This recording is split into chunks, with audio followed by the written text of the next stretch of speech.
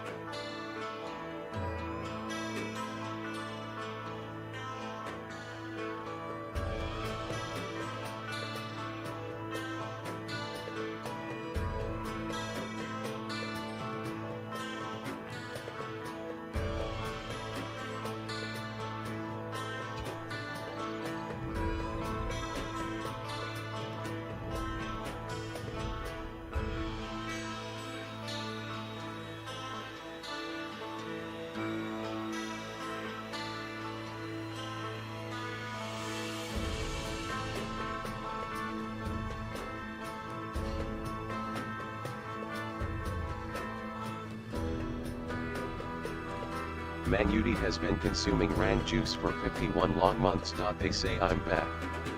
From self-imposed exile assemble. You died, man. I was worried that I pissed you off somehow, even. I'm glad to see you back. Nice. Man, you died. There's a very, very fancy thing I made for the moderators that you are going to love. I don't know. Are you in the mod room? I don't know if you're in the mod room. I can DM it to you if you want to stay out of that place. Guys, I woke up at the time I should have woken up to do the stream. Then I saw Red Bull was on, so I turned it on, and it was a water map. And I literally fell asleep.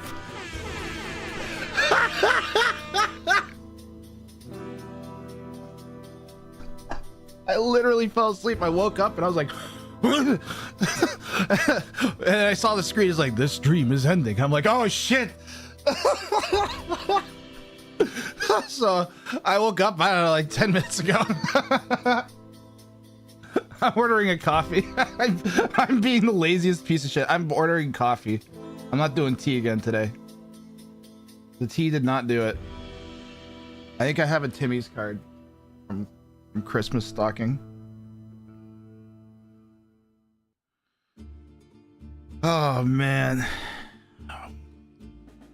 At least they didn't. I thought they were gonna finish like at midnight GMT, not at like fucking 8 p.m.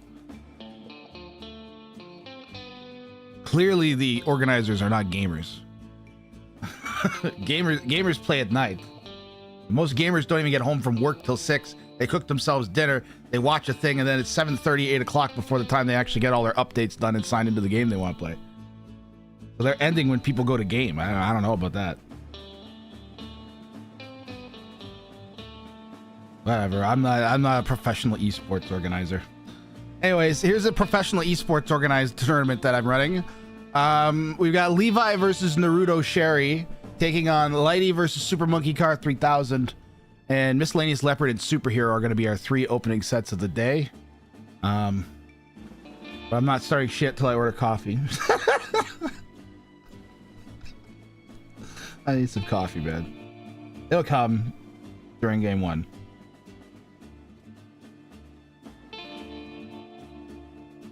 I need coffee bad.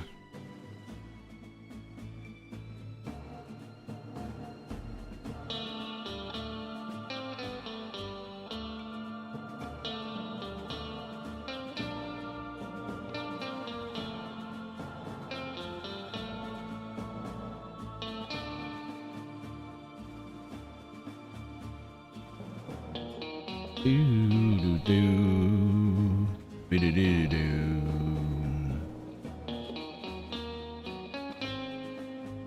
Boo, boo, boo.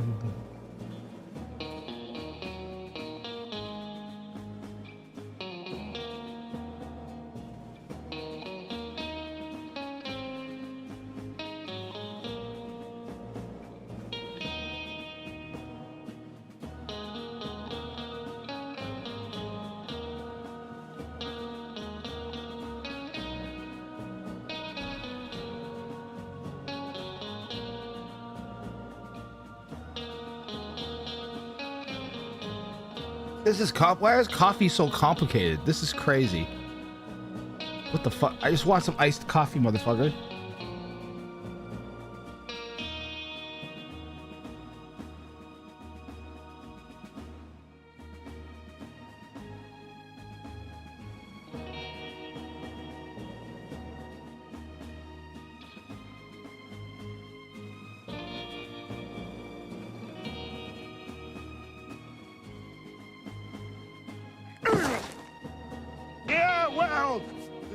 I'm gonna go build my own Iced coffee. Yeah. with blackjack Maybe I and should. hookers. In fact, forget the Iced coffee. I don't have any like it would be black. I don't want black instant coffee. Oh my god. Ow! Black instant coffee. I could bust out. I have a can of Pepsi I could use. I don't have any water. Chat, I was not prepared to start this. I'm gonna run a hybrid. Wait, I'm gonna run a highlight reel and figure out my beverage situation here.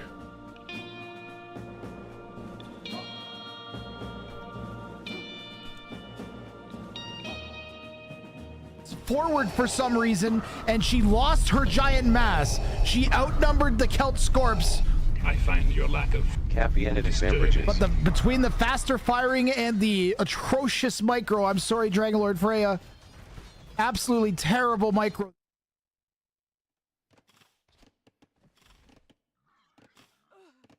And Frodo did not make it.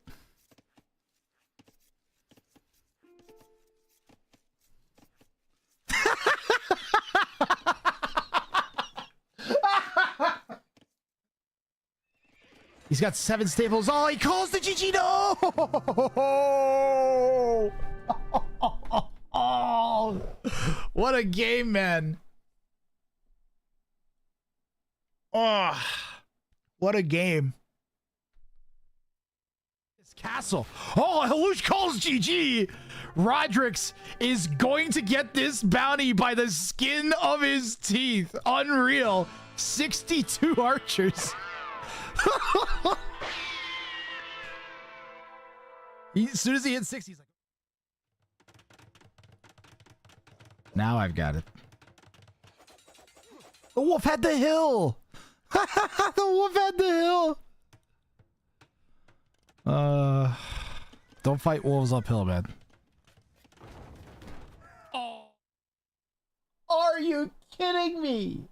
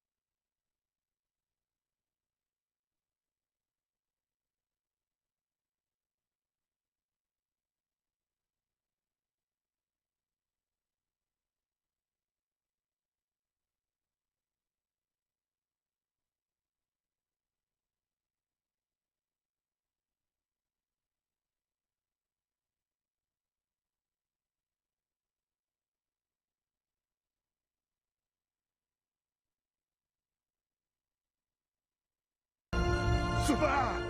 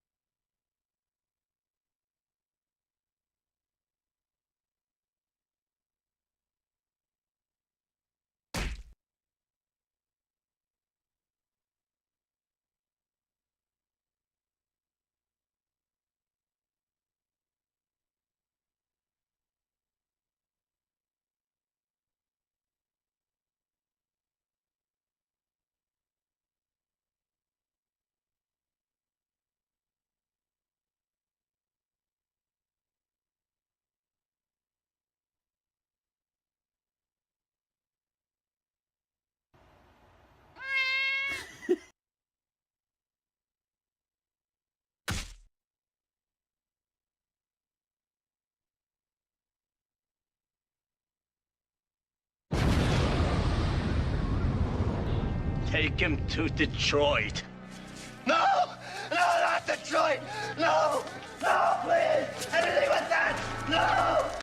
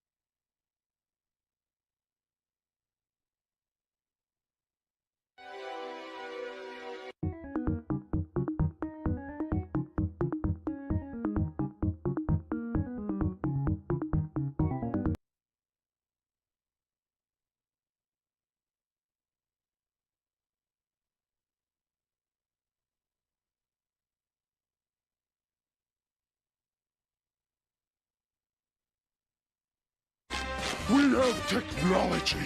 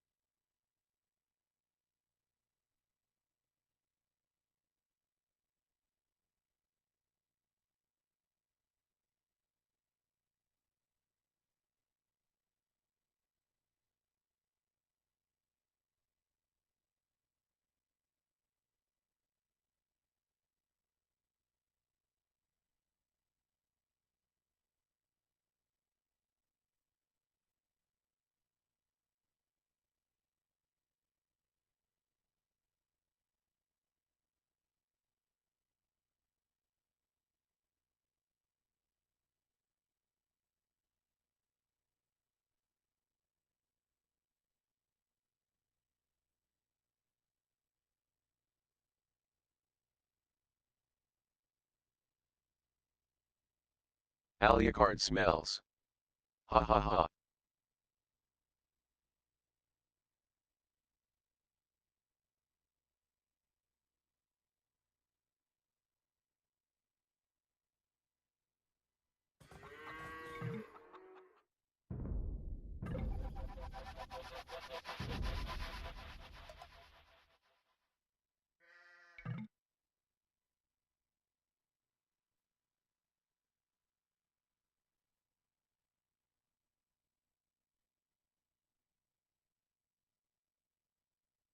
Hello?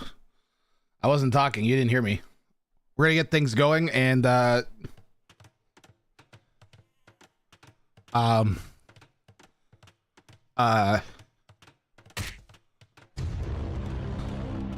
what?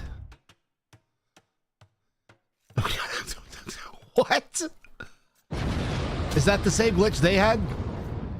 That's wild.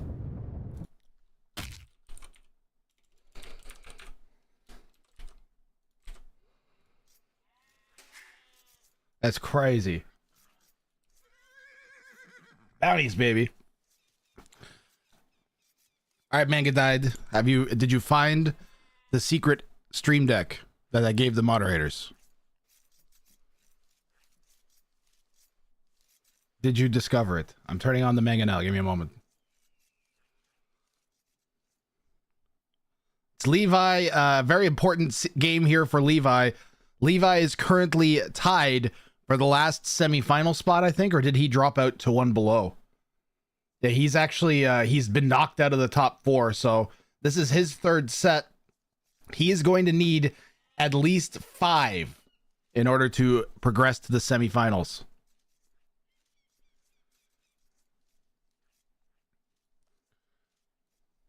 All right, I think I have my mangonel on.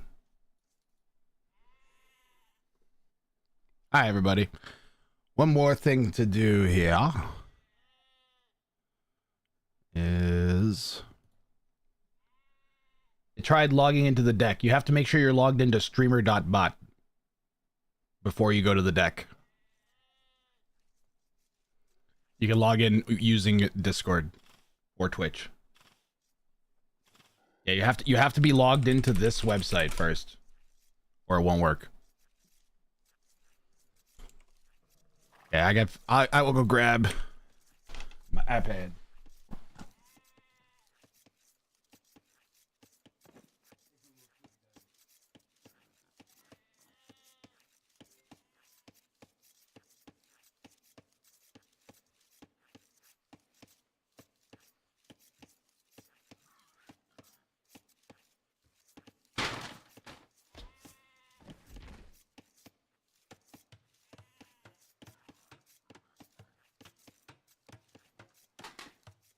If you still can't log in to streamer.bot, let me know if you still can't get to the deck after you've logged into streamer.bot.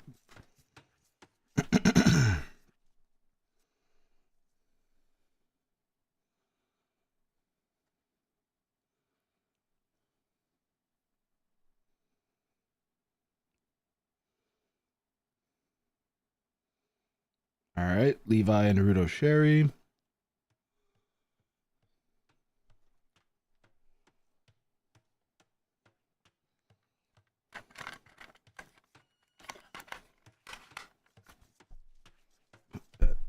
there. Knock over that expensive thing. And oh yeah, we need the bounties loaded too. We have no idea what bounty they're going for right now. What is this? This is useless. Where is it? Where is it? Where is it? Bounty overlay. Interact.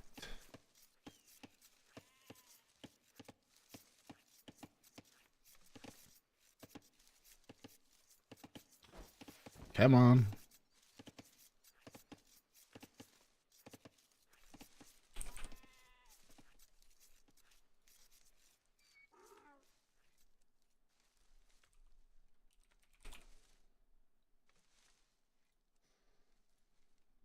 Kimura Magyar's.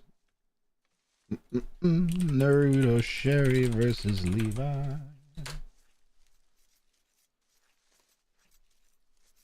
All right, here we go.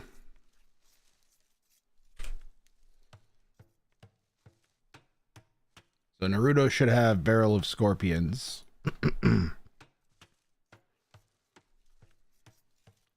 Naruto with Barrel of Scorpions. A win with 20 Scorpions. Heavy Scorps alive at time of victory. Levi's gone for Trader Trading. Trade with the enemy for any amount of gold and win. We're narrowing in on having a setup overlay here.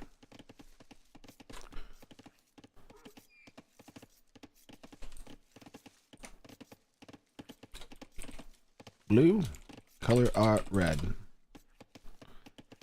All right, we are finally there. So Trader Trading with the Magyars? Why the Magyars? He does, since it doesn't, I guess because he could choose whatever civ he's comfortable with. Because really, any trading for any amount, not the hardest thing in the world. I tried logging back out and then in again and tried the link and it still doesn't work.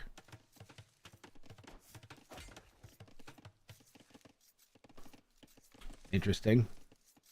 I'm going to try going into it from an incognito window and see what happens. It asks me to log in. I push Discord. It asks me to authorize. I push authorize on Discord. I go back to the website and it loads the deck.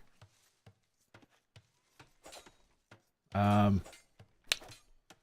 I don't know.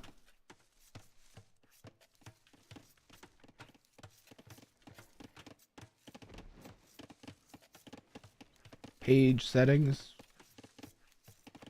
I would say try again harder.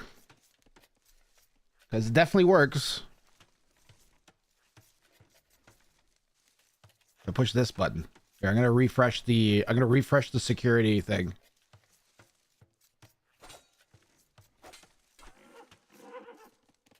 Try Manga died. Try now. I just turned permissions off or on and then off again. Let's see if like that does it.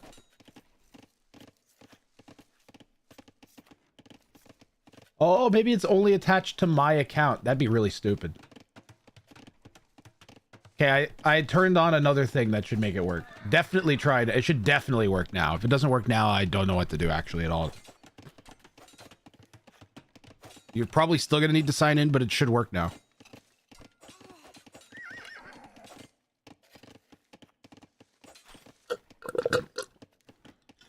I was gonna try to pace myself with this iced coffee because it was so good and I just chugged it.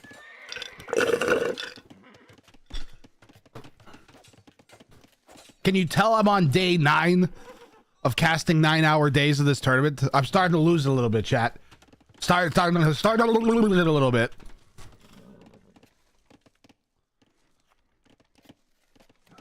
Realistically, if this was like any other tournament, I'd be checked out by now, but I like actually want to do a good job, so that's pretty motivating.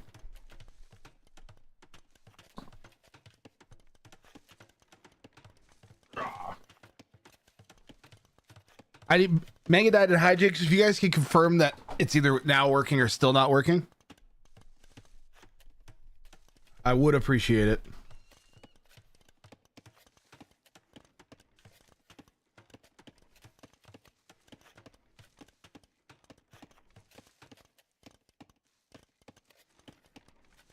hard to tell you're losing it. One of your charms, what I like about you, is that you're a bit lost to begin with.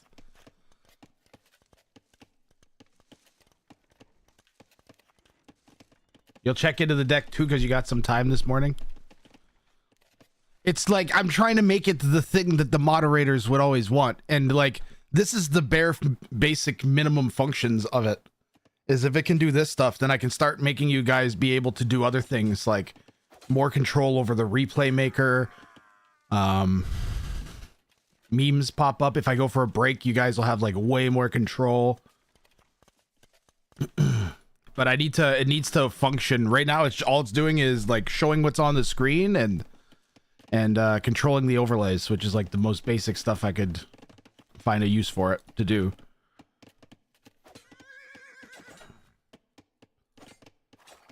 It's also useful for me at this point. It's still not working on your end. Okay, I gotta try going into incognito mode in a different browser, and then I'm gonna sign in on my Twitch instead of my Discord.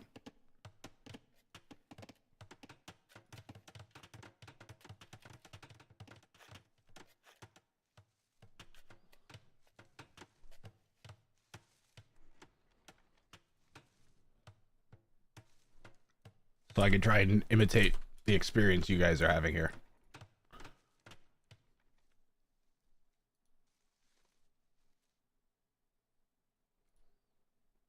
The auth through Twitch.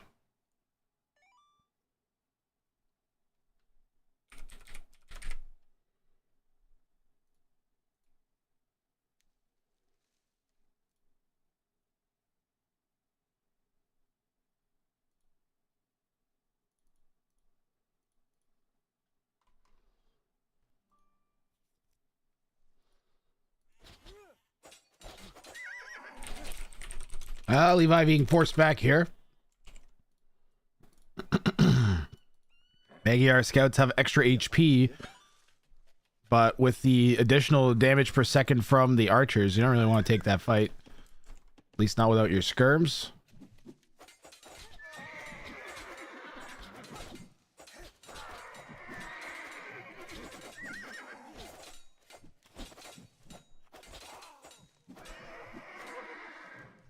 And Naruto Sherry is going to clear. Skirms and scouts almost always lose to archers and scouts unintuitively. Because the archers are relevant in the scout v scout fight and the skirms are not. The skirms are only relevant to hit the archers with. Nice wall there from Levi at the front to keep this really feudal pressure out. Open here in the east, so the scout's probably going to come that way. This is less pressurable than this. So I'm thinking blue probably just clicked in. It's an ugly stable.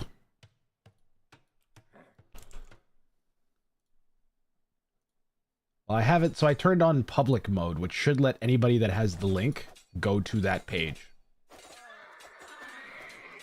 So you guys, oh, now it'll work. I didn't push save for fuck's sakes. Now it'll work. I swear to God. I swear to God now it will work. Oh my God. I'm so sorry, moderators.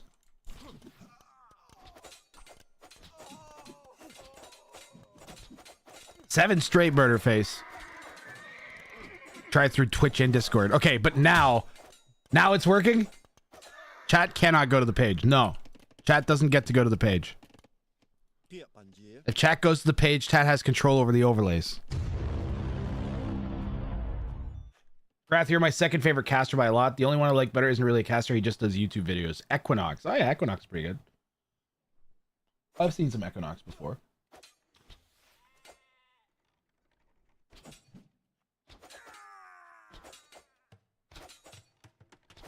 You're in? Nice.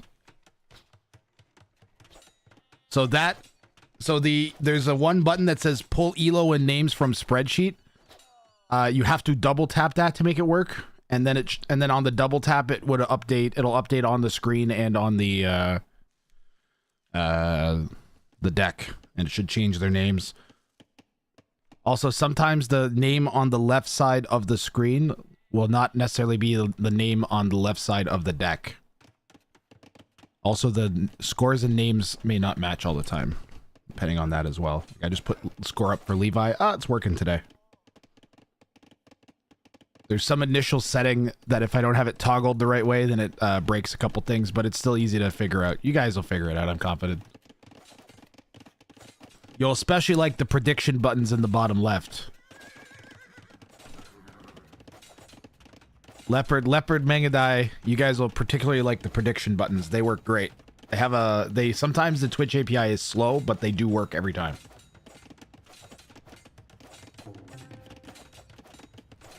Don't be afraid to spam them.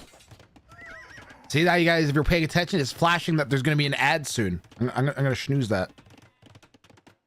Me and my mod crew, we're going to be a tightly knit overlay team by the end of this.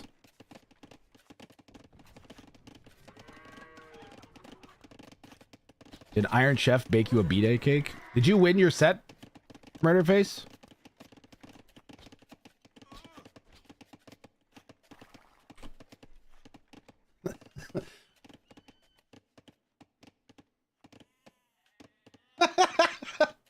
I knew the mods would like it once they actually got to use the thing. I knew you guys would like this.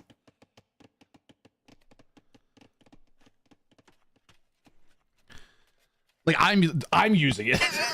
I made it and I'm using it over the stream decks that I have. Like, I would have to go in and reprogram all of this to work with one of my stream decks. Whereas this just works now. This is mega hype. We have a very normal game happening here. Very, very standard Arabia play from both players. They both have, like, choices in their bounties that don't really affect macro too heavily.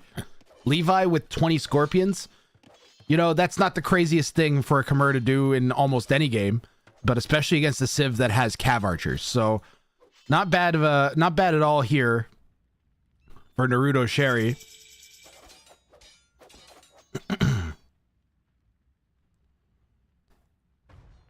And for Levi, Trader Trading, I mean, you can pull that off at any time with any Civ, as long as your opponent has a market somewhere, and they do have an exposed market there. Knight's still trying to chase down these scouts. Really standard Arabia play. A Mangonel pressuring this stable at the front of Levi's base. Shouldn't be enough to kill him. Both players... Well, you know what? Blue added a second TC. Red doesn't, so the siege push is going to be very effective if Levi doesn't turn it back and then go down the other side of the map here. And I think he really needs his own siege workshop, not a monastery. Magyars do not get redemption.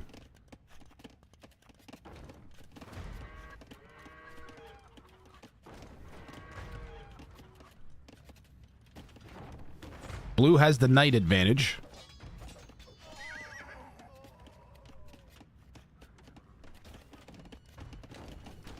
Blue using the Khmer bonus really effectively here. They only have 15 farms, but they've managed to keep both their TCs running, and up until like the last couple minutes, they were running the stables pretty good too. Looks like we have a clash here as Naruto sensed some potential.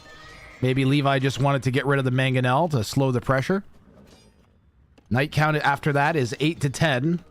So a couple conversions here for either player can make a huge difference.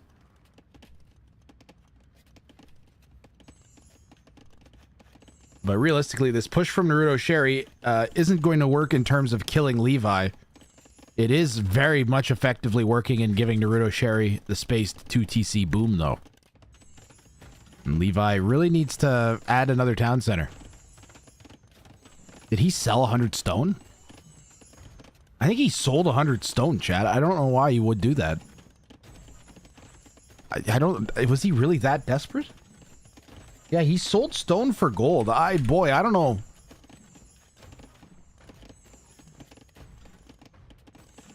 That seems crazy to me. That he needed 92 gold that bad?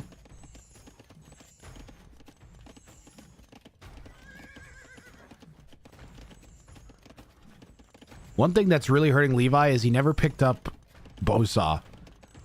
So this whole time, Naruto gathering just so much more wood, and you can see the res collected is splitting apart real fast. The longer Levi waits, the less likely he is to be able to turn this back around. Naruto's ballooning his villager lead up by the second. Both players have fully healed their knights. There's 16 knights to Naruto's 13, but Naruto has 3 monks. 3 monks for Levi as well, so the next fight is critical. What Levi could do is try to defend with the monks and send the knights to Blue's base.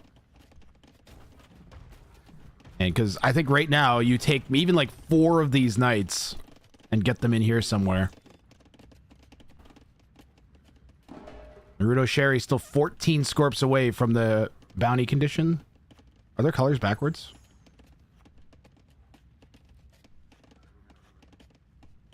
Colors are backwards.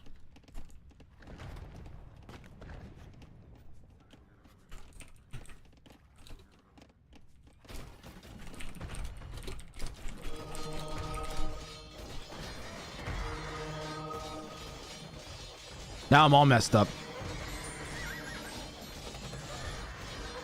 Well, I'll fix the overlay after the fight here, guys. Maybe the mods can deal with it here now that they've got control. Mangonel only really got 1 good hit in, but it was enough. The conversions for Levi mattered way more there. I don't think Naruto got as many. But even just having a few more knights. And I think Naruto might have been able to have done a better job microing on the hill, if I'm being very critical. But this push did its job. He can lose all of this now, and no matter what happens, he's going to have a 22 villager lead. Yeah, mods, I'm not going to touch the overlay. You guys can just poke it around and try to get it right. The only thing you guys can't see is which player is supposed to have which bounty. So Naruto should have Barrel of Scorpions. That's the only thing you guys need to keep in mind. And I'm gonna let the mods, you guys fix it, and I won't touch it. You guys can practice, all right?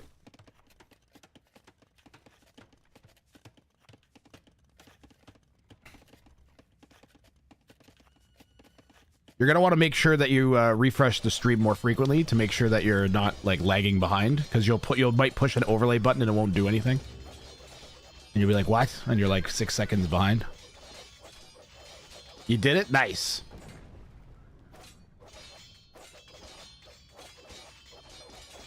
Usually what we'll do is we'll probably pull the ELO and the names from the spreadsheet, and then you'll have to adjust it from there. I haven't figured out a color thing yet. And what I have to do is have it read this part, like look at, literally take information from this part of the screen that shows this color, and then apply it to the players, so that whatever color this is, it automatically changes it for the players. I just have to worry about like moving my mouse over it, because it'll make it flash, I think, or something like that. But yeah, that's eventually the plan for that. So if you guys remember what I said a few minutes ago, Levi needed to win that fight and then use the momentum to pressure Blue. Instead, Levi took that time to clear the buildings, and this is a super common mistake you see people make, is they'll win a fight at the front of their base, pushing back the siege, and then want to get rid of all the buildings. And the only it's not terrible to do that, but you have to do that after when you win the fight. It has to be after you go and pressure the opponent's base. It can't be immediately after. So it's got to be like, clear the army, leave the buildings, and go hit the opponent's base, and then queue new units to just like set your queue point right next to the building so they auto aggro onto the buildings. That way you're not like continuously feeding units forwards, but you're also still dealing with the stupid buildings at the front of your base, so they can't renew their push. But instead, Levi sat back, it took way too long, and Blue was able to remake their entire army. And now Blue actually has more knights than Levi did. And that's the risk you take when you don't immediately go to the player's base that's been out booming you after you beat their army. Like, you kill their army, your instinct has to be to go try and hit the eco.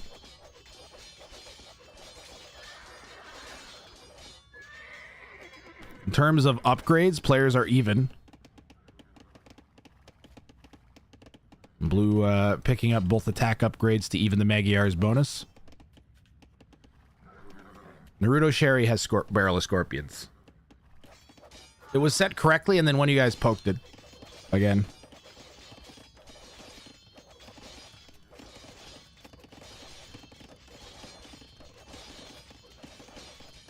Naruto Sherry has Barrel Scorps. Here, I got it, guys.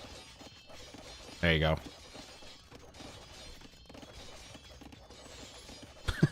There we go.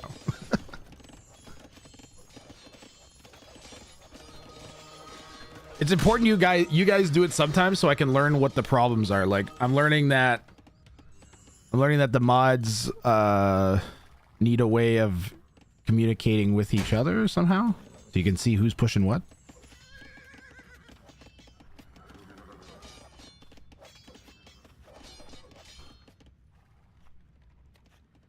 Or put longer cooldowns on it. I don't know. You guys tell me. You use it and figure out what the problems are.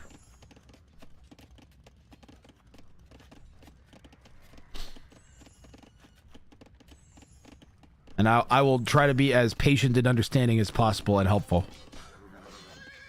One says swap bounties. So, hold on. Let me just cast, and then we'll go over it a bit after the game. The knights here are... There's many knights, okay? This is a knight fight. A lot of blues knights are targeting very few units, but also a lot of reds knights aren't working at all. Really needs to delete the house, I think. In that little cluster, I mean, he would win that fight. Blue not really fighting with all their army together. Levi lost a lot of ills, though. Ooh, that was like... That looked kind of like a stand ground patrol there. Blue's trying to run away. Knight count is 28 to 20 for blue. But most of blue's knights are not involved in any of this. Uh-oh, Levi. Levi, don't overextend. Oh, no. Well, he has the hill. But if he throws his knights, the game is over. I still think Levi should take the knights and go to blue's base. He needs counter damage. Looks like Levi's planning a pikeman swap. There is a market with a trade card in it.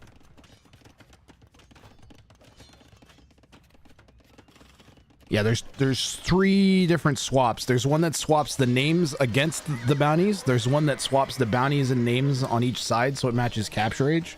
And there's one that swaps the elos.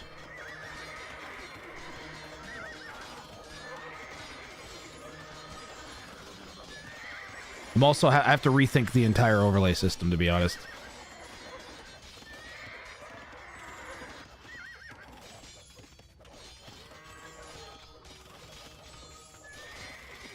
The whole needing to swap to match with capture age thing is really what causes all the problems. Yeah, Levi calls GG.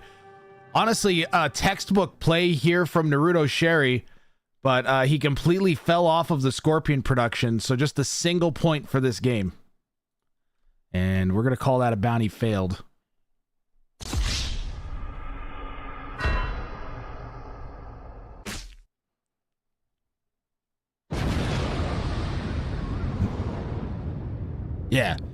Yeah, so let's see if the Levi increase score or Naruto Sherry increase score button works. Did it increase the rates? See, it's put it up on the wrong side. That's the one thing that's janky. I gotta work on that. But Naruto gets 1 point. He was making scorpions, but he stopped. I think it was just because the opponent was making too many knights, and he was like, there's no point. I'm just gonna lose all my knights. But it was only a 2-point game for both players. They both chose the lowest level of bounty against each other. Since they're in the same elo bracket, they get the full split of bounties. So one of the most normal games we've had in the tournament. Very, very, very standard Arabia play. And another one. And another one. And we're going to keep things rolling here.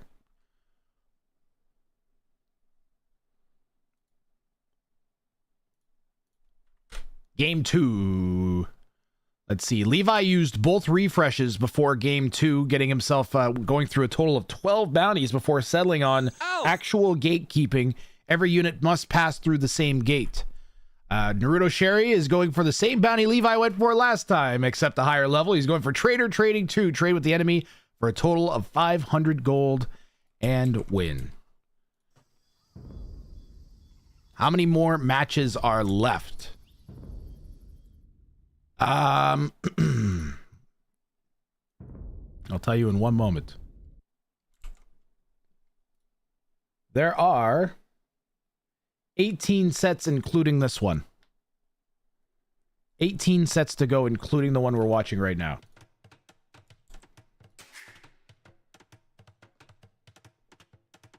So I think my goal might be to get through 9 sets today. I don't know if that'll happen or not. See if we can get through 9 sets in 8 hours. That sounds ambitious. I'm feeling it's going to end up being more like 7, but now that I know that Red Bull's finishing at like 3:30 p.m. my local time, when I've been starting at roughly 2 p.m. or trying to start at 2 p.m. to 4 p.m. local time, that works out pretty good. That works out pretty good. Okay. Let's see here. For game 2. Reset bounty failed. Trader trading 2 for Naruto Sherry and actual gatekeeping for Levi. One of the few bounties that you can fail in Dark Age right away almost. As if Levi loses his scout before he builds the gate, then he automatically fails the bounty, since the scout counts as one of the military buildings that has to pass through the same gate. So some questions people are going to ask. Can he make like a row of gates and they all count as the gate? Yeah, technically that would count. You can have multiple gates. So, but it's already, the rules are already built in that if you lose the gate, you can just replace it on the same tiles and it still counts.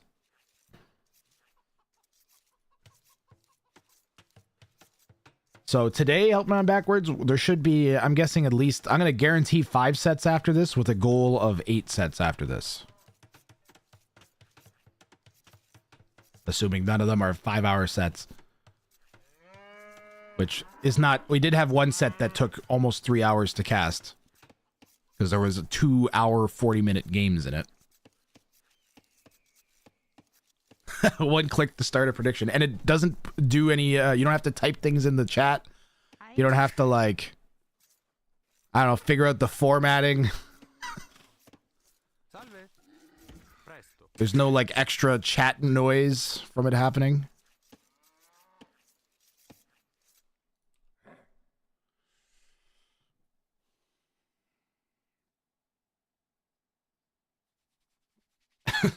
I really tried Megadai, I swear.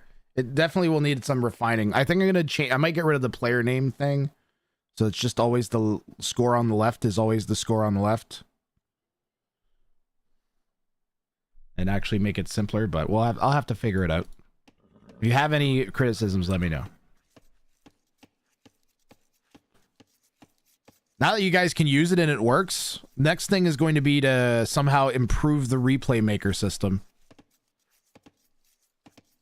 Like something where you guys can like set up which clips to play in a series or something. Like a post. Basically, I think what I want to do is have a Google Doc, and then you guys could list the Twitch clips in the Google Doc that you want to have in the highlight reel. And then push a button, and it'll like turn it into a highlight reel, and then push another button, and it'll run the highlight reel. Then you guys are like a live production replay crew, which is crazy. With some buttons in a browser. And then I can sell it to all the esports organizations around the world. Or give it away for free. Probably that one.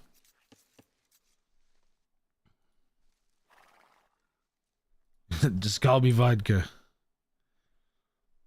That's the next step, is having an observer.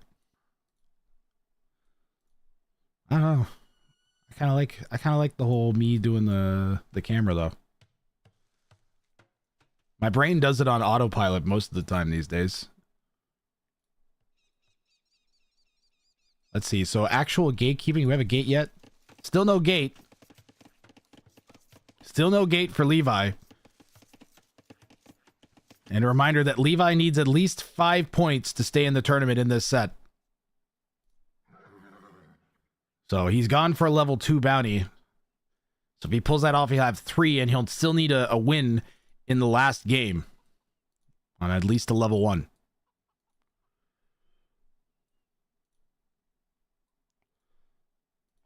Players won't have had a great idea of their positions beyond their win-loss record, but I think Levi might have. I think Levi, I cast his first 2 games early enough that he might have been able to actually have make some informed decisions about his games here. That was somewhat by design, so that players would be inclined to go for bounties every game because they're not sure exactly how many points they got. So although obviously it could be better if they knew. Honestly, if just my PC's CPU just hadn't burnt out, it would have been fine. So I'm not gonna stress too much about that, but it worked out either way.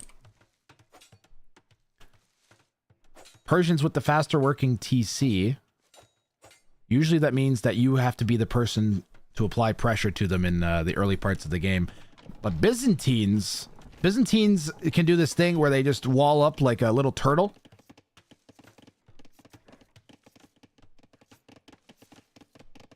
And then because they have a cheap Imperial Age, they kind of can get to a big power spike really easily and hold people off for a long, long time.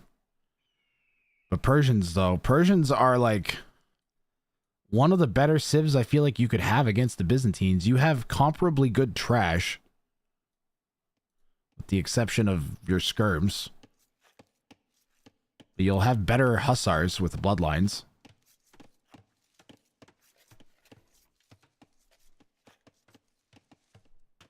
And you'll have really strong eco with your faster working TCs.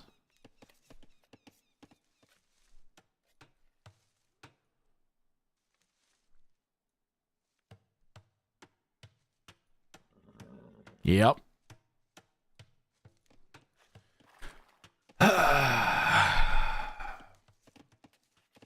Wish I hadn't finished my iced coffee.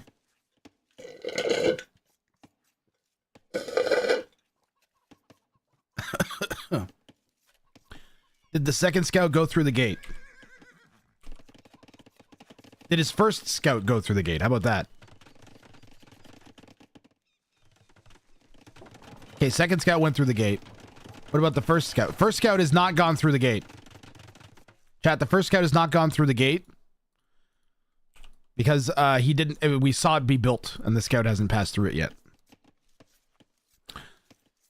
So if the low HP scout, which I'm going to have to control group at this point, dies before it goes through the gate, then Levi will fail the bounty. And we have seen, I think, 4 people fail the bounty because they don't send their starting scout through the gate.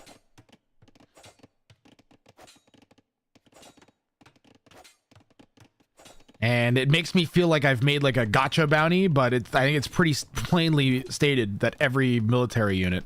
It's not my fault that the players don't seem to think their starting scout counts as a military unit.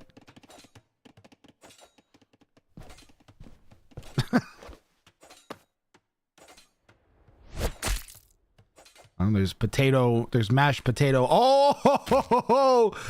That scout's down to 1 HP and we got a bounty failed. That's bounty failed. And Levi is now eliminated from the Showdown Cup.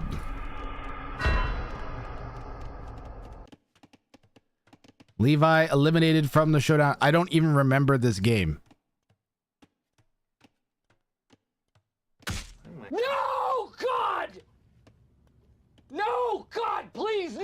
You played Naruto Sherry, right? No! No! Because this was labeled as so long time ago. Oh, okay.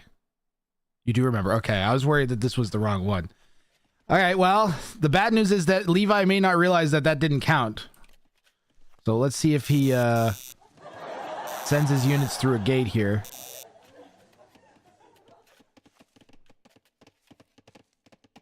Yeah, he's going to be sending them through the gate. So Levi is going to be assuming that he still has the bounty in play here, it looks like. Because he's doing this after he lost his scout.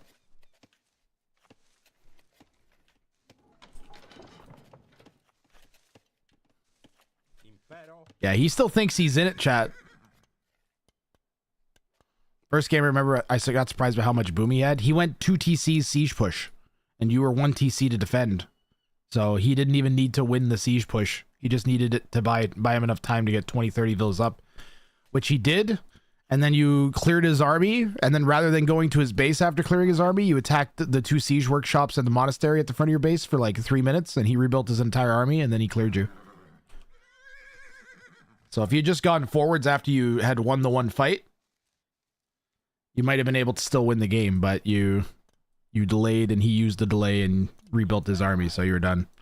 That was stupid. It's a very common mistake. I wouldn't say it's stupid. It's very easy and an intuitive thing to do in the game that costs you the game unintuitively. So, your opponent has army outside your base. You should get rid of it. It doesn't seem like a very crazy idea. Your brain tells you that's the right thing to do, and I've also seen games where someone does the thing that I'm describing they should do and lost because of it. So, but less often than when they fail to go forwards after clearing army. That's just not good. But don't worry, Levi. You can still prove spoiler here for Naruto Sherry. As I think this is Sherry's first set? Second set? His first or second set, I think.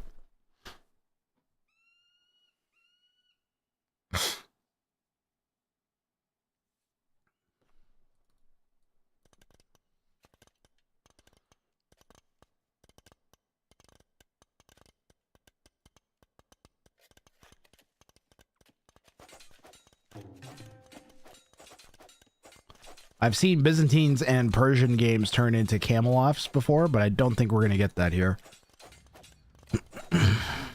Both players already have 3 spears each. And so it doesn't make sense for anybody to go camels right now. Probably open with some knights.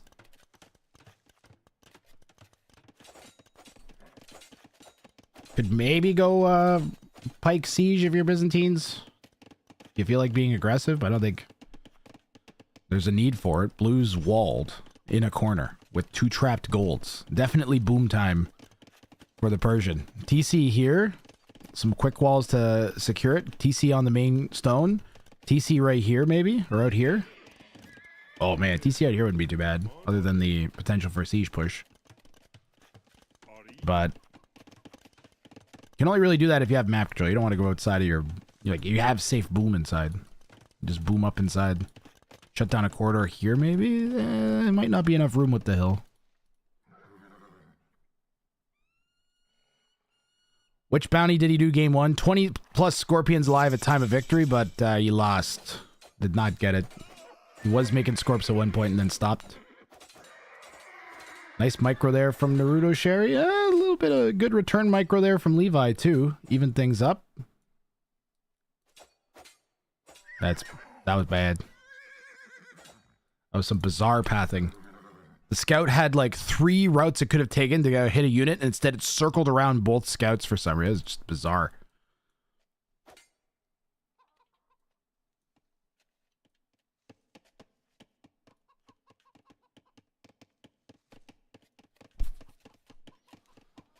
Levi was sitting in that 3rd semi-final spot for so long. Everybody knows Levi's name now. This is why you need that mod that's like remove extra plants. So you don't get these little patches of grass that look like there's something but aren't. And make it look like your thing is walled in when it isn't.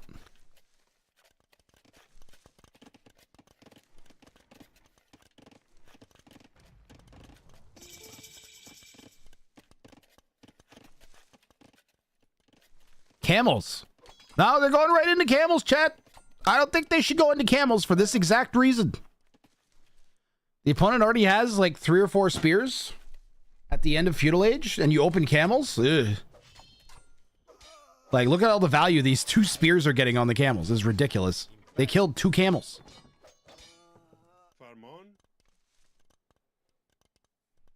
Maybe you get away with it when you're Byzantines because they're cheaper?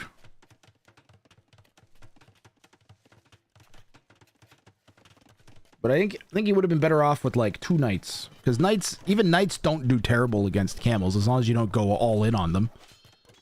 And set your opponent up to directly counter you. You make like 2 or 3 to clear the spears at the beginning and then mix in the camels. But whatever. Player skipped that part. Naruto's 8 vills up because of the Persian bonus. but really should not be feeding army unless they avoid it. Should not be feeding army if they can avoid it. Let's go, Grathring. It's Levi, you know, the friendly bloke from down the street. They turned the winds against us.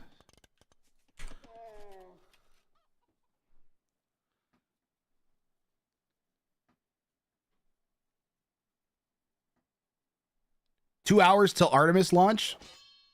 I unironically might pause the whole stream and throw that on.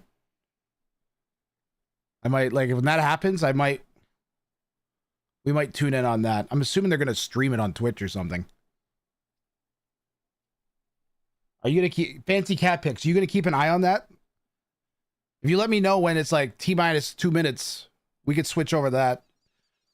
I'm half expecting them to scrub the launch because they had all the issues before. Once they do all the final checks, that's really when they're going to know if all the stupid pressure seals they're having issues with before are still doing how they're supposed to do. I think the sketchiest thing about Artemis is they reused a bunch of shit from the shuttle programs, and the shuttle programs were notoriously beridden with issues. What is Artemis? Dragon Lord Freya, they're launching people around the moon today. Did you notice? They're launching them around the moon today. Number of people that I've talked to that are just like, what? They're going to the moon? For real? Yes! We're going to the moon right now in like 2 hours. There's a Canadian that's going. The first woman to ever travel beyond the confines of the Earth's orbit or the Earth's grid, whatever the fuck. The furthest humans will have ever gone from the planet. They're going over 250,000 miles away. Even during Apollo 13, when they had to do the go around with the moon to get back in the emergency, even that they only went 248 million. They're supposed to be over 250 million on this trip. Million kilometers? Is it kilometers or miles? Friggin' Americans. Yeah, we're going to the moon today, chat. You know, the thing, you know, the reason we put up with the Americans to begin with?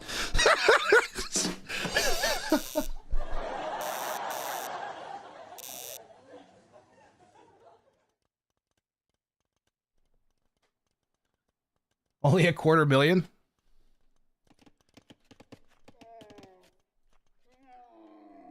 Look, the whole world only puts up with the States because occasionally they do cool shit, okay? It has not managed to be ruined by them yet. We have to enjoy it. NASA still does NASA things. Presto. This is the dance of the camels.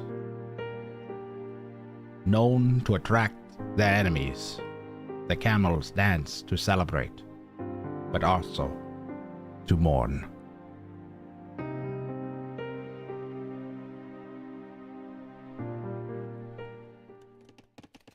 Levi's got strategic camel emplacements. Alan! Which moon? The moon. The moon?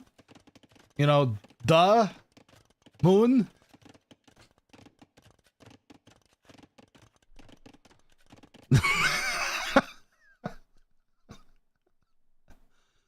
Which moon? The.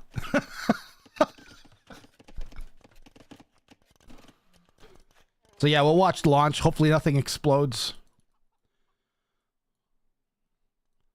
It actually, if it goes bad, it's gonna be that'll be it for space exploration in the States. You just know it. Trump will be like, we're not gonna blow up Americans anymore, and they'll be fucking it. Persian player has more camels than the Byzantine. And more Vils. But not more TCs. Ah, see? So wait a minute, does a fourth TC negate the Persian? Oh, God. That is so many camels. I have expected the explosion sound to go off just now.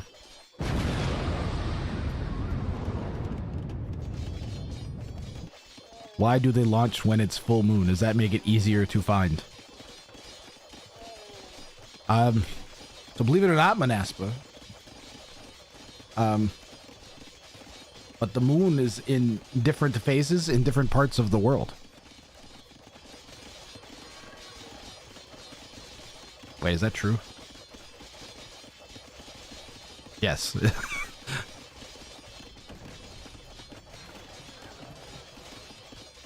The Earth is flat. Ugh. Full moon generates more gravity, so you get there fast. Oh, that makes sense. Trump will attack the moon for DEI. Okay, it's no politics. No politics. All right, space exploration isn't politics.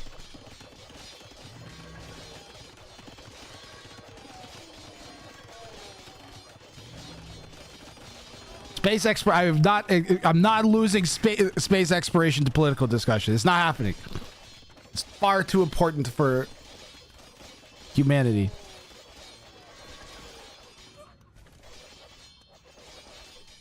Naruto Sherry has started with the trade cards here.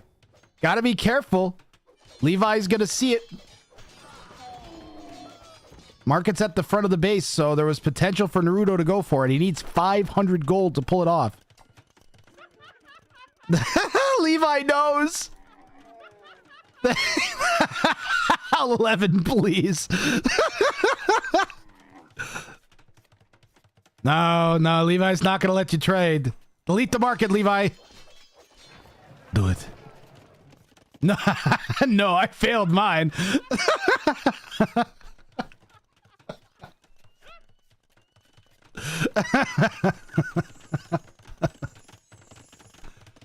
Well, now, Naruto, you can't just make the trade cards and then hope the opponent lets you trade with them, okay? That's not gonna work. You gotta be strategic about it here. You gotta be strategic. You can't just go in and walk in and down goes the market.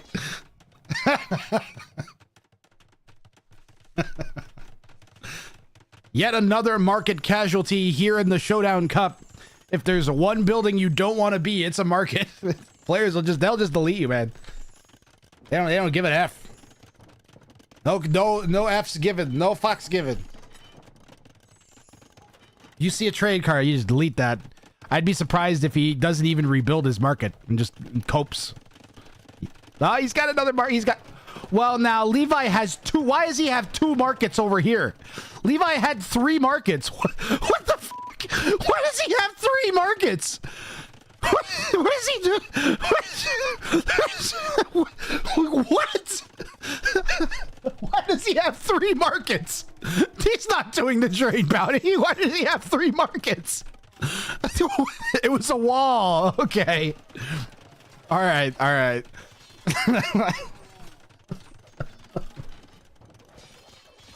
Comfort markets. They keep him warm. No, those are the Bitcoin mining facilities. Oh, the pikemen are going to make this an easy fight for Levi. Naruto Sherry's Cav Archers are not going to cut it. He needs to go into Halb. Halb and or hand cannon here. Now, I think it's a race to Halberdier now. Yeah, see, Levi is reading the writing on the wall. It's you gotta go Halb. Cav Archers is no. The Persian heavy Cav Archers. Do they even have an advantage in Imp? Like, no, they fall off in Imp hard. They have all of the upgrades, but they miss Bracer. So I don't agree with this decision. Commanderan.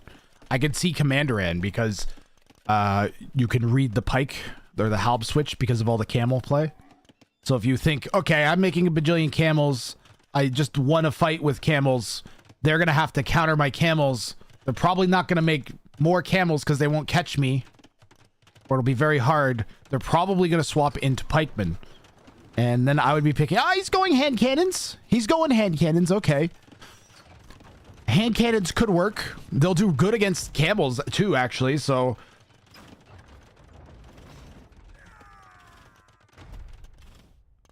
problem is the halbs just like the halbs are food and wood. Hand cannons take forever to produce, still haven't even come out.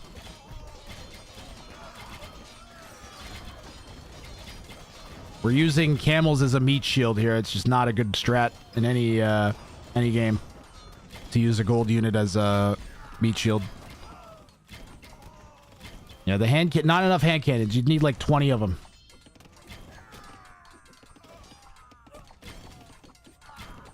I think Commander and crossbow because Naruto could have been producing it on the way up.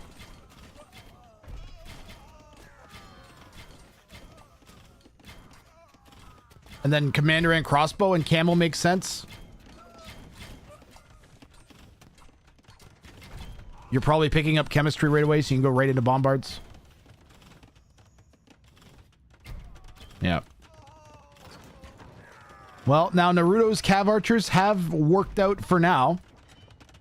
He was able to hold that push from Levi. And the hand cannon numbers are climbing upwards, so Naruto living through the initial onslaught. It looks like he's going to give a castle up to do it. Has Naruto Sherry seen the other markets? Yes, I'm assuming so. I think that might be what this is about. This one's in the wall. What Naruto Sherry really needs to do is bank up like 10, 12 trade cards and go in all at once. Heavy Camel is going to do really good on the heavy Cav Archers without Bracer.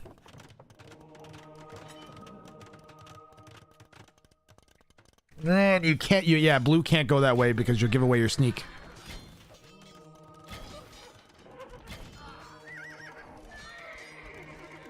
Nah, you're gonna give away your sneak doing this. That's a misplay. You'd be better off sacrificing the Cav Archers, in my opinion. Because now Red knows they can come and get free raid damage here. Yep.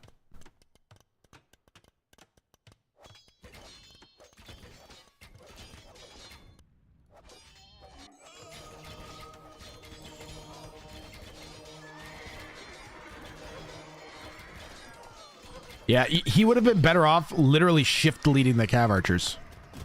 Would have worked better there. This was serving a bit of a distraction from the central push, which has a group of hand cannons, pair of bombards, and a Treb nailing this castle at the front of Levi's base.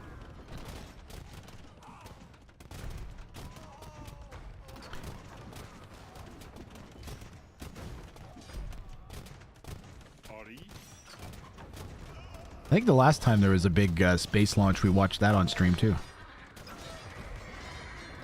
I think that was, I believe we watched when they landed the rover on Mars too. The last rover that landed. I think I watched that live on stream. See what I mean about the hand cannons doing good on the camels though?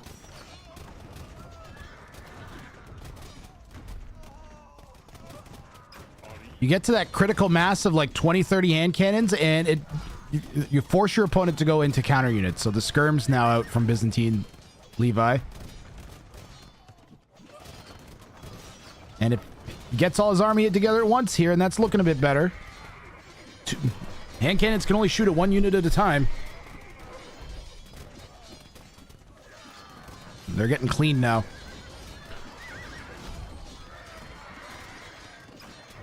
Red just flooding the zone. Camels, basically trash for the Byzantines because they are so cheap. 25% less.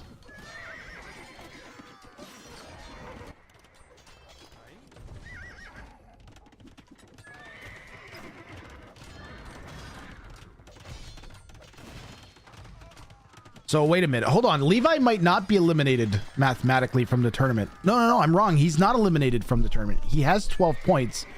If he gets the win here and then goes for a 3-point bounty in the last game, then he could maintain a tie for the last position in the semifinals.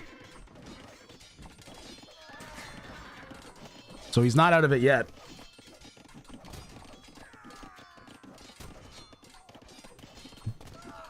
But he would need a tier 3 bounty claim next game and this win. Looking good for Levi right now with 70 army to Naruto's 10. 5 hand cannons, a couple hussars, and some camels. Commander N on the way now. And Commander N after your opponent already has 30 scurbs.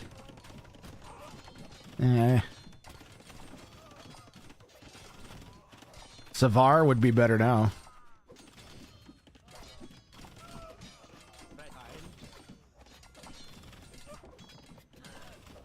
I think blue needs to change tactics from fighting army to raiding.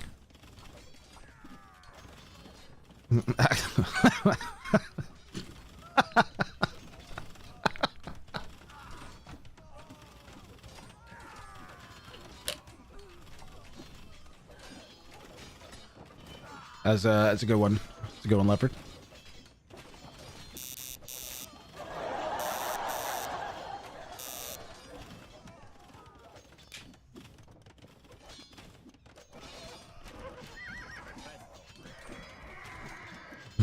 TY.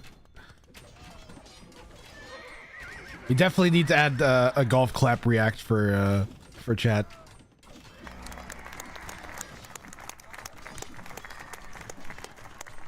A fine meme, sir.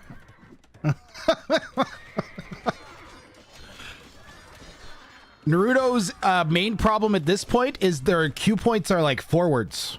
They should be inside the buildings that are like right here. There's just too much army otherwise.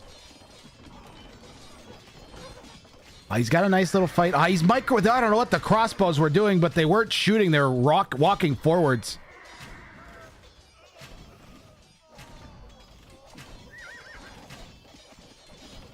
Naruto doing everything he can to cling in here. Levi pounding the market like a Wall Street trader.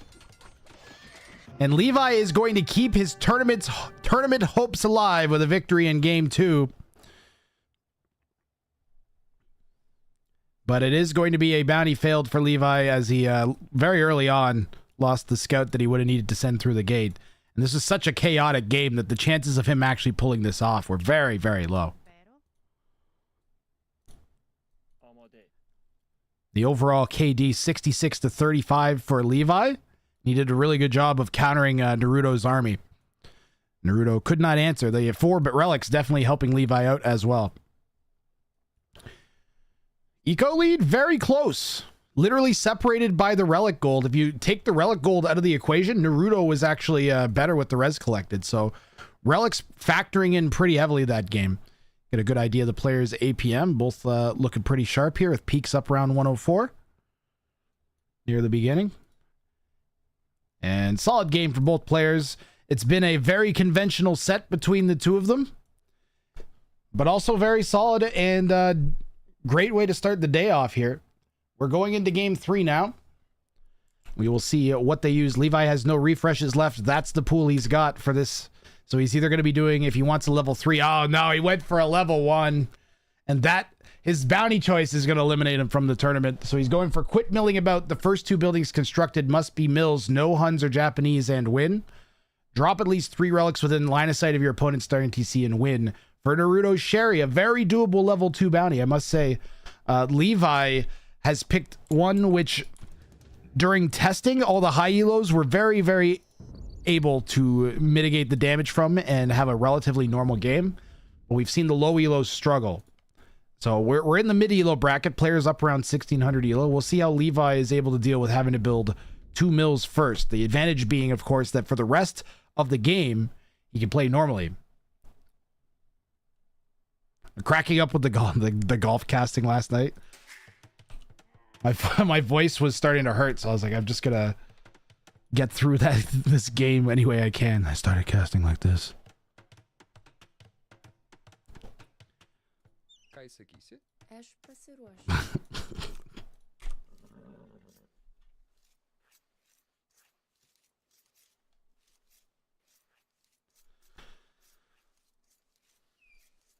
This has definitely been the most conventional set we've had. Everything on the right side? Yeah. Where are those mills at, Levi? It's just, he didn't even fucking bother. That's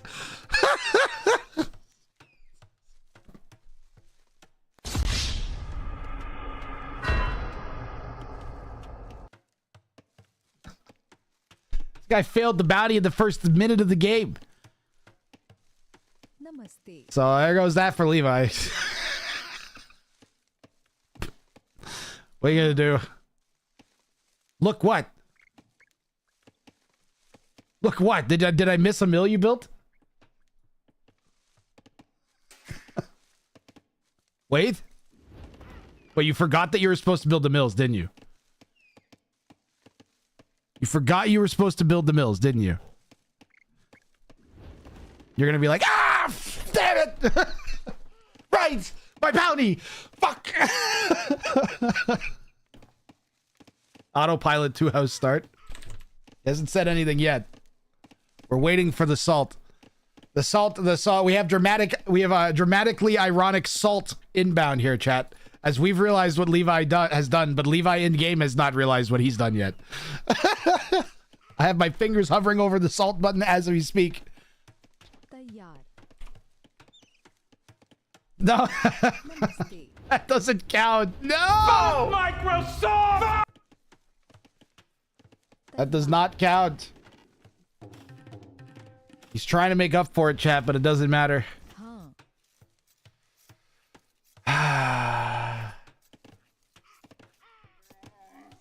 See, so I think if I had unlimited funding to run the bounty tournament, right, and I could do a LAN, fly all the players out or whatever, then I would like put them in isolated rooms, like soundproof rooms, right? Like a cubicle somewhere in the facility, and then run the feed to the main stage, or put them in like a booth that's on the stage. So they can't see each other's bounties and everything's live. And then I can tell them live whether or not they've failed the bounty. I could have like an overlay or their room has LEDs that flash red when they fail or something. Right? But I don't know how to do that remotely because I need a way of preventing them from seeing each other's bounties, which means that I can't broadcast it live because they could just tune into the stream. So I haven't figured that out yet. But that's on, if I could figure out a way of doing that. Like maybe I have to ban them from chat or something. I don't know. Have a separate video of them, require them to have a webcam feed of them playing the game with all the screens visible so I can see they're not opening up the stream or something. That would work, but convincing a whole bunch of people to do that, I don't know. Naruto Sherry saw the mill and 11.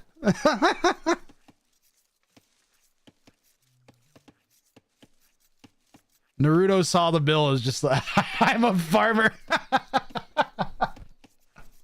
Chat, we don't have salt. There is no salt here. We are not in the salt mines.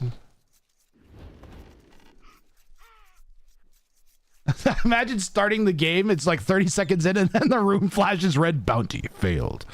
You're like, what? What did I do? I think you should consult Lubov about that. Riot Act 1988 to the main stage. Chat, I missed all of the production of Red Bull today. I tuned in at the beginning of a water map game and I fell asleep and then I woke up and the entire stream was over. That was my experience with Red Bull. Was it good? That was my entire Red Bull experience today, man. I think it was Mem casting. I heard Mem's voice. I sat there for like 5 minutes. I went, oh, God. They had technical difficulties. They're in like, are they in a castle or something? They're in some weird place, right? Or are they in a place that has built-in multimedia systems and there's no excuse this time?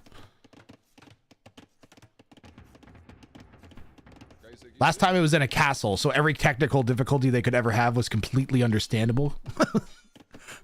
This time, if they're in somewhere that has built-in like wiring and audio and video camera systems like built into it, they're in Red Bull HQ.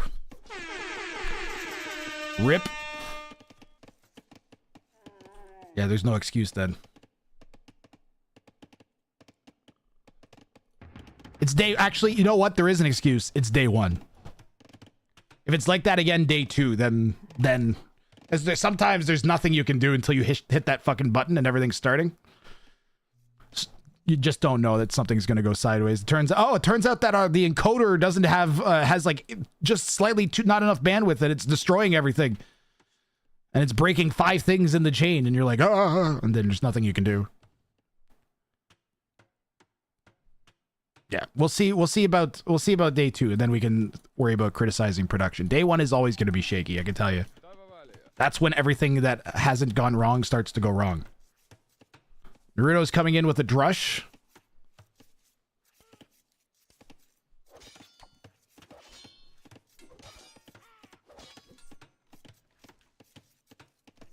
Only entertaining thing was Mem hype. Mem actually excited. Usually pretty entertaining. Namaste. Trying to click up to space age. How we doing in how we doing with the Artemis launch here? I need to make a counter for the Artemis launch. We're definitely gonna, if even in the middle of the game, we're gonna 95 minutes away. All right. I got a timer set with my Google now. Timer set for 90 minutes.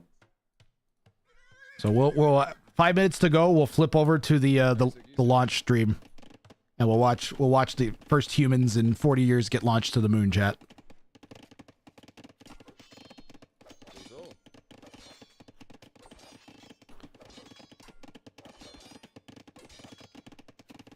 Yeah, I'll have to give Red. I'll give Red Bull another chance tomorrow. Water maps, though, dude. It doesn't matter what you do if you're on a water map. They need to stop. They really need to stop putting water maps in every tournament, guys. I don't know whose idea it was. The only thing I can think of is that someone at Microsoft is like, we really want to sell water. You gotta start putting water maps in the tournaments, man. Because we need to sell water, man. We gotta sell that water. That's the only thing I can think of. Because it's not fun. It's boring. It artificially skill caps players. It's so RNG.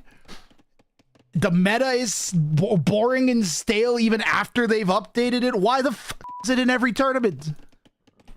Why? Who cares about having water? Why does anyone care about having water? Why? I don't understand. Who likes this? Why? Why? We have this fantastic game of Age of Empires 2. 90% of all games on the rank ladder are played on a single map, and there's one tournament a year that only has that map. What the fuck? Why? That's the wrong house there, Naruto. There you go. That's better. Now they're not getting in. I swear to God, I made a post on Twitter like 2 years ago about how everybody hates water maps, and then ever since the entire community's been trying to prove me wrong instead of just fucking making good tournaments. Who cares about water? This game doesn't need it. We have this fantastic game. We haven't had a single water game this tournament, and it's been amazing. We only have one map. It's great. It's produced tens of thousands of unique games. Tournaments do not need water to be exciting. They need interesting settings that aren't the same thing over and over again. We're going to do a map draft. We're going to do a civilization draft. It's going to be a variety of maps they can choose from. Only in this draft system, they're given 2 snipes rather than 1. And we're calling it the Sniper's Cup. That's the state of pro AoE 2 esports. Oh, this one, at least like the Nomad tournament and the Mega Random tournament, they actually have a gimmick. But they're still playing on a map that most people just could not give an absolute fuck about. Everybody will have played a game on Mega Random, though, at least. At least at some point, everybody's played a Mega Random game.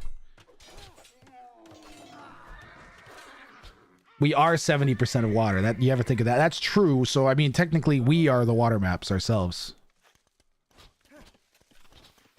Naruto Sherry, ironically picking the Lithuanians for the drop 3 relics at the opponent's base bounty. Actually, maybe that's to make sure the opponent can't have Lithuanians. That's kind of smart.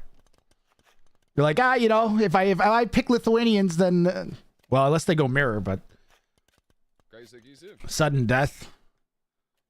Yeah, people praise all the non-conventional tournaments because they're non-conventional without adding water. That's why they're all quote unquote the best. Although didn't Sudden Death have stupid water maps too? God.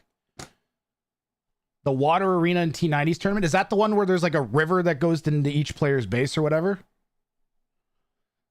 I don't even hate hybrid maps. I just hate full water maps, man. I'm not crazy about hybrid maps, and I just don't see the need for them. But but water maps in particular are just not. A good hybrid map has water that you can ignore and it's just an option for strategy. It's not a requirement. As soon as it becomes a requirement, it's a water map, whatever anyone else tells you. If you have to go to water, it's a water map. You don't have to go to the water on Four Lakes. You have FC options and tower dropping options and stuff.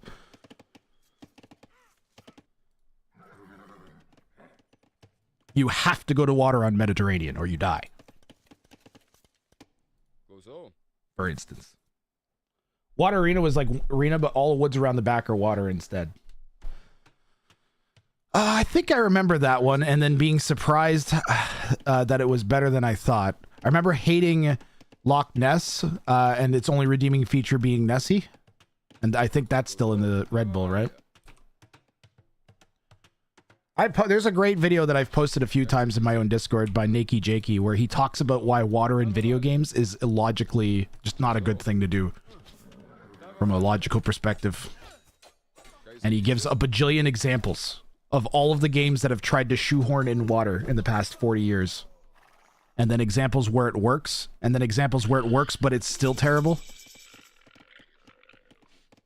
And then example of games that are water games that are thoroughly enjoyable because they actually have like a full game based around the water-based mechanics, like Subnautica.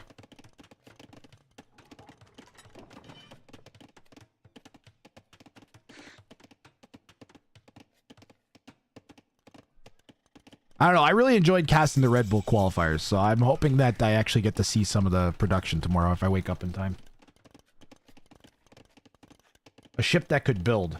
That's what I've been... Well, Fringnut, I've been saying for forever that they should stop trying to shoehorn in the water into the, like, land Age of Empires 2 game, and instead just make a whole new game with this engine and with the, like, the water meta slightly metafied, and get rid of all of land map and have an actual water map.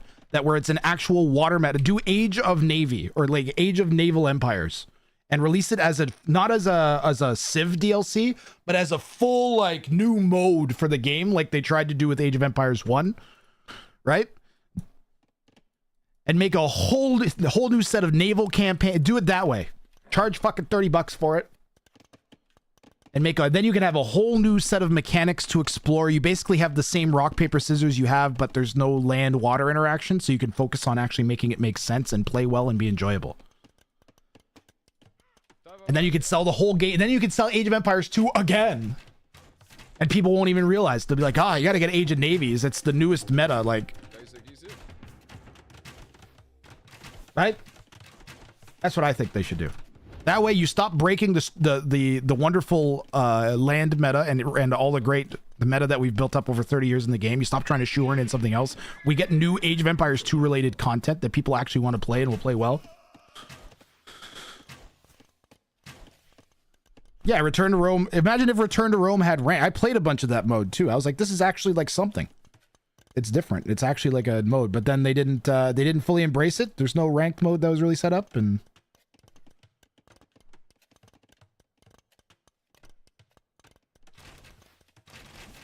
typical water map rant here.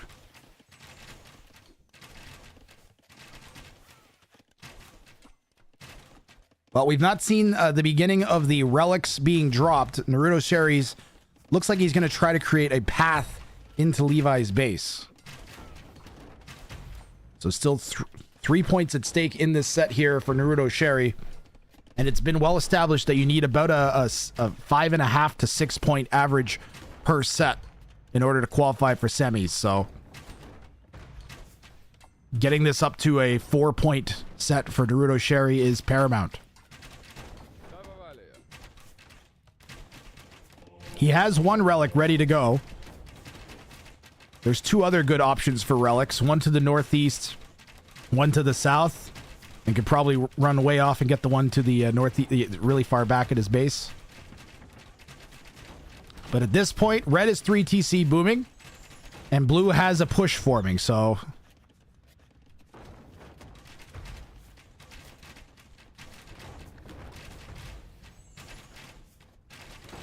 I think the way to do this one... Ooh, the crossbows need to be mindful of the mangoes there. I think the way to do this one is you get 3 monks. You load them into this monastery, just like Naruto's doing. And then you send in the 3 monks with your army. And then drop the relics. And that's just... You just go for it. As soon as you get any sort of army clear...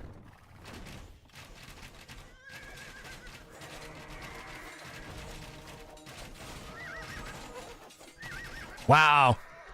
And those Shavamshas just got destroyed.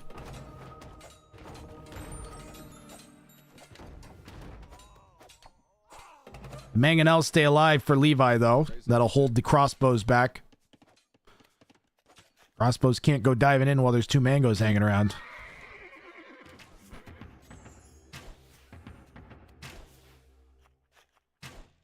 Just came in. Did Red build 2 houses and then 2 mills? Yes.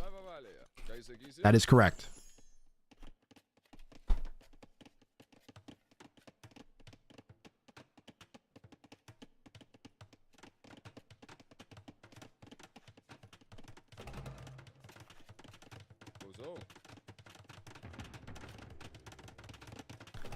I got one more question. We're gonna keep talking about Red Bull. Why not? What did the viewer count get up to? Because when I looked up at the end and it was already in the end screen soon, I was kind of stunned at how few viewers there are. So I'm hoping that it peaked much higher. The castle's gonna complicate this for sure. Because how do you get the monks in now? You have to completely change your angle of attack in order to get behind the castle.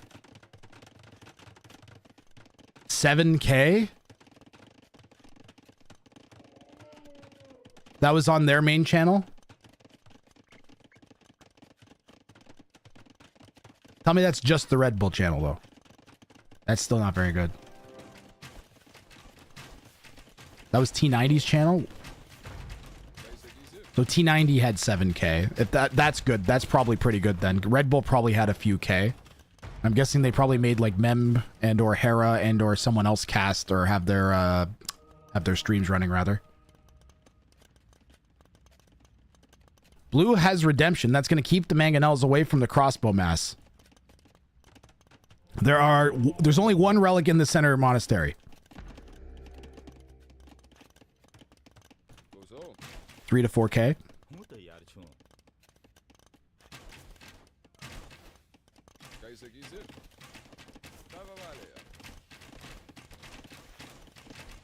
Chat, what if I start a centralized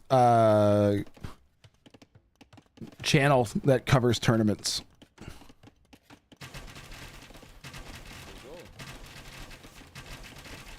I wonder if that would work. Probably not, eh? We need it though in AoE 2. Someone needs to do that people actually respect.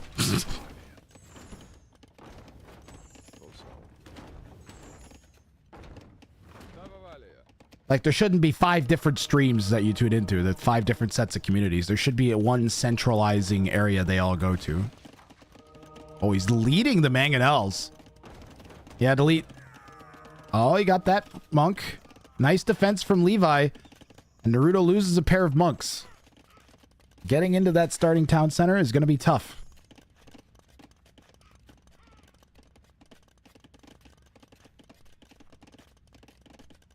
That is not enough Shravamshas. They had +4, maybe. Crossbows will beat that, if microed.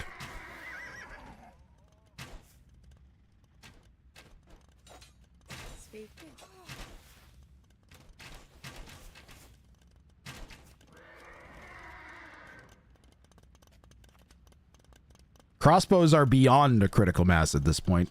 An absolute death ball.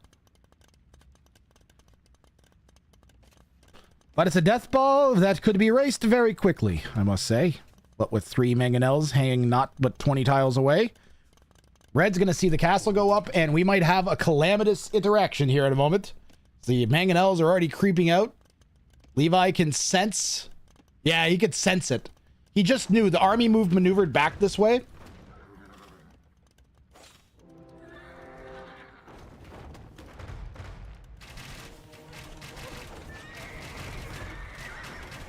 We're getting a great sense of how the battle felt like it was going to go for Levi and why he chose to dive.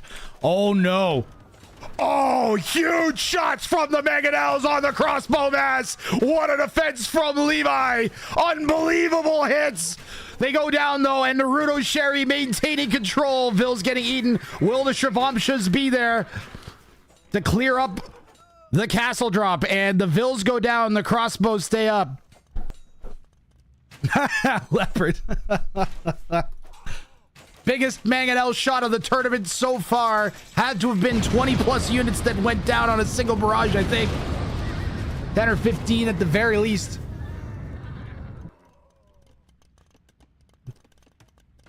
Still has a good number of crossbows out.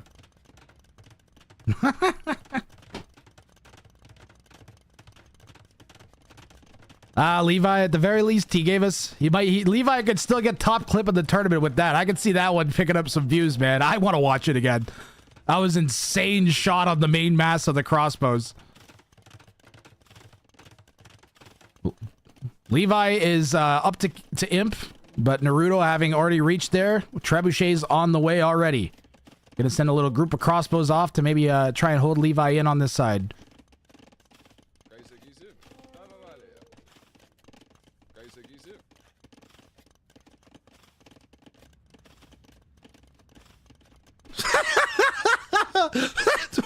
My Macho Man Randy Savage voice on? What the fuck does that mean? Okay, brother.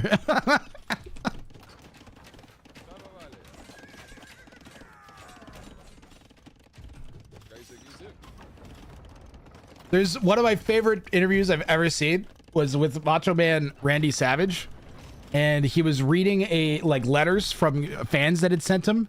I think some kid like messaged him, and it was just like obviously like way too dark. He shouldn't have been given the thing on the... I think he was asking about like... Geez, I want to say the kid was asking about racist. I think it was a black kid that had written into him, and he was just like asking about why... about how to deal with being treated badly. I think that's the interview I'm thinking of.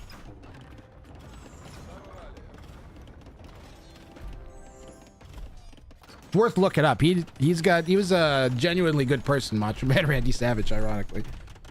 Put the ice hockey voice on. I didn't even think about it, man.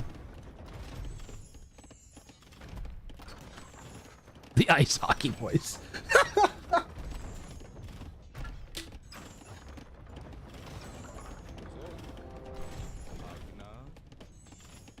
The key is to not fake it, guys. It just I didn't even think about it. The key is to just do it, man. Don't fake excitement. Otherwise, when it actually happens, it doesn't sound real, man. Trying to be a good role model. That's how I knew it was clip time. The mangoes here are still threatening the crossbow mass. They don't really seem to want to close the gap anymore. Does he have Elite Shrivamsha yet? He needs Elite Shrivamsha. Doesn't have the eco for it. Elephant archers? Elephant archers could work if he had been making them the whole time. What about Onager? How about Onager? We seen the bombard? Oh yeah, there's 2 bombards out.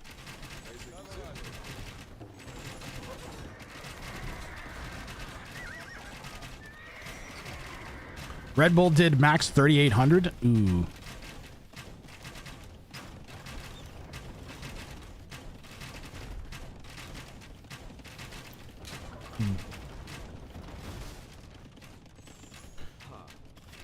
3,800 more than I got.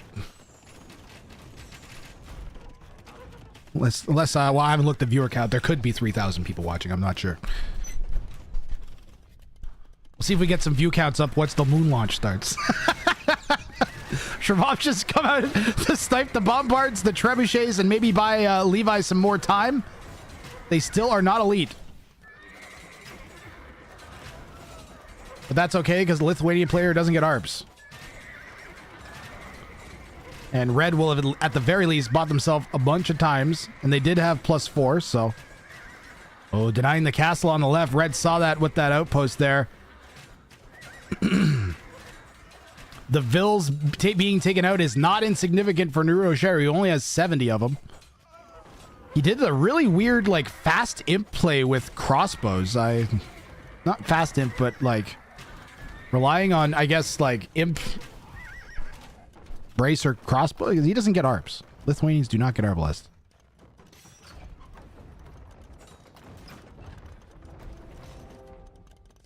$3,000 rat gangers.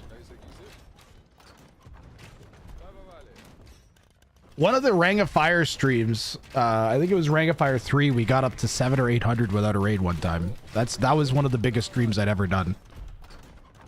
It was either Rang of Fire 3 or Rang of Fire 2. I don't remember which one. But like 3 big streamers all ended their streams at the same time and everybody piled in. I think that was Rang of Fire 2. I think we'd been raided by the Viper the day before, and a bunch of people came to watch the rest of the tournament. I think that was the finals of Rang of Fire 2. That's the biggest stream I've ever done, other than the random 1v1 stream I did in January of 2021, where 300 people showed up.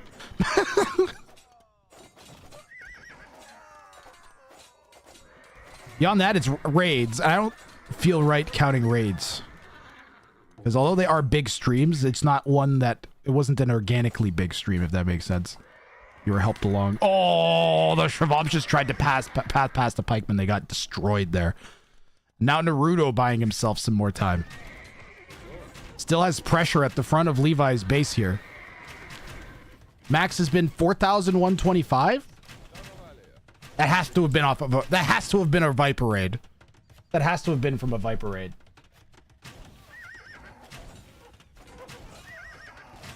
Bro, what is this website?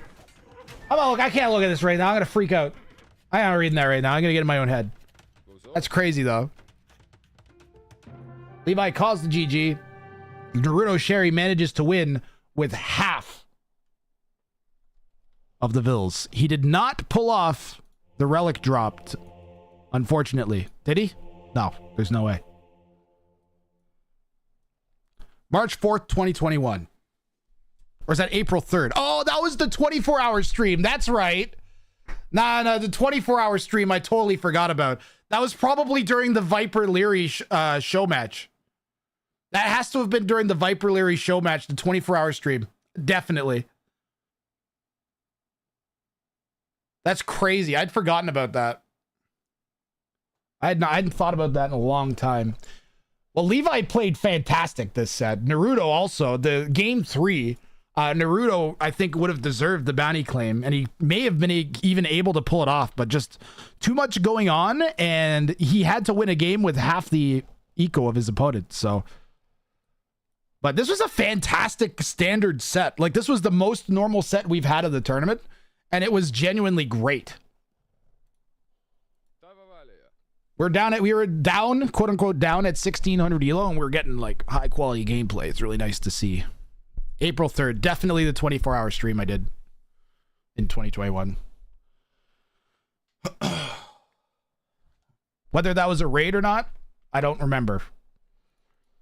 But that 100% would have been during the 24-hour stream with the Viper show match. That's the real key, is host a Viper show match. You want the views? But we're not here for the views, chat. We're here for a good time. And we have been getting it delivered to us by the fantastic players that have chosen to participate and keep us all entertained. So thanks to all of them. Thanks to Levi, who unfortunately is now going to be mathematically eliminated from the tournament with 13 total points across his 3 sets. So nothing to be ashamed about. Let's hear a round of applause for Levi. We should still get, I think there's still some more Naruto Sherry yet to come. So while I run I'm going to get the spreadsheet updated, and you guys can take a peek at our replays from the last few days. forward for some reason, and she lost her giant mass. She outnumbered the Celt Scorps. But between the faster firing and the atrocious micro, I'm sorry, Dragonlord Freya. Absolutely terrible micro.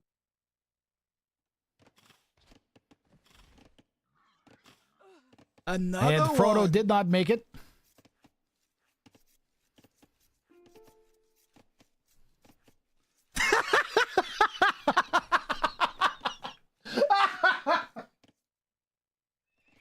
He's got 7 staples. Oh, he calls the GG. No! Oh, what a game, man. Oh, what a game. This castle. Oh, Halush calls GG. Rodrix is going to get this bounty by the skin of his teeth. Unreal. 62 archers. As soon as he hits 60, he's like, now I've got it. The wolf had the hill. The wolf had the hill. Don't fight wolves uphill, man. Oh. Are you kidding me?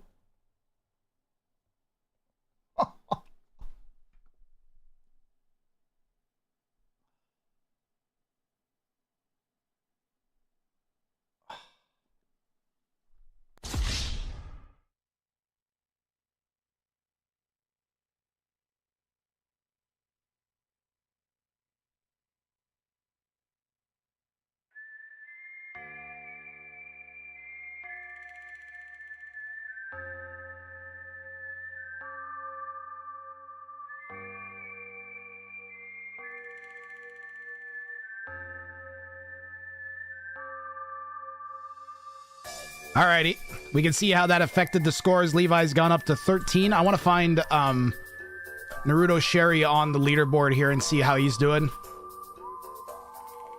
Naruto, where are you? So Naruto currently ranked 30th after 2 sets. 3 and 3 across the 2 sets. That doesn't add up. I must have missed a format. One moment here. I've made a mistake with the formatting.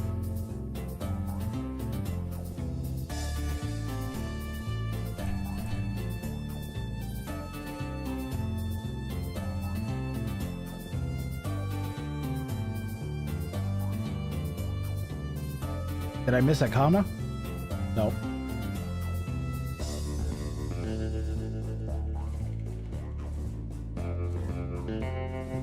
He should have a 1 win. Yeah, no, he should have 3 wins. That's correct. Okay, he's got 3 wins, 3 losses. For some reason, I thought he had a bounty claim, but he didn't. That is actually correct for once. Go Grathrag's spreadsheet.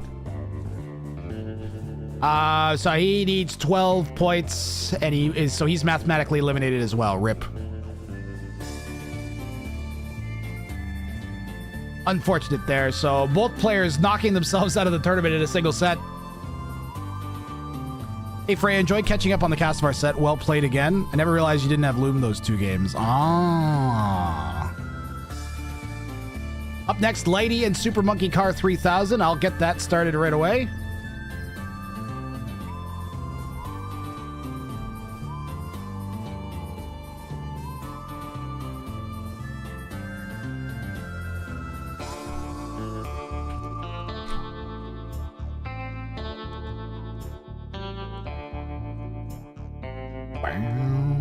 How are we doing on ads?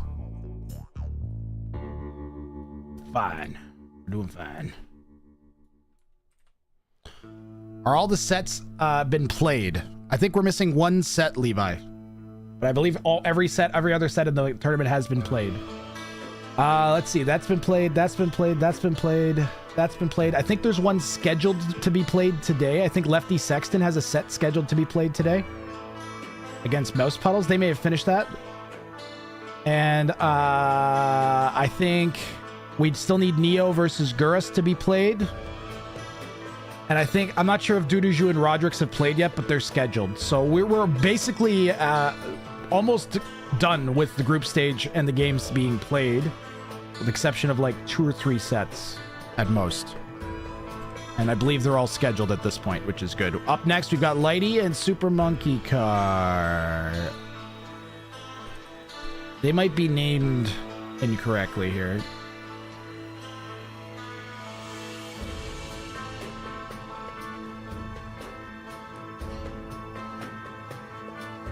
Wait, why do I have so many Super Monkey Car sets? I've got Arg versus Super Monkey Car, Togawa versus... Oh no, that's Superhero. And I have his set versus Chopsticks twice, I think. Is that what's throwing me off? And versus Arg twice, yeah. Hold on, I gotta find these.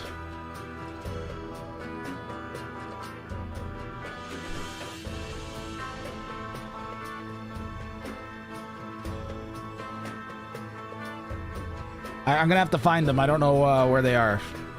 You guys gotta give me a minute. Heading off to work. Thanks, Leopard. Zuduzu and Rodrix played their set. So yeah, I think we have everybody.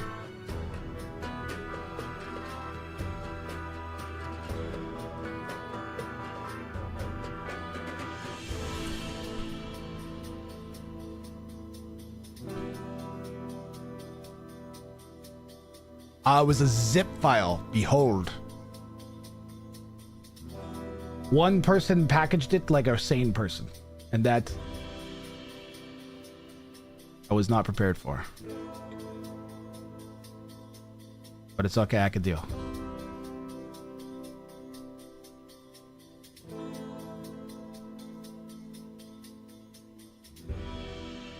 Okay, I need to put this on the other PC. Copy. Paste.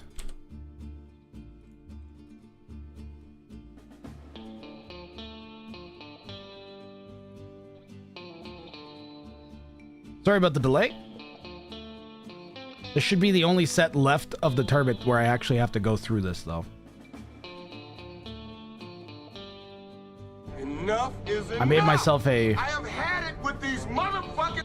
Recording. On this motherfucking... Zip. I made a program that downloads the recs. So the only reason that didn't work here is because this was in a zip file, so...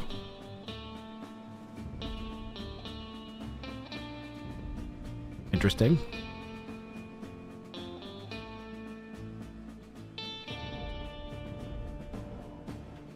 Did we drop frames? Nope.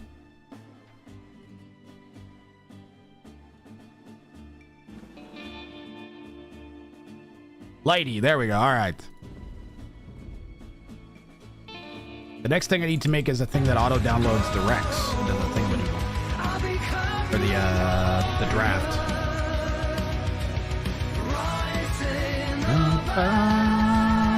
Sword in my hand.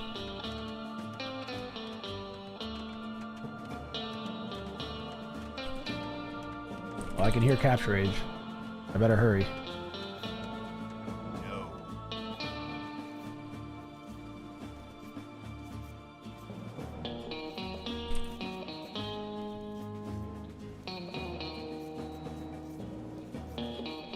Yeah, you don't need a delay.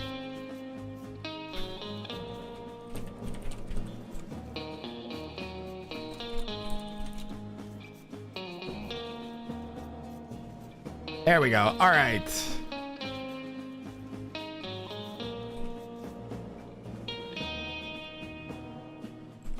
Over to the bounty draft.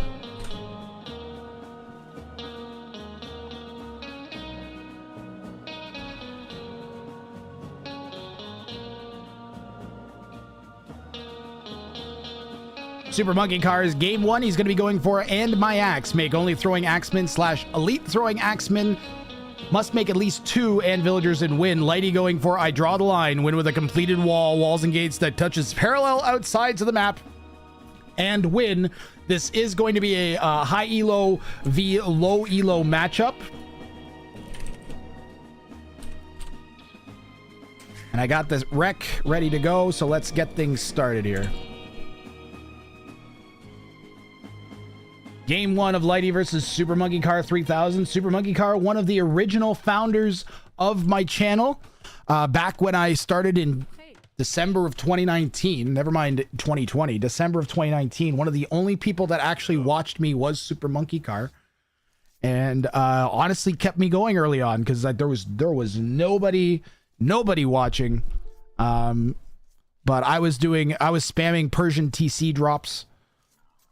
And he got used to coming to watch and giving advice and getting me started off with AoE 2. And for the first like 4 months, it was basically like Super Monkey Car, Tissue Paper Cat Mat, Quando, Cerizi. And that was it. It was just like the 3 or 4 of us. Eventually, a couple other people would start poking their heads in, like Spring. Spring, also one of the first people that came onto my channel and raided me. And along with that, like Dark Water Rage and Big Mallow and boy, a bunch of people I'm probably forgetting in addition to all that. But yeah, back way back, it was literally just Super Monkey Car some streams. So he's been around a long time on the channel. He's participated, I think, probably in almost every tournament I've hosted. Most of them at the very least. And he's been on bounties before. He's been on the bounty game show before. So he knows how this works. He's completed bounties. I think he's got 2 or 3 completed on the bounty board at the very least, and he's made many attempts. So he's used to playing in front of an audience. Also was a former frequent participator in the show matches I used to hold. And you know what? Lighty's been in some of my tournaments too. Lighty not horribly unfamiliar with the insanity of what I tend to expect out of players that enter my tournaments. So he's got a decent amount of experience himself. Let me clean up our overlay a little bit, make it a bit easier to follow for you guys.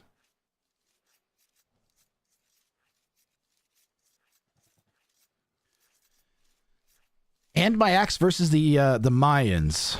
So one advantage here for Lighty. Ooh, we gotta get the colors flopped too here. Super Monkey Car is not 2K4. That's the other way around. There you go. Lighty's the 2K4. Super Monkey Car is 1700. Let's see. Lighty should be red. Super Monkey Car should be blue. Channel point prediction is running. Thank you, moderators. How you doing, Sisu?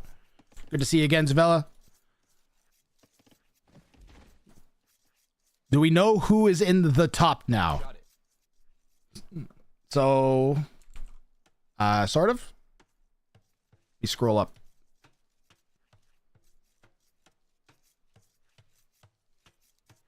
Uh-oh. 1 second, chat.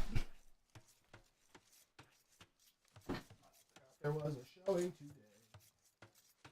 Yeah, I forgot there was a showing today.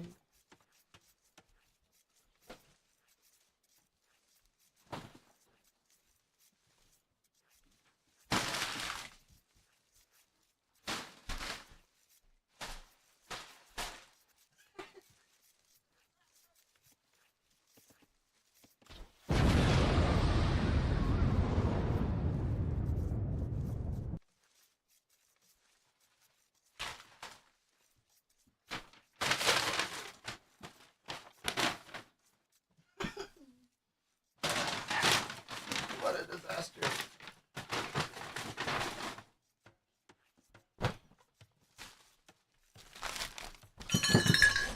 We're knocking things over. It's great.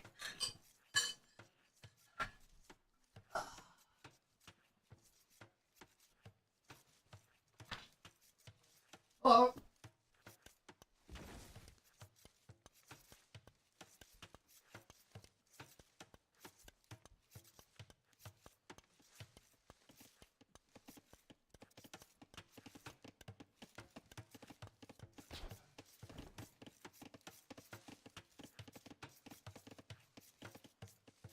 Alan! It's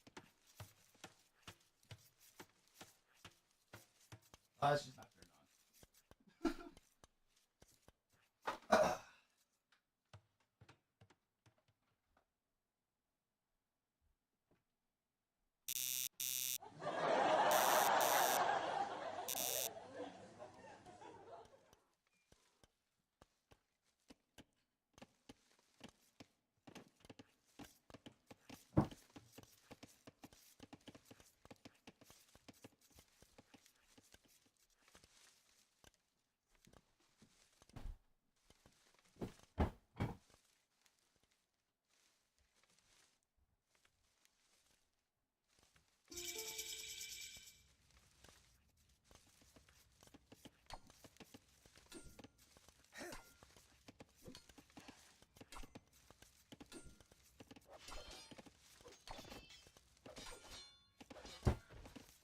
go turn on the fan.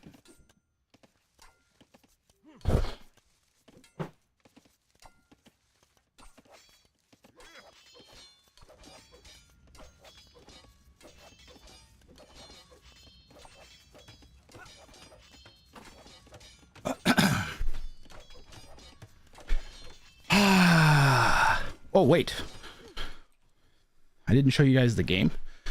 Sorry, there's a house showing here.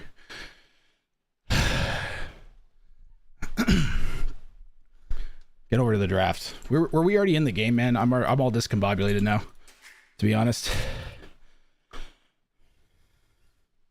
I might be better off taking like 5-10 minutes and then coming back. Let the people walk through the house without ranting about AoE 2.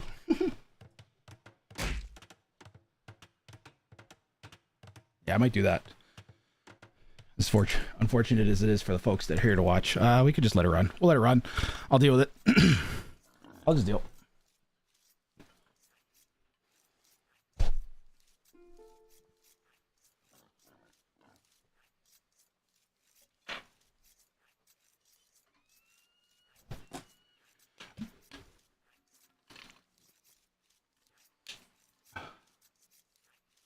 Make only throwing axemen / elite throwing axemen. So Super Monkey Car is going to need to get up to castle age here. And he's going to need a castle, which means the location of his stone, super important. So he's got secondary stone located in the north of his base at the back, sort of. That might be wall linnable, but still kind of vulnerable. And really ugly main gold at the front, or main stone at the front. Lighty, southeast, our 2K4 player in this set.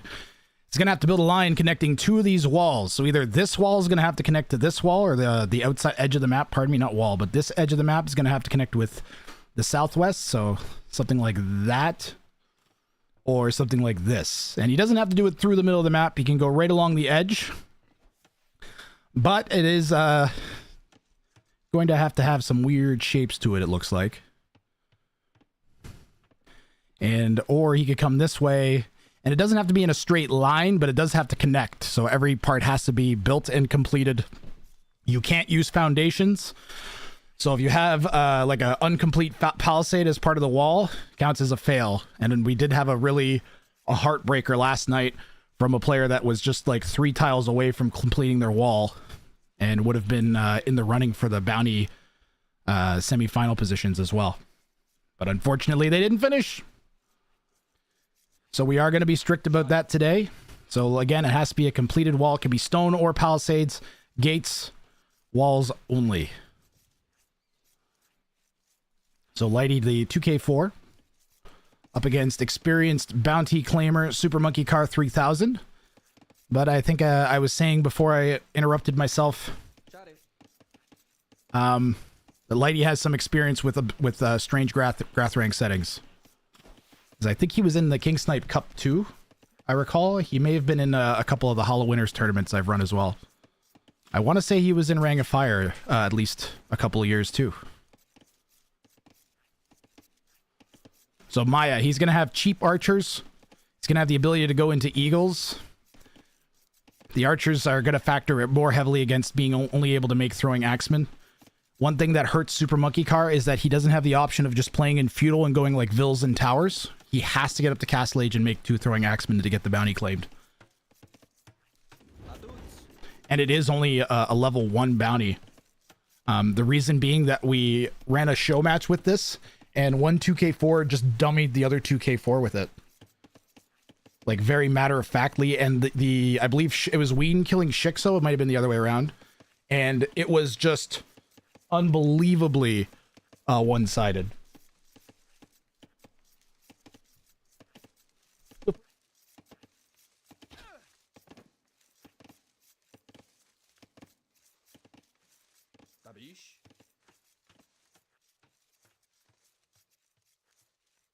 Corner, whoops, that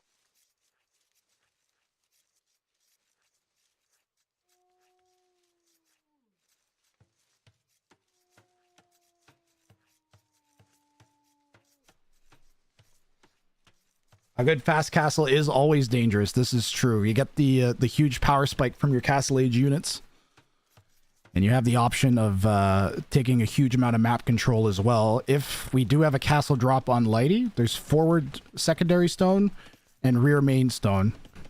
So he might be okay, but the gold is very exposed.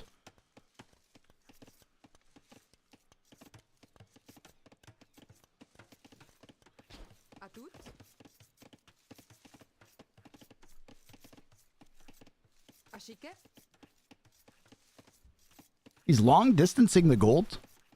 Just wanted to get enough for a couple militia out, I think.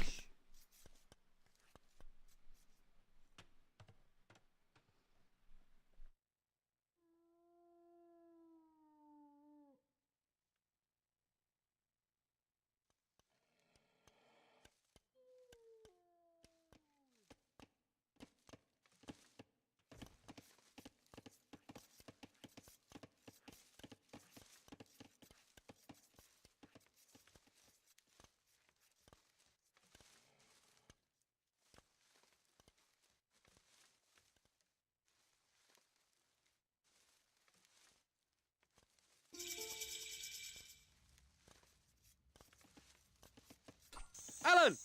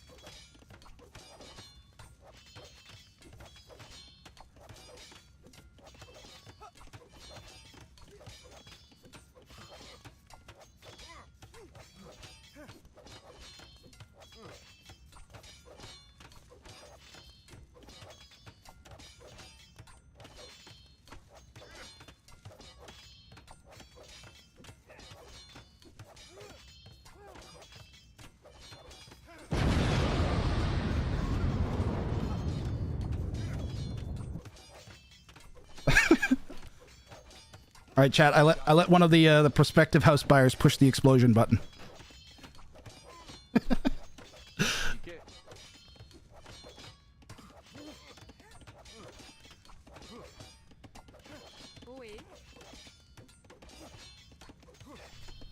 Nice. They had a little kid with them. They had a little kid with them, and I said, "Hey, push that button, and the explosion will go off." Chopsticks just made all of They're the gone now. channel You point missed your redeems cost 1 opportunity. point. You missed your opportunity, Twitch chat, to be obnoxious. They're gone. It's gone.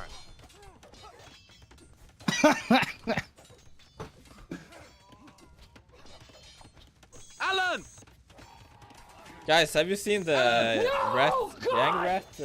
gang? Rat gang? No, Or gang rat? God, please, Sometimes make it good, sometimes make Is it it shit. gang rat or rat gang? Alan! I always mix that Alan! name. Alan! The streamer, gang rat gang. It's still good, it's still good! Alan! Right to Jen, right away. You guys are killing me right now. Your lack Rat of wang. Explosions. Alan! I'll- Alan! Alan! Alan! Alan! Alan! Ow!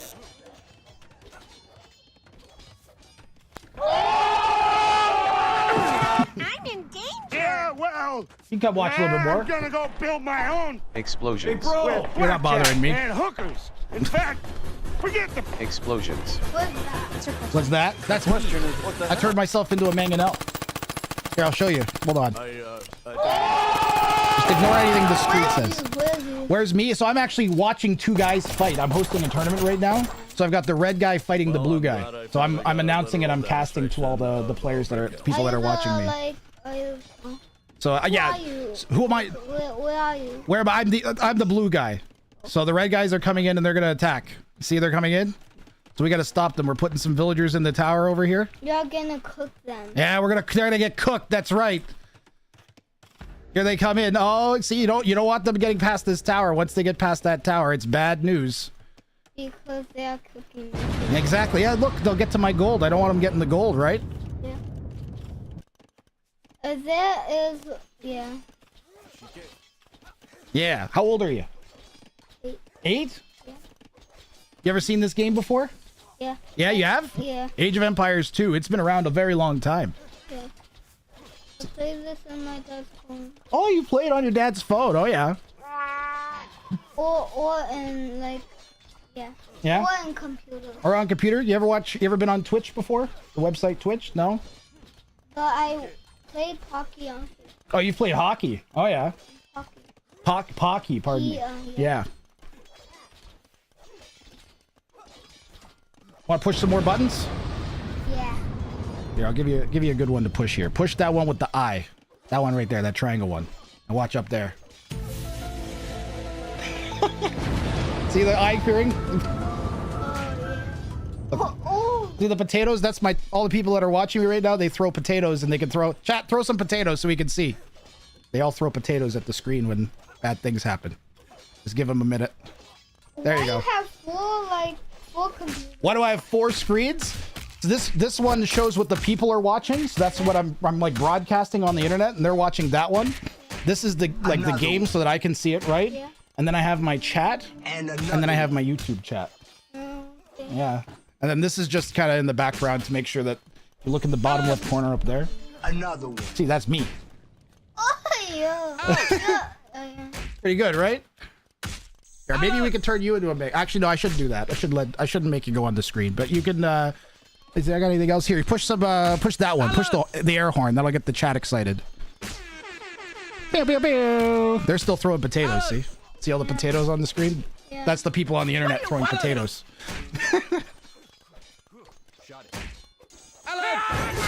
Oh no, they're attacking it now. It's okay. Alan! Smashing the Alan! TV. Alan! I know, right? Ow! Ow! Alan! Alan!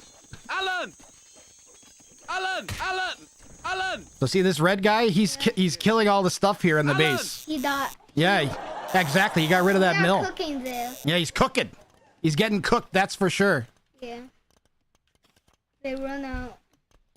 Now they're running away. They're getting shot at. See the tower shooting at him? He's got that little arrow coming out. They don't want to die, so they're running back. And he's going to try and go around. Ow! You might be able to go around here again and maybe poke near the other tower instead. You're cooking them. Yeah, exactly. We cooked. He's getting cooked. Yeah. You only have, I think, a little bit. Right to jail. Right away. Yeah, we don't have any. There's no army here to stop. Look at all this army here. These guys got little bows, right? And these guys got swords. They're attacking this house, and I got nothing. What am I supposed to do? Cook. What is this? This microphone. That's, What do you want to know? Ask anything you want. I'll answer. All right, it's fine. Don't worry. Chad's loving you. You're fine. You look around all you want. Ask any questions you want. Okay, buddy? What's your name? Ryan. Ryan, I'm Doug. Nice to meet Doug. you. Yeah. Why are you named Doug? That's what my parents called me. I had a great uncle Doug that fought in World War II that my dad named me after. Yeah. Used to drive a tank. Why you have?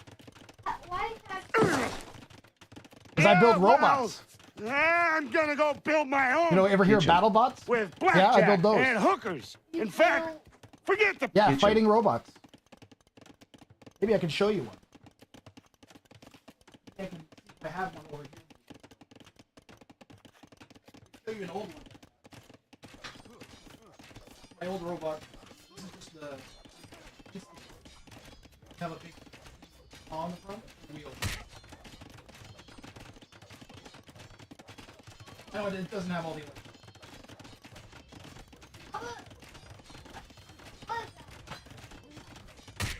Yes. Look. Big eyes.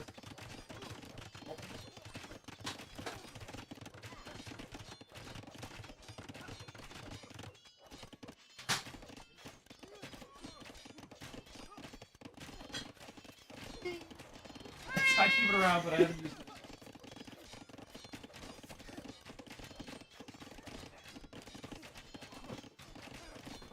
I gotta stay over here though. They're expecting my folks are watching me and they're expecting me to cast it, but I just... Oh my god. Looking at the trebuchet? Kiddo's having fun. Go for it. Just be careful not to move anything. It's kind of like stacked up.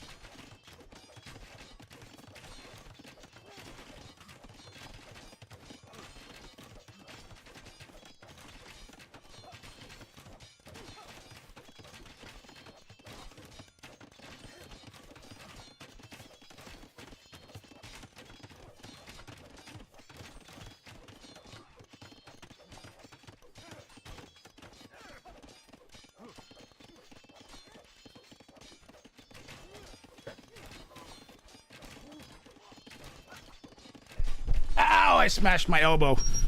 T90 has Dave. I have this legend, yes. He's gonna like the house for all the wrong reasons. Hey, there's a pool in it. That's a good enough reason for me.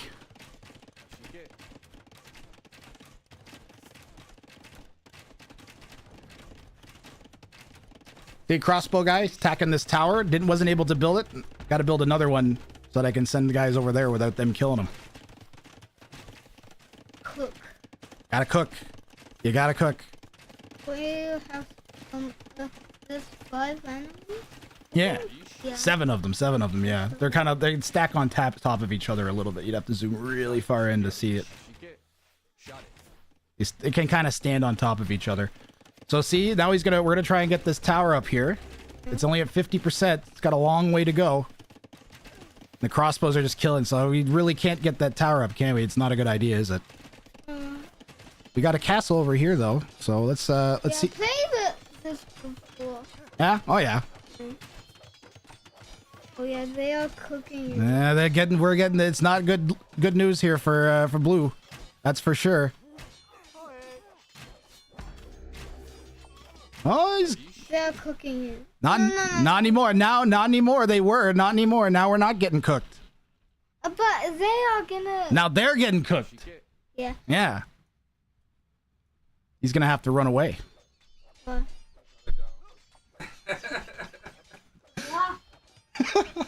Yeah, no problem. Yeah, that's fine. Absolutely. Thanks so much. Bye. Cheers. Cheers. You too.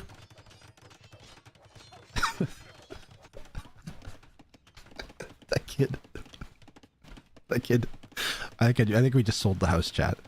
I think we just sold the house. There's no way that kid is gonna want to move to any other house. That's. Alan! I think I just sold my mom's house for her. I'm pretty sure, man. That kid loves this place. And the guy was like, "The pool works? Does the pool work?" Like, "Oh yeah, we went swimming in it last year." He's like, "Oh, it has a solar heater built in already?" He's like, I think we might have sold the house. Plus that kid, it was freaking hilarious. Oh, you're getting cooked. You're getting cooked. Okay, so one thing I've learned is the kids like saying cooked. This is what we've learned. We gotta say things are being cooked more often. All right. That is for sure. I have no idea. You guys were great, by the way. Thank you for the thank you for being so nice. We can expect the wall now, which is complete. He's actually got like a second wall even that he could, like, I don't know, turn into a backup wall if he needs it. In before he wants to leave the 4 PC screens. He liked all the guitars too. He's like, "You have so many guitars. So many guitars here." I resisted posting Glorbo feet. Good job, Megadai. Good job. Have a golf clap. I tried to get him to understand I was watching somebody. It's very unintuitive though. You don't think someone's gonna be watching other people play video games. Like, he liked the mangonel.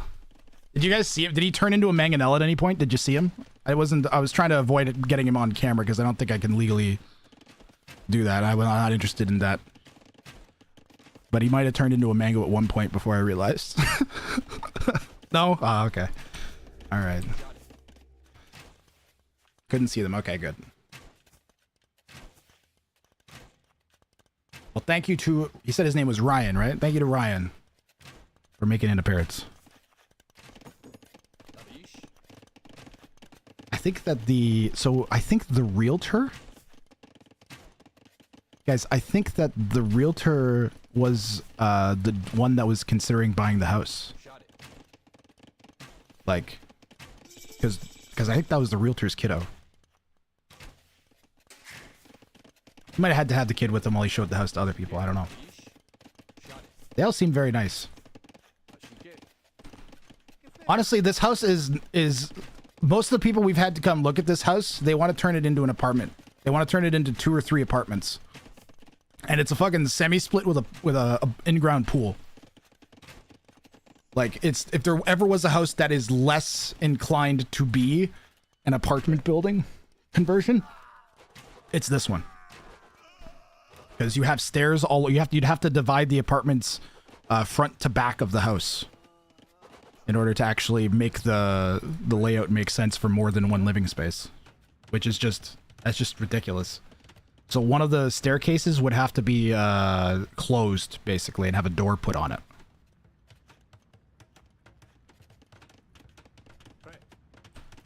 So it never. We've had all the realtors that we've had have all just been trying to sell it to people who want to turn it into like an apartment building basically. And they're all just like, there's no second kitchen. There's all these stairs. There's a pool. And we're just like, yes, those are all listed in the description. Whereas the most recent realtor has done a much better job of getting people who might actually want to live in the house to look at the house. The house has fantastic bones. It definitely needs a once over. But the bones of the house are fucking great. So, where will I live? I don't fucking know, dude. Me and my mom we put up the house for sale because we have to. Like, not that we have to, but like, it's just the most logical thing to do is to sell this house and then my mom to buy a cheaper house. And then she doesn't have to pay a monthly mortgage anymore. And she can just worry about property taxes, which she can pay using her pension and shit.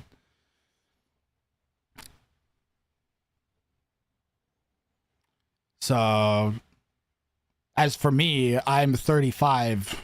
I need to not be living in my mom's basement. Ideally.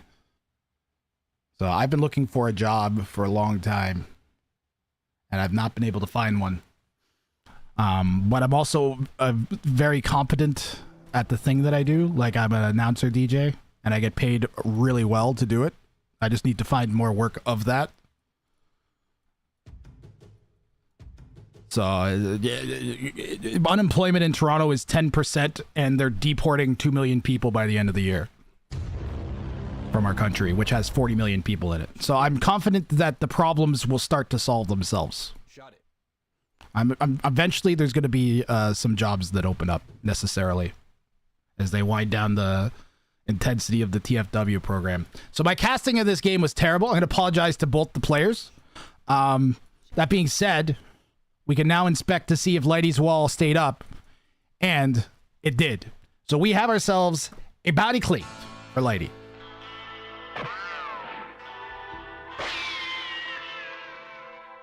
And you got to give props to Super Monkey Car for sticking to the bounty the entire time. And also hanging tough. Like Lighty's imp, but look at the Vil count. Look at the KD even. 15-0. That's really the only discrepancy. KD 17-13. He took good fights. He defended himself. I think the reason Super Monkey Car lost this game was the pressure from Lighty was did enough damage to stop him from keeping pace. Is really all it was. I don't think there was any big exchanges that I missed. Lighty is a certified chef. He definitely managed. He definitely cooked.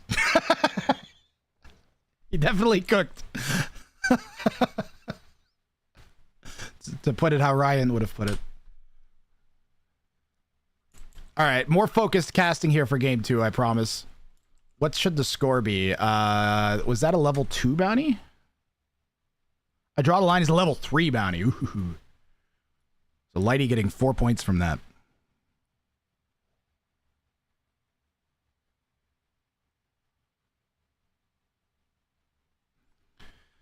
On to game number 2. Lighty going for basically the Huns. You must not reach feudal age until you hit 200 pop in housing and win.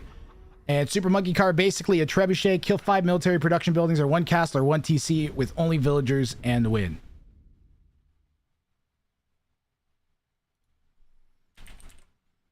Honestly, that made me miss coaching baseball. It also made me realize that I really, really, really don't want to coach the tiny kids. As nice as Ryan was, I don't want to coach. I do want to coach again, but I do not want to coach the young kiddos. There's too much of a gap between. Sometimes you're trying to just get them to understand even a part of the thing that you're talking about, never mind the whole thing you're talking about, and I don't want to deal with that in a baseball context. I don't mind dealing with it in the context there at all. Main key, if you ever struggle to deal with kids, man, you just treat them like they're one of your friends, like they're a buddy the same age as you, and you'll never have any problems. You can make little accommodations, like if you realize they're not understanding something you're saying, then don't like stick with it and try and make it easier or change how you're dealing with it. But at the end of the day, they're just people, man. And if you treat them like people, then they'll instantly respect you and you'll connect to them right away. You just treat them like they're like you would another adult. And they will you'll see all the kids instantly shift and open up as they realize that, oh, you're actually going to treat me like I'm a person and not like some fucking background object. My nephews both plays and it's amazing what difference a year makes. Yeah. I would not want to coach younger than 14 again. I don't really want to teach kids how to play baseball. I want to teach them how to be better at baseball. That's just such a big gap between the two things.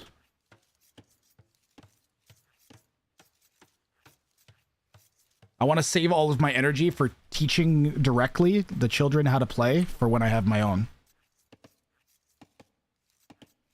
And then work my way up. I don't know if I would want to coach my kid all the way up as he aged up. I'd coach him in house league. I would never coach him in rep, ever. Monday? Unless there was no other coaches. I never understood why my dad didn't want to coach me until he coached with me. And then I started giving advice about where people should be playing and stuff. And talking with him like, do you really think that we should be putting this guy at third base? He's more better here. And I'm just like, Like, I'm going to go talk to this person on the bench. And then they're going to be pissed off that they got moved from their position. And I'm the person that suggested it. Like, or also just like, if I get upset at not being put in or pulled out of a situation or whatever, and then it's my dad is the one that should have been pulling me out. So I'm glad I only had the 1 year of coaching with my dad. I definitely learned a lot. But now coaching with my dad was fucking fantastic. I wish that I could have had another 10 years of doing that, because that was so much fun. Even when the kids sucked the 1 year, it was so enjoyable. Can mangonels play baseball? I don't think they'll let your kids play. That's fucked. Mango should be allowed to play baseball. What is this? All right, let's lock in, chat. Let's lock in. Get the elos on the right side.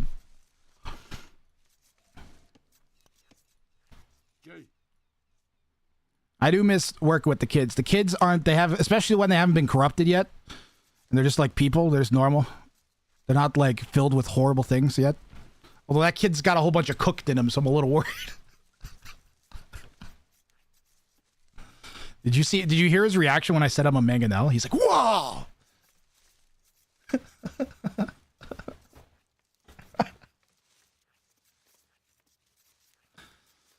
Should be no more interruptions today. That was the showing for the day, so. Kill 5 military production buildings or 1 castle or 1 TC with only villagers. Super Monkey Car going with his favorite civilization, the Spanish. He's played more games with the Spanish than any other civ. And I know for a fact that he has done this exact strategy as a legitimate actual strategy that he does sometimes. Where he'll just go right into Supremacy Vills. He'll make some Coxon or Siege or whatever. But Super Monkey Car has no problem making 8 to 10 TCs and pumping Vills as his main army. I've seen him do it before.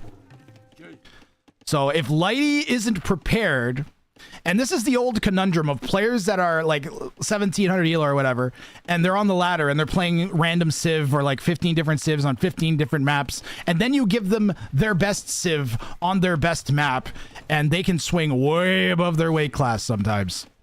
So I'm really hoping we get to see a little bit of that from Super Monkey Car. If there was a player I had to pick from the mid-tier pool of people that could beat high elos, it would probably, Super Monkey Car would be at the top of that list, I think. Especially Super Monkey Car with Spanish. And especially Super Monkey Car with Spanish in a very non-restrictive bounty like he's got. The hardest thing he's going to have to do is smash a TC down or a castle down with his vills. I doubt he'll go for 5 military production buildings, but he might. I think the main thing I'm surprised about is he's not just trying to straight FC here. Kind of looks like he's going to maybe stick around in Feudal Age. Only 19 pop.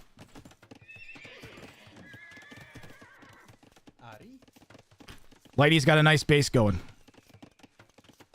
He's up past the halfway mark and getting to 200 pop spaces, 200 pop space of housing.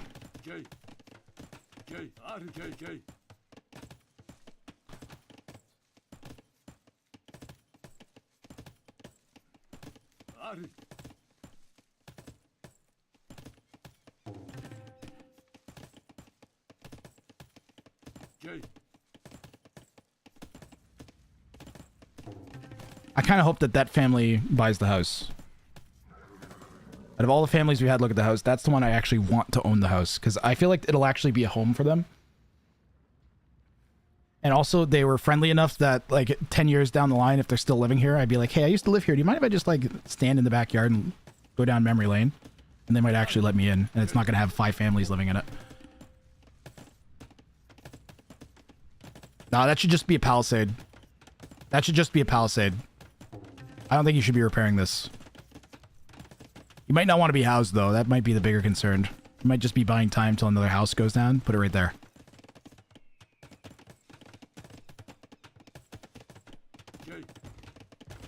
Anyways, I'm sorry about the big interruption.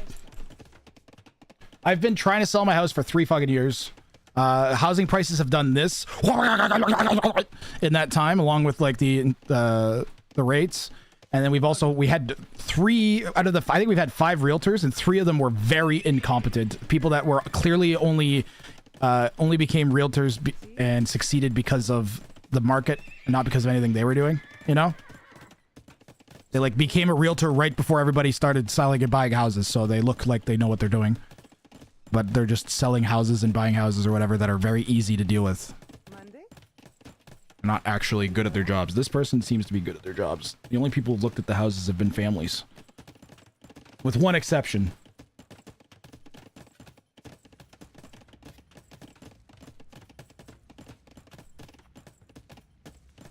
The shitty thing is, 3 years ago when we first started trying to sell the house, that was when I was working for 4 hockey teams and Twitch was making me like $1,500 a month.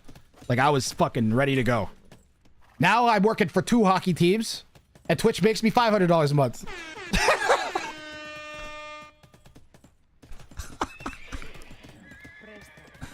So it's likely to be harder for me to move out, but I'll figure something out. I applied at a cemetery to be a lawn chopper at a cemetery. It's full time though. It's full time and with benefits. So I was like, I can do that. I can walk around and get in shape for money, pushing lawnmowers around. Digging up weeds? That doesn't sound terrible. Grath, you're going the wrong direction there. What? I'm confident in my own abilities that if I am able to keep doing the things that I enjoy, that one of them will succeed. I think Bot Brawl probably has the best chance. Fewer gigs and less money. Why? What are you gonna do? I'm a really good DJ and announcer for hockey. I will get work for that. I taught myself how to program in less than a year and made like several fucking websites. I could do this a year ago. A year ago, I was not capable of doing what I'm doing now. Like, if I can learn shit that quickly, I'll figure out something, man.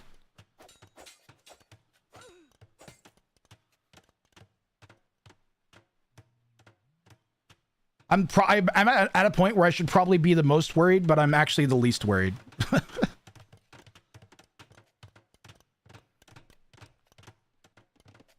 Buddy who's a groundskeeper for a graveyard and he enjoys it.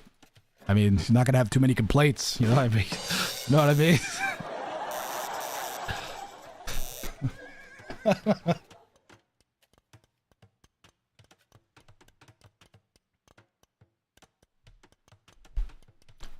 Super Monkey Car has done excellently keeping pace with Lighty. The main glaring difference between the two is the 700 res difference.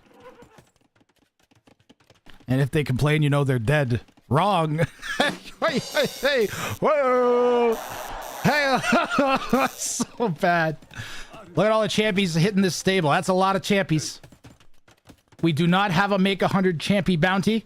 That is not a bounty. This is just Lighty making a bunch of champions. I didn't check to see if he hit the 200 pop mark, but I'm gonna assume he did. Well, we could check. We could check at some point. Maybe after we're done chasing the scouts around.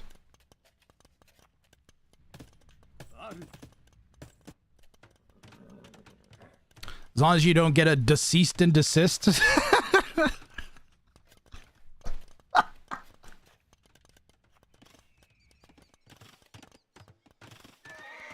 Oh, and I was informed that my application is being reviewed. Remember I told you I applied for the WNBA team in Toronto as their announcer? I've been informed that my application is being reviewed now.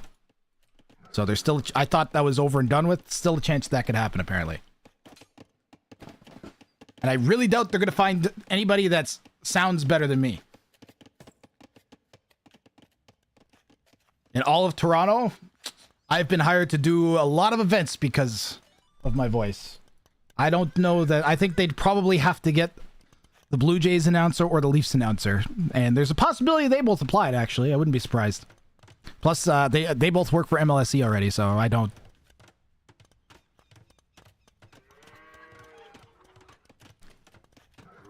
I'd have to learn a lot about basketball, though. Tony the Tiger? What about Tony the Tiger, Tissue? Good to see you, by the way.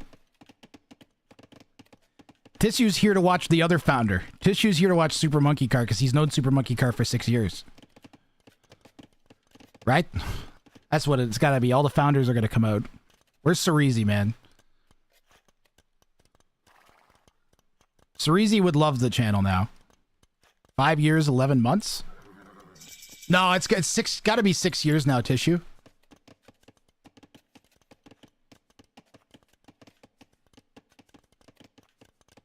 It's got to be 6 years by now. Because you were there on unless you missed 1 month at some point.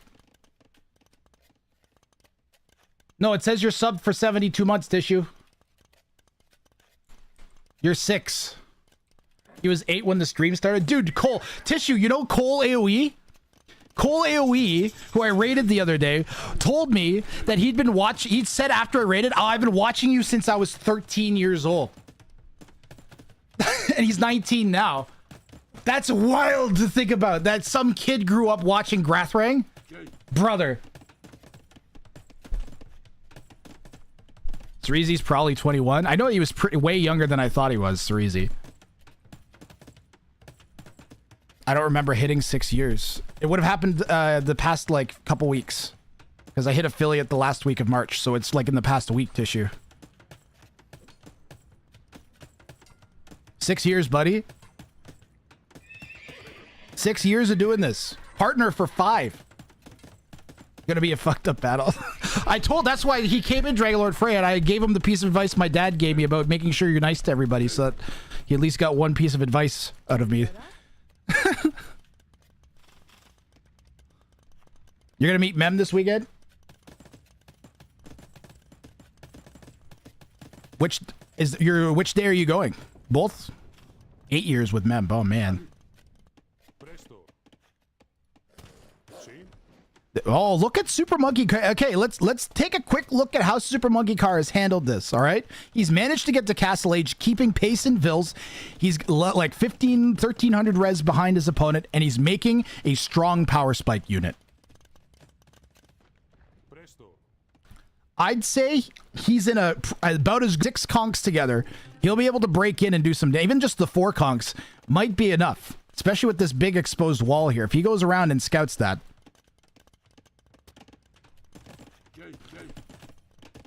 Lived in London for 30 years. He moved away 1 month before Red Bull.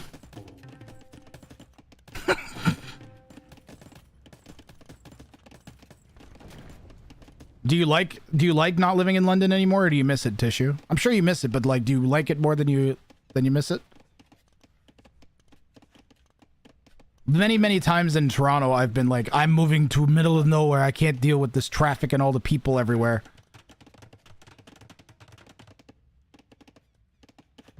You arranged Mem's last holiday in London?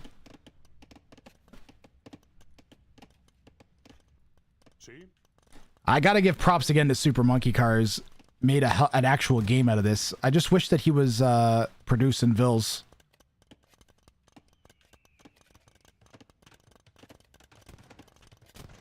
Alright, if he breaks in, he could get some serious damage on Lighty here. And this is a legit threat. The main problem for him is going to be Lighty's about to break in at his base. He's only got 1 Vil repairing that barracks. There's going to be 20 champs that get in. The conks are getting walled out, and the TC is going to hold them out as well. He needs fast walls on the wood. Fast walls on the wood. Let's go. Super Monkey Car is going to save most of his wood Vils. He will split the stone Vils and save 2 of them, maybe. Maybe. They will. Yep. And assuming that that's actually closed, which I think there's a straggler behind that. Nope. Nope. No, there is not. No, there is not. No, there is not. And that is GG. Unless he's killed 20 units back here, it's game over. And that is going to do it for this one. Let's see if Lighty did in fact get up to feudal age before 200 pop. I'm pretty sure he got to 200 pop before he hit feudal age. So Lighty is going to get himself another bounty claimed, and he is on the way to a clean sweep here, as that is his second 4-point claim.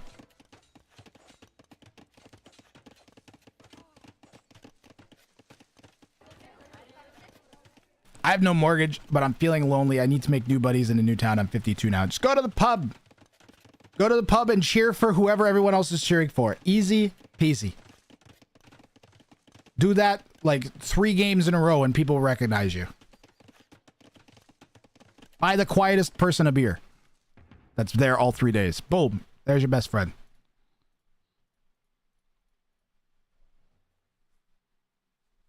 Mate, you want a beer? You join this game? That's all you gotta do.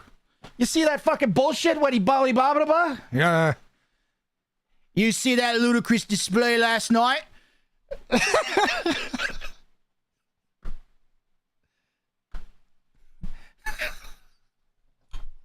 He's tried to walk it in.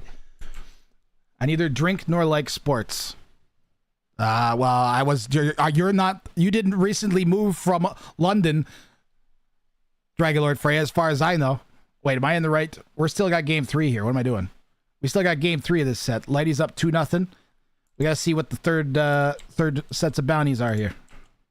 What do we got for the last one? Teutonic Scouting. Have 20 scouts alive at time of victory. Lighty's going for, after reaching feudal age, villagers may only gather wood. And that is going to be a tough one. He had lots of choices. I don't know why he would choose that one when he could go for, well, Wonderful Aggression is hard.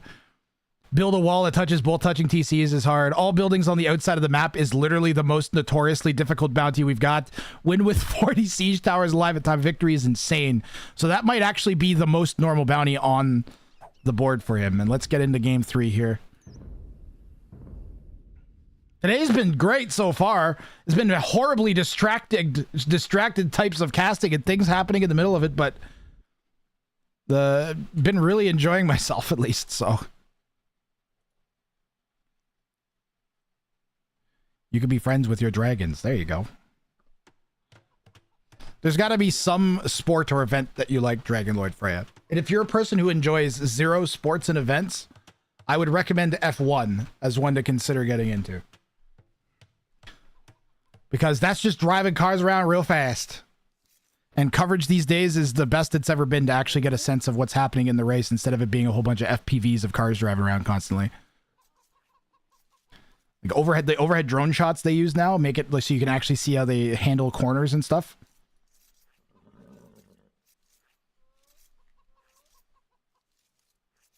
Plus, they don't happen very often. You got like a race every like couple weeks or something. It's pretty good.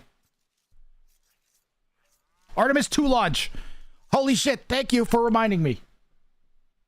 Chat, we got to watch people get launched to the moon. I understand that we are in the middle of a tournament, okay? But they're literally launching human beings around the moon. Okay? And I've never seen this before in my life. If I was very tempted to, as a matter of a fact,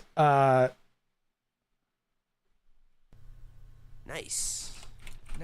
go there in person, but that's not a great choice there. So I'm firing up the Artemis launch. We got, it says T-minus 10 minutes, but they're locked at 10 minutes right now.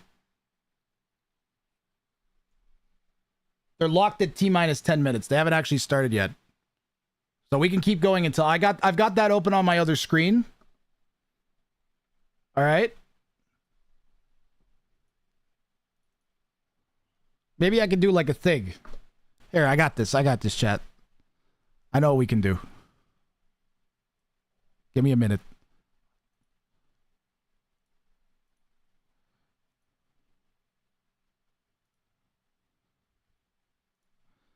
Scene. Display capture. There we go.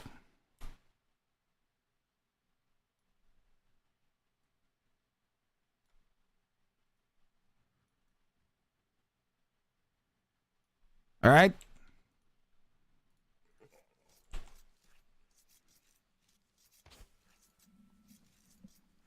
Still more than 10 minutes away, so we got lots of time. T-minus 10 minutes, and it's not, they actually haven't started the count yet, so they're probably doing a whole bunch of stuff. It's very short. They checked the data, confirmed that they had a good lock Well, I think I'm going to mute this since I can't hear it anyways. on the Orion.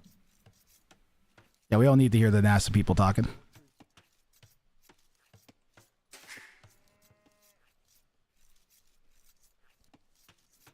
Hey, yeah? Did you not hear the launch is fucked? Apparently the self-destruct for if the rocket doesn't work has failed, so they can't launch. Astronauts can't go up unless we have the ability to blow them up if they're in danger of hitting a town. Correct. Is that actually true? Have they scrubbed the launch?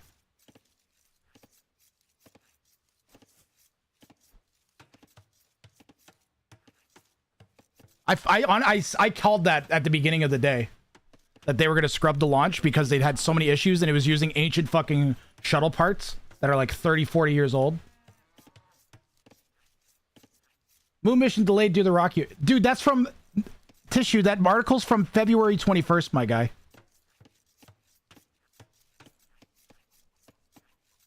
Hey, sir. Just use SpaceX. Dude, SpaceX has its own issues, X Factor. That was the reason they scrubbed that months ago, Tissue. They fixed that issue. That was when they delayed it last time.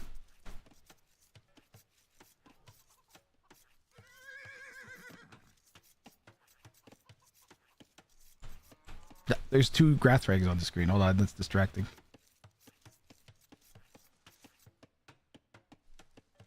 I shouldn't do it this way. I should do it the proper way. And it's gone. Add existing display. This has been the most distracted cast of all time, though. Whatever. Let's do this one.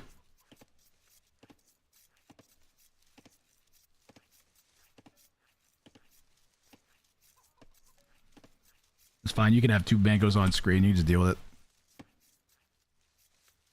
Double rag.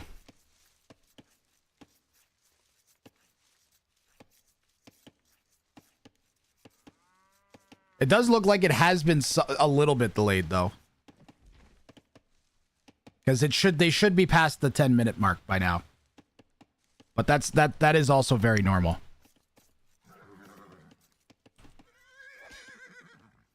Basically, when the 10-minute count starts, if I recall correctly, that's when they start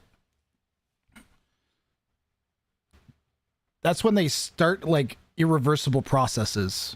So basically, once they like, there's a certain sequence that begins, and once that starts, they'd have to do a proper abort, and that requires a lot more time, as opposed to if they abort before the T-minus starts.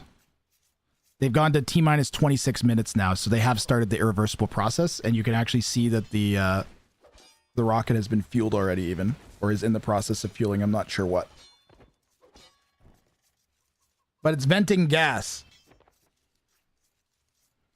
And that's probably overpressure from the tanks, if I had to guess.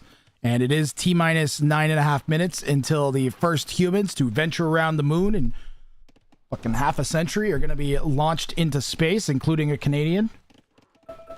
Stop. Yep, they're roughly 9 minutes behind. That was supposed to be... No, they're roughly 5 minutes behind. Which is about... that's about correct. Like 5 to 15 minutes is pretty normal. A lot of times they'll even wait until the wind isn't blowing a certain amount or direction. They'll just delay an extra 10 minutes for like little things like that.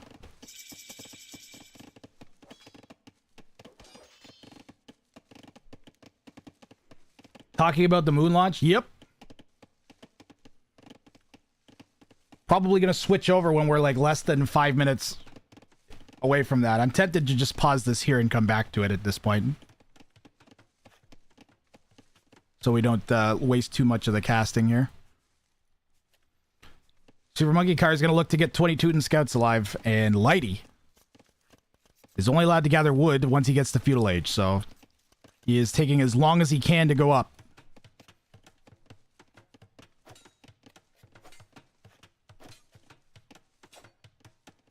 They're doing it on April Fool's Day just in case, right?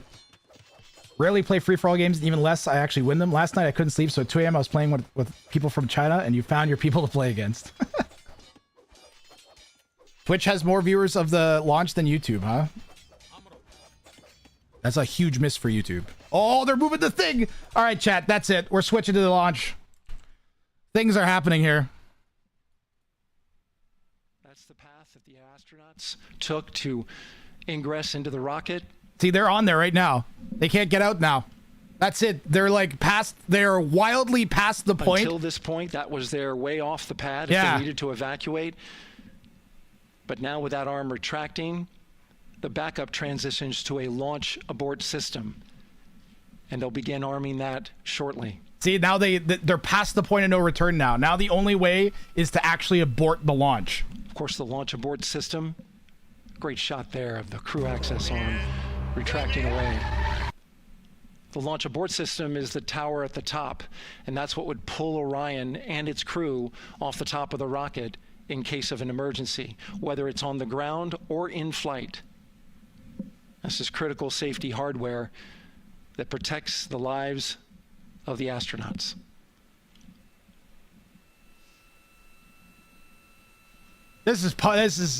We're looking at the peak of human achievement here. All right, this is the most significant thing we've achieved as a species. The GLS will start bringing that and other high energy systems online, starting with core stage pressurization.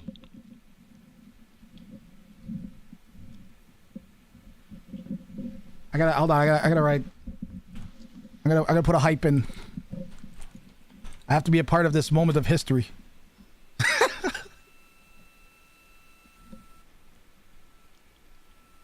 We're gonna stay here for 6 minutes go, the and watch ranges this. Go, all systems are go. All systems go! Let's go, baby! GLS is go for core stage tank pressurization. That means the replenish valve for the liquid hydrogen tank has now closed, and that tank is beginning to pressurize to flight levels because that hydrogen is naturally boiling inside the tank. Yeah. That's what that vapor is, as I We'll recall. get the liquid oxygen tank a little later in the count. Now the team is waiting for verification that, if needed, the Artemis II crew could use the launch abort system to pull Orion safely off the top of the rocket in an emergency. Let's listen in for that call. GLS verifies last capability available. And CDR, do you copy? CDR copies, last available. That's great news, and you heard the NTD verify that with the commander of the mission. GLS is go for FTS arm. Now work is being done to arm the flight termination system. This is so the range safety can send a flight termination command if the rocket flies too far off track. There's a brief built-in delay so the launch abort system has time to pull the astronauts to safety go for first. LH2 high flow bleed A lot of these check. safety systems. Oh, I'm definitely going to be turning the memes off here. All right, the high flow bleed check. Yeah, the memes are going off, guys. That's so the cryo team gets verification that the RS-25 engines, all We're not four of missing them, this. are in the proper temperature range for launch. Tell you what, you guys got. I'll give you guys another 3 minutes to get your memes in. All right. Look, there's nothing happening in on the planet right now that's as important as this. Quite frankly, this needs to go correctly for 2 reasons. One, the United States needs to do something positive. Four-stage APUs start. Those are auxiliary power Desperately units. for the Western world. High-speed turbines, which provide pressure to hydraulic pumps that steer the RS-25 engines. We're going to see a gimbal test a little later at T-minus 2 minutes and 30 seconds. Just for that reason this is what alone. allows that to happen. Secondly, actually, that should be secondly. Firstly, the potential for the advancement of science and the knowledge that will be gained. Coming up in about As well 20 as it just seconds, being we're listening for go for purge sequence 4. That's precursor a helium to purge of the 4 core stage engines exploring the downstream of universe. the We propellant need to do valve. this. This gets all the air Don't and slap the moisture rocket. out of there. What are you doing? Leave that rocket alone. Tissue, did it not play the failed trumpet? I didn't hear it. GLS is go for purge sequence 4. Moving through the milestones. All is looking good. 3 minutes, boys. Coming up in just a few seconds, we're going to get that thrust vector control actuator test. This is a gimbling of the engines. So they're making sure that the engines can all gimbal, which is they like point around. There are the 4 RS-25s, 3 of them shuttle heritage, 1 of them built from shuttle parts. And there you see them moving.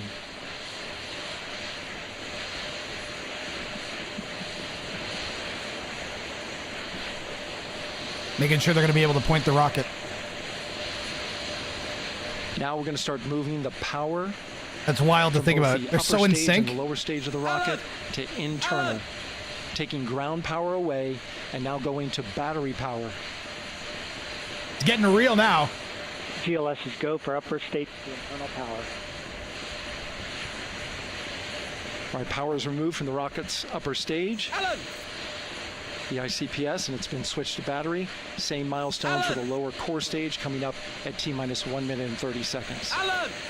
Right now, Fucking the hype. 4-person Artemis 2 crew is 248,000 miles away from the moon. And if all goes well, they will fly by it in 6 days. Alan! GLS is go for core stage to internal power. All right, there's the rocket's core stage, which houses 3 flight computers, is now on its own power. Memes are off. There's no more hold time because there's no more margin on these batteries. So we would have to recycle back to T-minus 10 to recharge if we had a hold.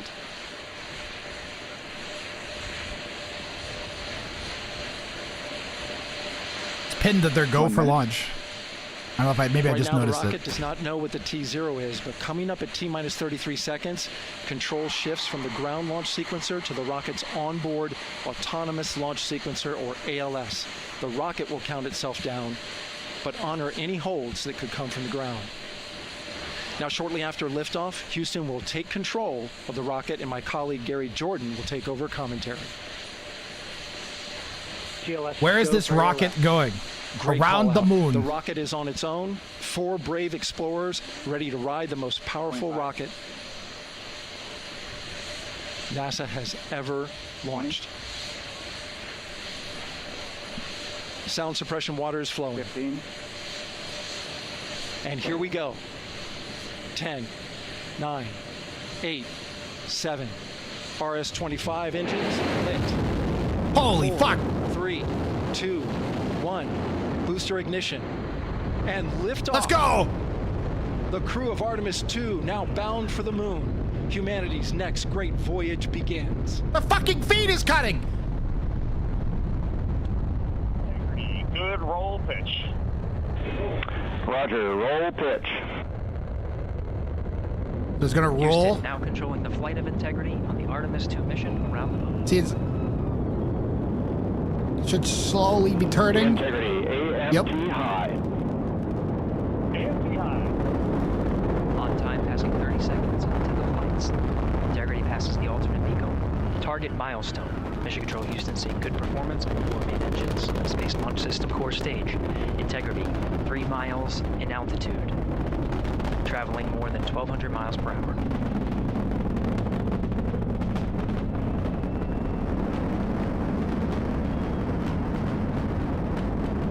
It ain't over till she's past max Q. What the fuck view is that?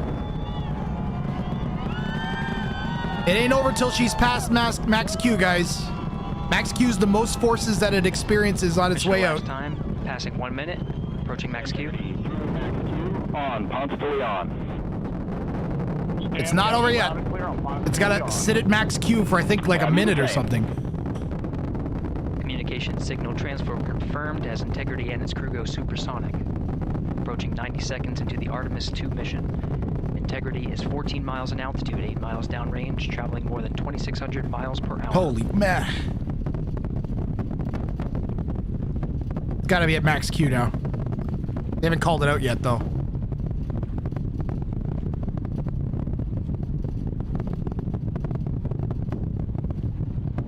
There's 4 less humans on the planet. 50 seconds of mission elapsed time, standing by for main engine throttle down to 85%, ahead of solid rocket booster separation, expected at the 2-minute 9-second mark.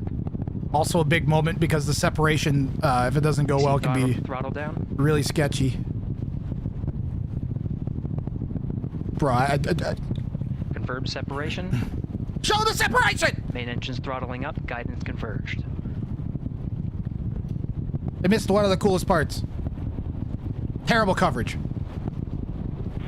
Integrity, guidance converged, performance nominal, upper stage RCS ready. Copy all, Stan. In the past, those boosters, they just go out into space. There's still some floating around.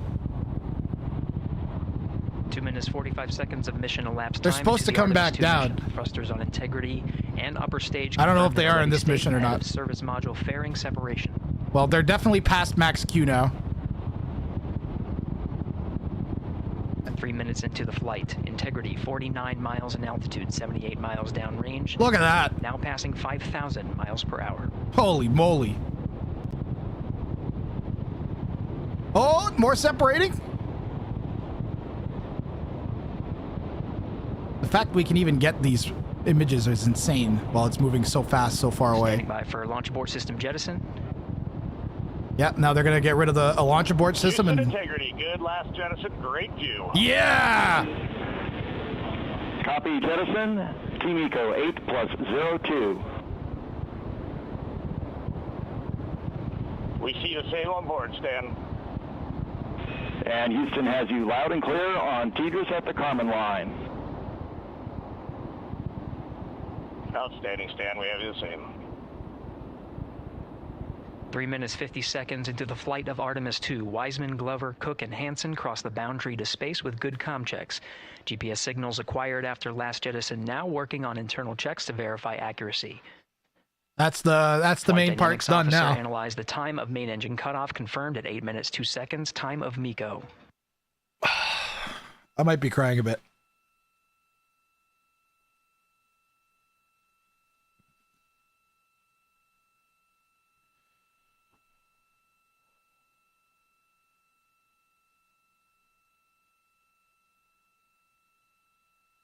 It's a hell of a thing, guys.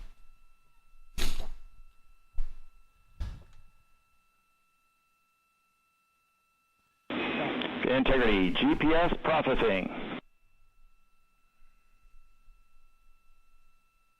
Outstanding, Stan. We see the same, and we have a beautiful moonrise. We're headed right at it.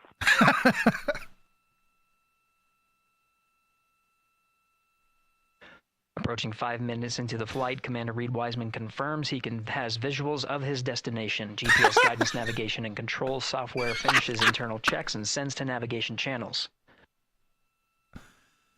I think it has to orbit. Integrity, 3 engine press. I think it's going to orbit once and then fire off, I believe is how that works. 3 engine press. I don't know if they're going right to the moon or not. On time, now passing 5 minutes 20 seconds of mission elapsed time into the Artemis II mission. At this All point, right. 3 good main engines are all that's needed to carry Integrity to a nominal main engine cutoff target. Though at this time, we're seeing 4 good engines here in Mission Control Houston. Yep. Integrity, 75 miles in altitude, 330 miles downrange, approaching 10,000 miles per hour. It's still going faster. I think it keeps going faster for a long time, though. But at this point, it's like, it doesn't have to deal with the Earth's atmosphere anymore. There's nothing left to separate or jettison, which could screw the trajectory up. It's mostly just pointed at the right place and wait. So we're going to go back to the game now, guys. Integrity, looking good at 6 minutes. The highest chances for things to go horribly wrong is past. So we can be confident that... trajectory and engine performance. Yep. Booster officer will soon report the shutdown plan. So there, hold on. Judd Friedling expected at the 7-minute mark. They're still going to fire engines for another few Integrity, minutes. 78 miles in altitude, 460 miles downrange. Integrity, expect nominal shutdown. Integrity copies nominal shutdown. So they need the boost, I think, 80 to 90% of the time that they're supposed to boost in order to actually complete the 6 mission. minutes, 40 seconds of mission elapsed time. So they're like Shutdown plan already is as pretty expected. good. Again, the time of Miko was confirmed at 8 minutes, 2 seconds into the flight. There's also like some point they reach where the mission will go, but it's going to take way longer than they want it to, but it's probably still fine. So they probably are past that already, if I had to guess. Basically, like, you just get enough force going in the right direction. 7 minutes of Nothing's going to stop you. time. All right. Throttling down as we approach the abort once around option. Oh, Milestone at the 7-minute 30 still one last mark. moment to abort here.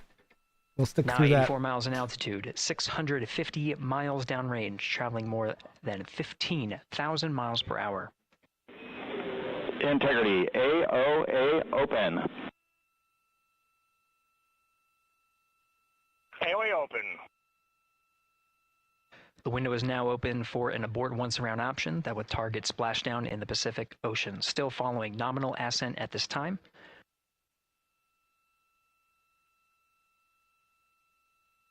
Last time they can avoid going out into space and into the moon. About 10 seconds remaining until the main engine cutoff of the Space Launch System core stage. Well, that's frozen. Standing by for confirmation of Miko and core stage separation. We'll wait for the engines to turn off. That's fine. Then they'll know if they're pointed at the right place or not.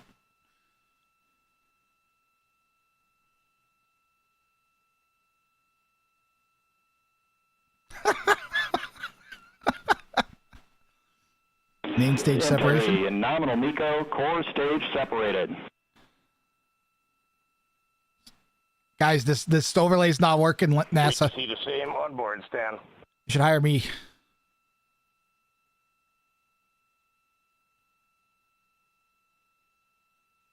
Eight minutes, 40 seconds into the flight, we have a nominal main engine cutoff heading in the right trajectory on the way to swing around the moon. Core stage has That's what we were waiting separated for. Its job. The Space Launch System upper stage, the interim cryogenic propulsion All right, stage, she's good to or go now, ICPS, boys. Still attached to the Orion spacecraft. They'll be fine. All right, back to the action here. Very worth participating and watching that. And I apologize to anybody that didn't want to watch that. You should have. So now you have. The memes are back. I've re-enabled the memes for my stream now. We can get back to watching Super Monkey Car get destroyed by Lighty. Lighty still hasn't gone up to fetal age here. That was incredible. How long till they come back? So they're going to reach the moon in 6 days, and then it's another 6-day return journey. So they'll be back on the 13th-ish, assuming nothing goes wrong. Another one. And they aren't orbiting the moon; they're just going around it. They're going around at a single time, just like Apollo 13 did.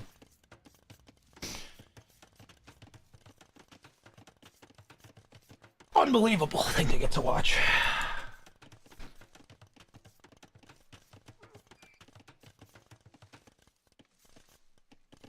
I wasn't even reading chat. That's how into that I was. I legitimately cried twice during that launch. Yeah, well, I'm gonna go build my own KSP mission. with blackjack and hookers. In fact, forget the KSP mission. Friday the 13th. Everyone get ready for first contact. I mean, we've never confirmed where the bog creature's from. I find your lack of AOE2 space-based rocketry. Is it even worth going feudal for Lighty? Volt Militia has been rather successful lately. Yeah, I mean, I don't disagree with that. He's going off the resources early, probably just to make sure he doesn't get nailed. The way we saw this completed on the ladder was by Kongan going for a Portuguese Fast Imp Feitoria and then using the wood that he got from the berries, because you are allowed to gather the... You're allowed to use the Portuguese advantage to get wood from berries. That is allowed. Because you're not gathering wood, you're gathering berries, and you're getting wood. An example of the loopholes working in favor of the players instead of against them for once. Super Monkey Car, if he's paying really close attention, he'll see that Lighty is not on anything but wood. If he's paying super close attention.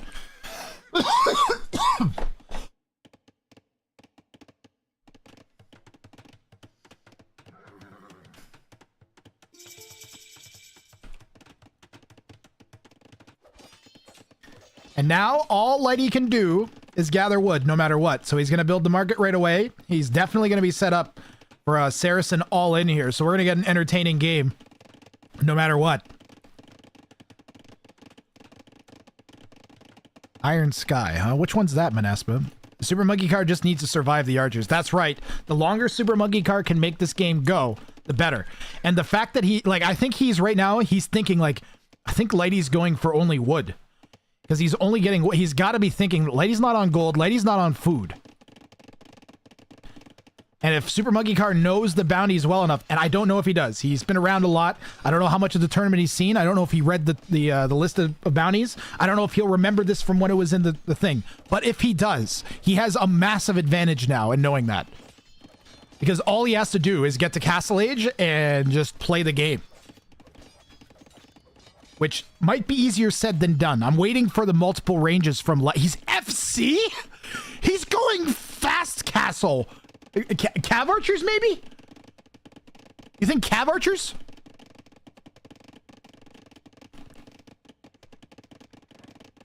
It's got to be Cav archers for Lighty here.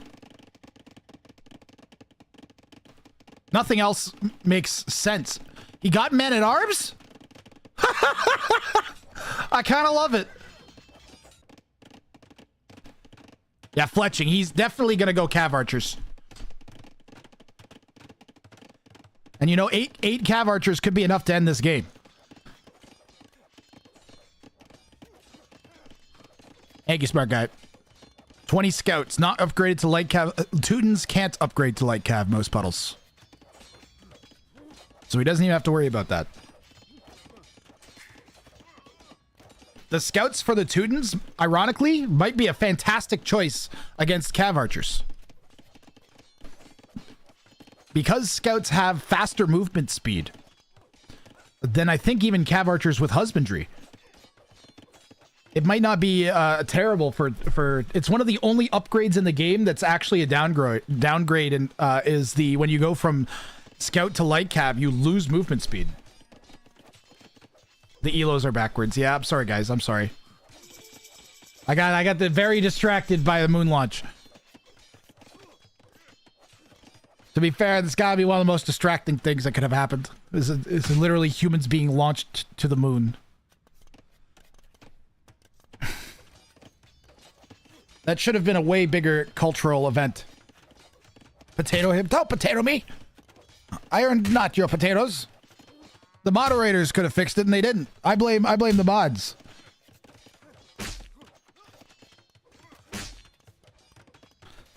Definitely not me, the streamer, responsible for what goes on my stream.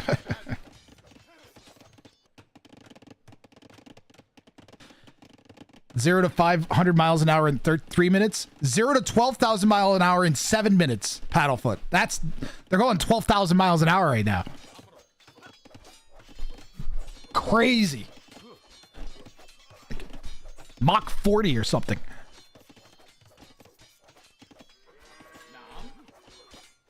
Really, right in front of my moon mission? Oh man, today. Is that open? That's... Oh, man. The men-at-arms get in. Oh, no, he just went crossbows. He just went crossbows. He didn't go cav archers. Lighty, I guess, figured that this would be enough to get it done. I thought for sure cav archers. Mach 23.6 at 18,000 miles an hour. Lighty moves in, trying to prevent the castle, for the town center from going up.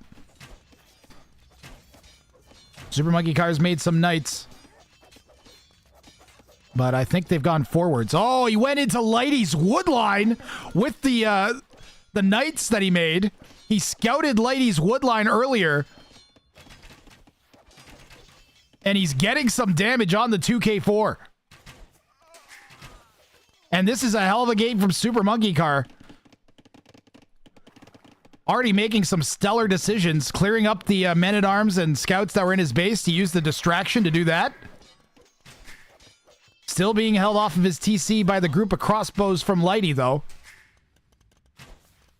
Not out of the woods yet. Gonna maybe have to bring the knights all the way back home now that he's got some damage.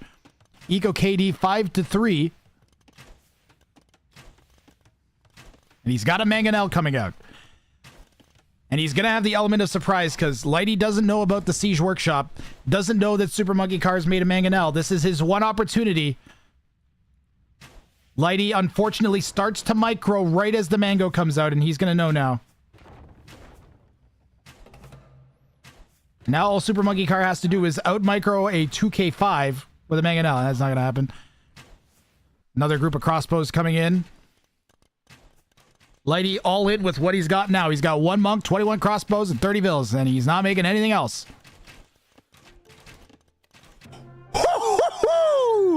Super Monkey Car may not have realized just how good he was doing in this game, and he is going to hand Lighty a bounty claimed.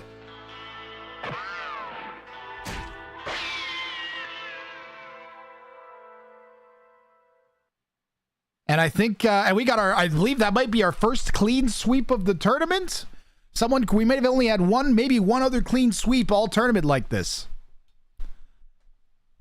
And Lighty walks away with 12 points in his set versus Super Monkey Car. That's going to make him a strong, strong contender to be one of those top semifinalists. And boy, did he earn it. This was not easily given. Super Monkey Car put up about as good of a fight as you could expect out of a 1700. Maybe a little bit of an exception here, but after getting his TC denied and Lighty just all over his base with giant groups of crossbows, it's hard to blame him for calling it. And great set here. Great set. Way less lopsided than it might have seemed. Doing top 8 or no? Probably not. Probably not, smart guy. I don't know. Actually, now that we can run after Red Bull, let me think about I'm still thinking about it. I'm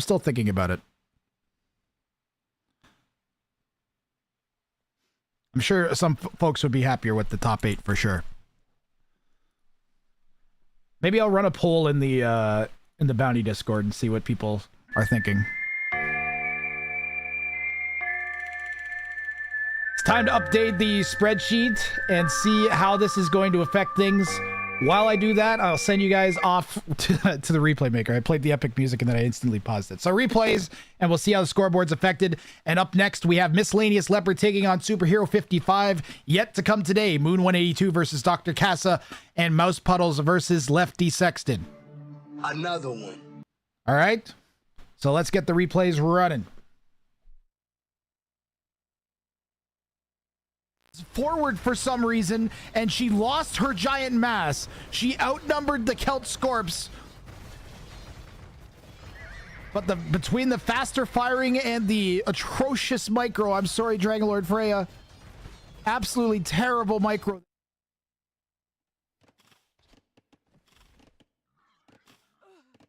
And Frodo did not make it.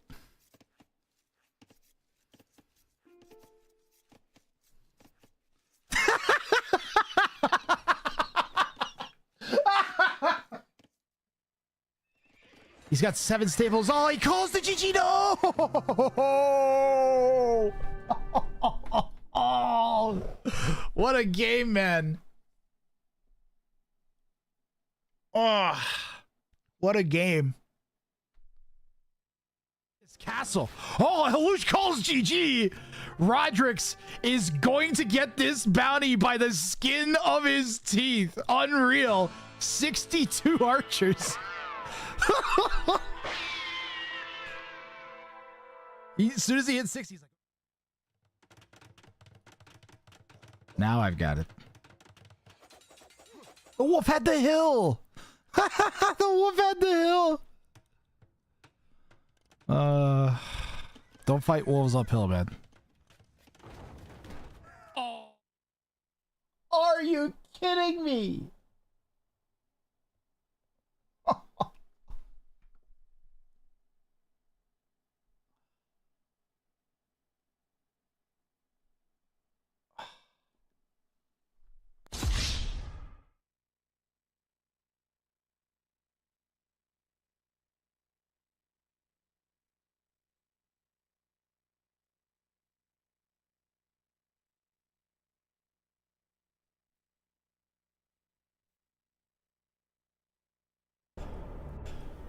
From the makers of Circle with a Rectangle on top comes the all-new Triangle with a hexagon nearby.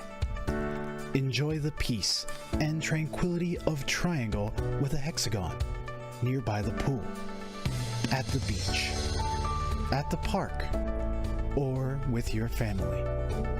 Let it set you free. Subscriptions to Triangle with a hexagon nearby are limited.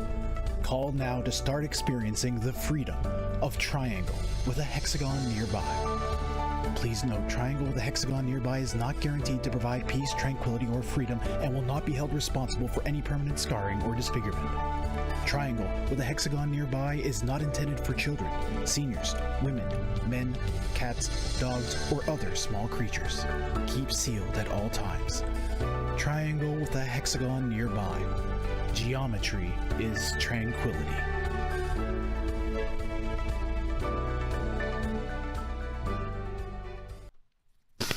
I am still getting the spreadsheet updated. I have 3 bounties I need to put in, so it's just taking me like an extra minute here.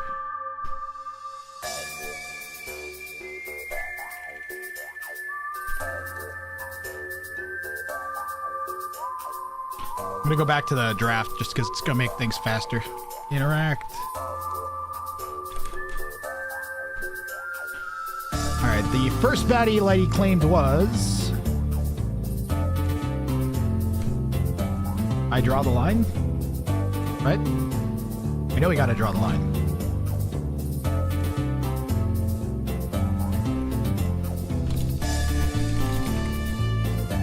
It's also 3 bounties that are gonna get added to his total numbers of bounties claimed.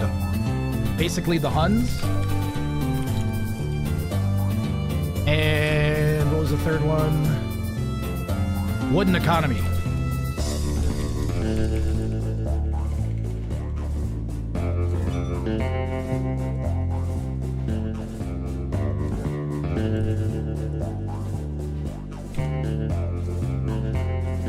That is just our second sweep of the tournament. The other one being Levi. So just the second sweep of the tournament.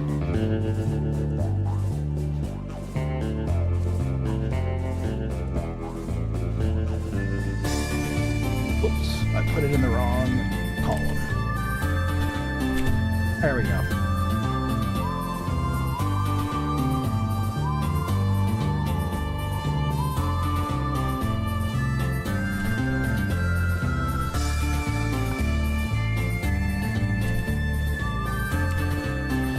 My favorite set is the set where Clear Love's points are wrong?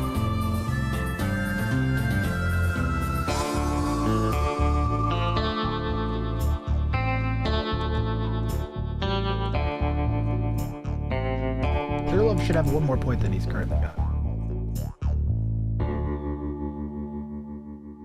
Oh no, wait, that set doesn't count. That's right. That set doesn't count. That needs a note on it, so I don't do that again.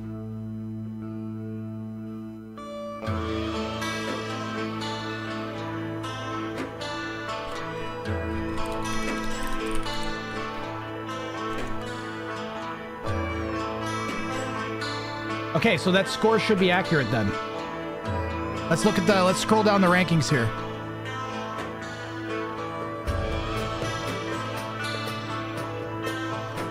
Where are we here? So, after that, we should see Lighty. Where is he? Why don't I see Lighty? Oh, I know why. I didn't mark it as complete.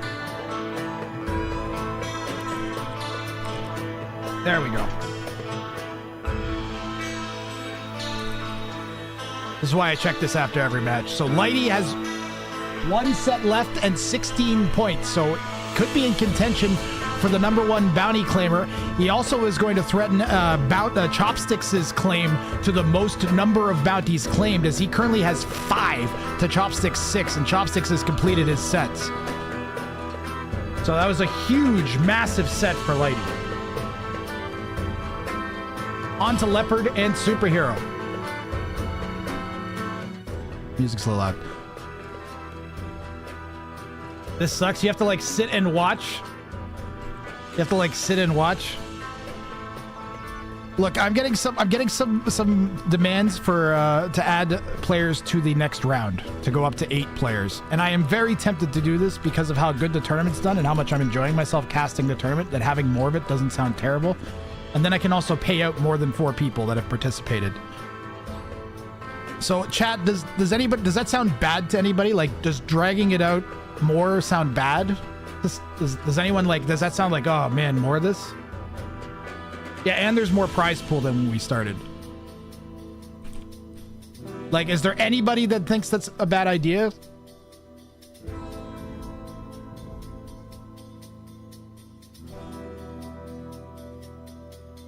Do one more round. That's basically what it is. Yeah, is doing adding quarterfinals basically.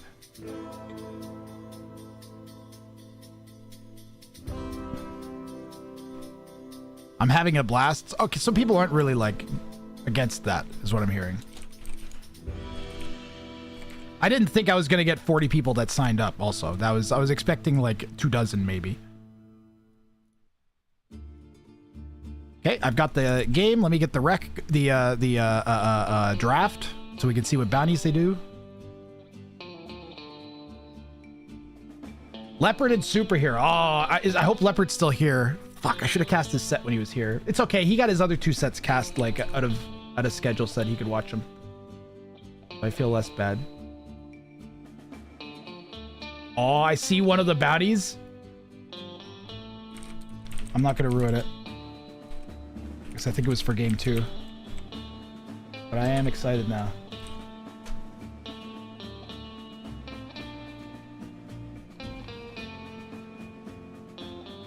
Keep it going. I think top 8 would be better. I mean, I'm not saying anybody that's saying it's bad. 15 streams in a row. Good to see you, by the way, Char Char.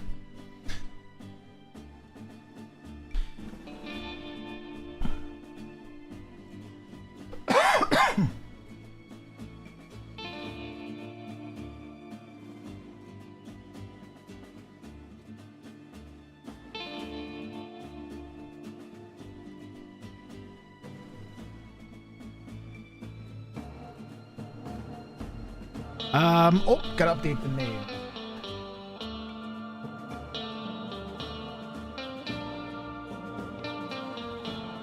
And we gotta switch their sides. And we gotta set their colors. So Leopard is going to be yellow.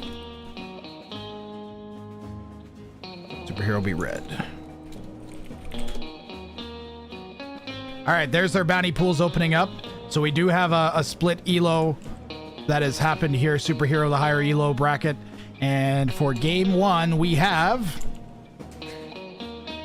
the One Ring. Oh yeah, for Miss Lady's Leopard has to touch an enemy's TC with a villager and keep it alive. Superhero has to build a wonder in line of sight of the opponent and win. Alrighty, let's get this rolling. So Superhero is 1635 elo. In red in the east, playing as the Persians. He's the player going for wonderful aggression, so he's the one that's got to build the wonder in range of the opponent. Leopard in the southwest as the Khitans, going for the One Ring. Select villager named Frodo to touch an enemy's town center, any town center, or any villager, and survive. All right, chat. I think I may open up to. I'm very leaning towards eight players now, and doing an 8-player second stage just to get more of this tournament. I need a hero for the end of the night. Well, right now, Shadowflower, I have any copyright songs. There's a lot of songs that I want, but until I develop the ability to find. I need basically my internet upload speed is 10 megabits per second, and I need 6 megabits per second minimum to do a 1080p stream without it looking like ass. So I can't stream to YouTube and Twitch at the same time. And my data plan has 200 gigabytes on it, but then I'm streaming over data A, which is going to be just not as reliable. And B, I'll destroy my data plan within like 4 streams, 8 hours long. 1080p is like that's like 30 gigabytes or something. So I could do like 5 streams and that's it. So I was thinking about maybe doing that for semifinals and finals so I could have all the copyrighted audio not go to YouTube, but yeah, I don't know, man.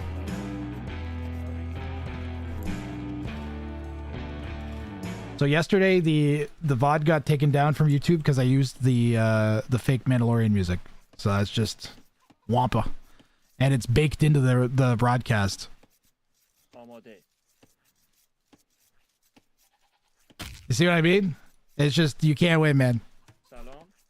So yeah, I know that song and I would like to have it for moments.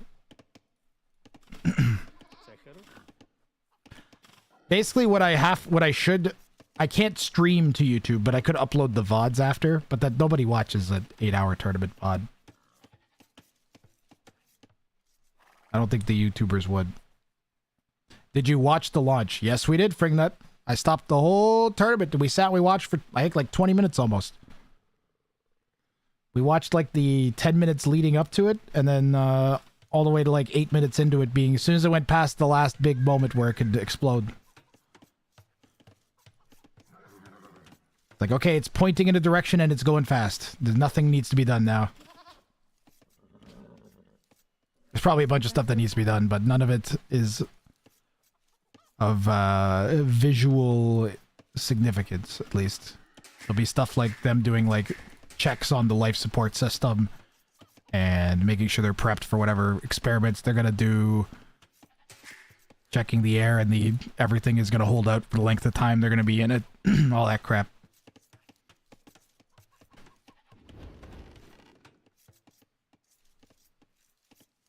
So yes, all critical, but not stuff that we're gonna see much of or be able to observe. So I'm surprised they can't get camera feeds from it. They might be. I don't know what's going. They might not want that. Also, I've heard one rumor that I've heard is that the intense G-forces often makes people poop themselves on the way up. So you might be dealing with that.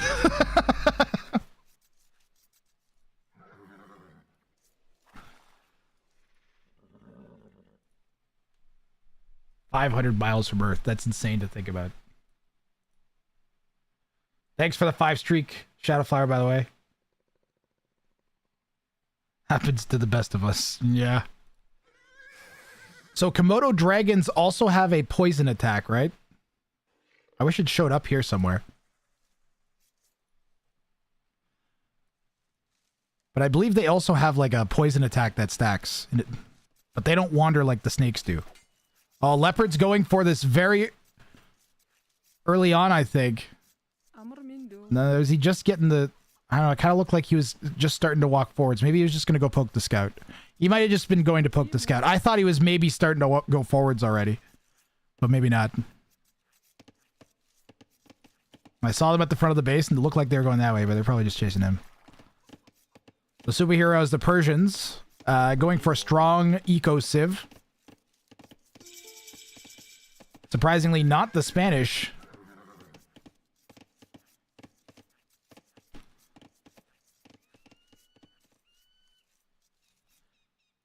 Kill loomed vills if you're not careful.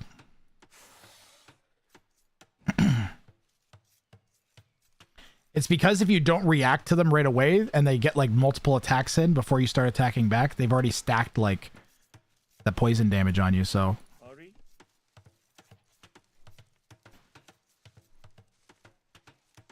Venom damage, damn it. Actually, I think technically the Komodo dragon isn't venomous. It just has like a really like messed up like mouth bacteria that acts like a venom. But they don't have venom glands or sacs or whatever. They just have a really like disgusting mouth. Like harbors venomous bacteria, like actually. Komodos, man. I did a whole presentation about Komodos and Wolverines. I know a disproportionate amount about.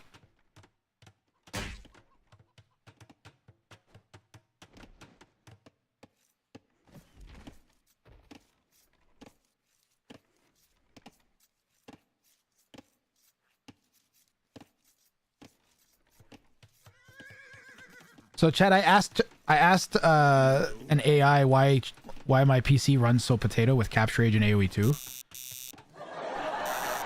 And it told me it's because Capture Age and Age of Empires 2 both run on a single core. And I'm just like, could the Capture Age devs not do a thing that makes it not run on the same core as AoE 2? Is that not a thing they could do? Is that hard? I don't know about this subject. And it insisted that I can do it myself using Task Manager.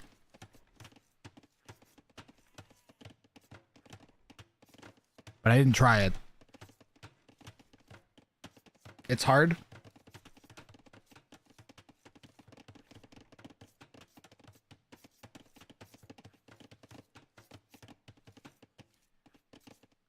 New research says Komodos have venom glands in the bottom of the jaw. Interesting.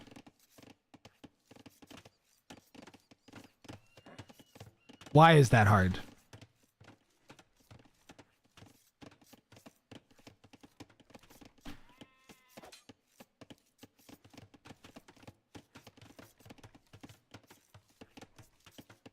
Ah, okay, that makes sense. MG Smack.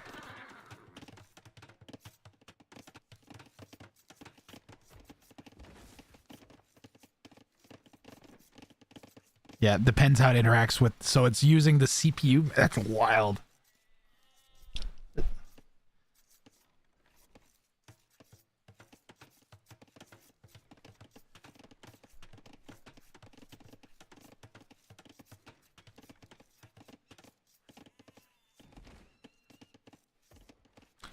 Well, I learned something today. I'm still very irritated at the problem, though.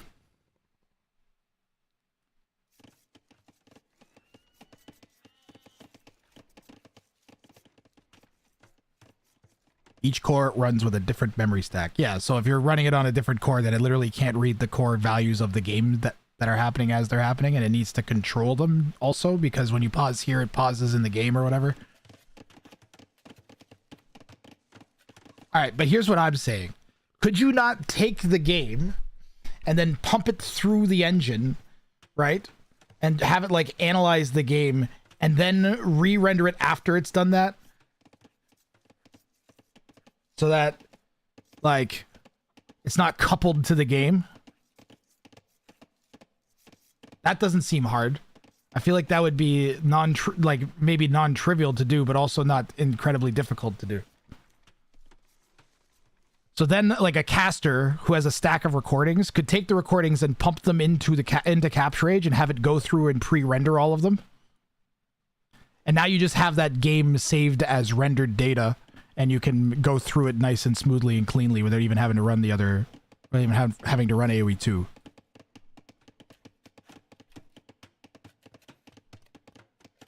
That's already a feature in Capture Age?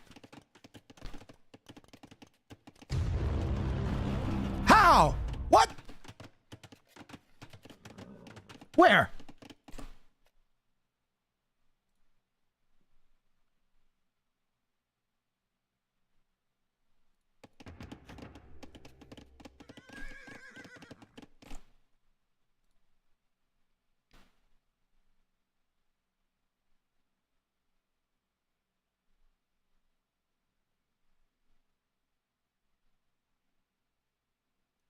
Where?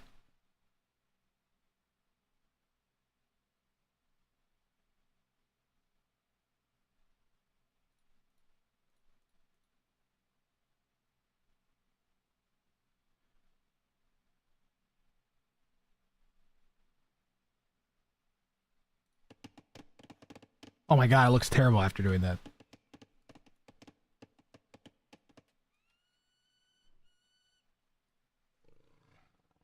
Somewhere in replays?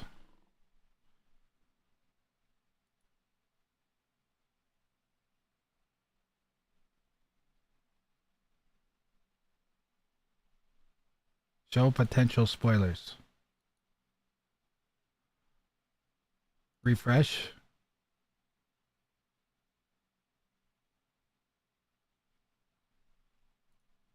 So if I do like... Okay, but I can't see which game is which though.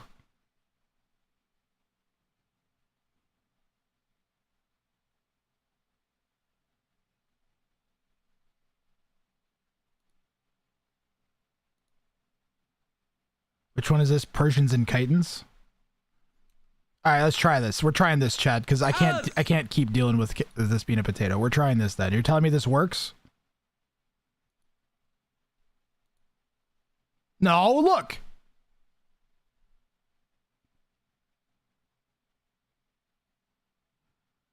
Patch independent. I have to make something. The f. This is horribly unintuitive.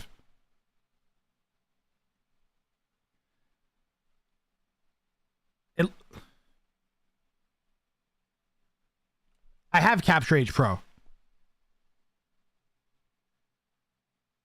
How do you render it? Where is the rendering happen?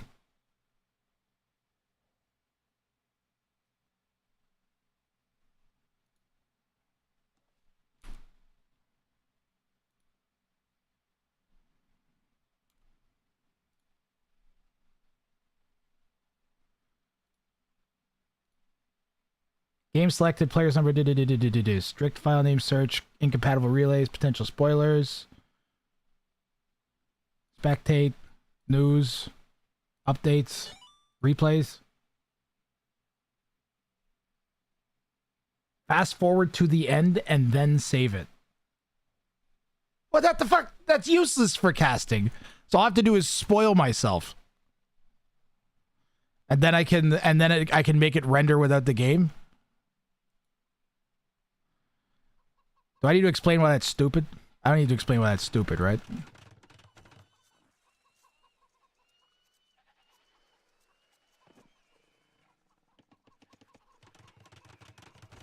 Look, I just don't want to have to buy a processor for this PC. That's what I'm saying.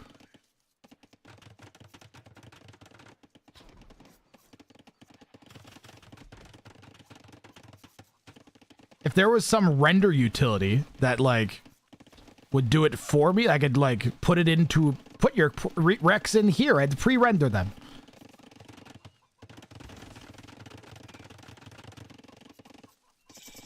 I don't know where we were in the game, but I feel like it was probably not much past here.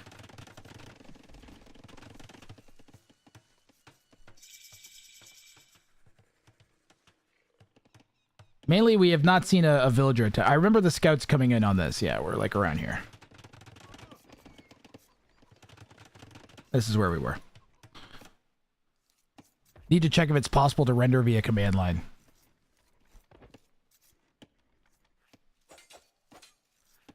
Well, I think that was worth investigating because of how terrible capture age has been running throughout the tournament. Like, this is borderline unwatchable in my opinion, and I don't know, there's nothing I can do about it, is the worst part.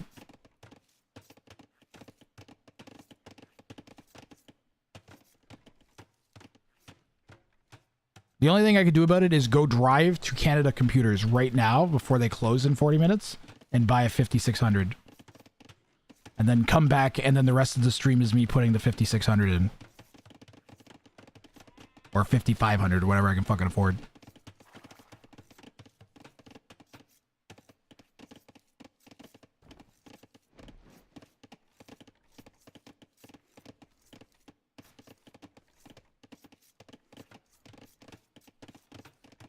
I could also try my main PC.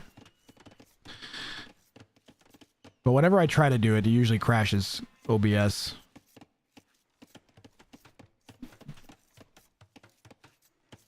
Like, this is terrible. I don't know. I'm sorry, guys. I don't know what to do.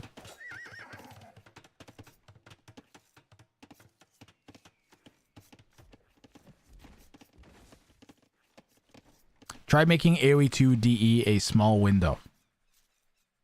What do you mean?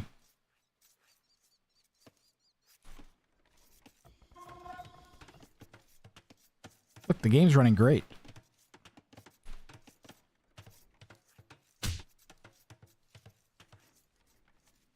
If it is full screen, make it windowed.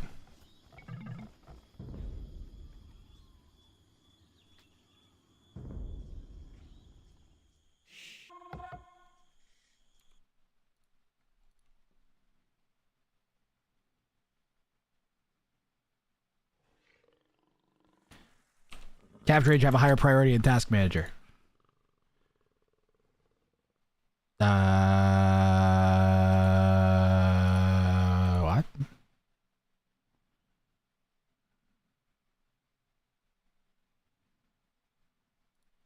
No, you can't. They got rid of that, I guess. Provide feedback. Feedback hub. Shit sucks. Fucking laggy as hell.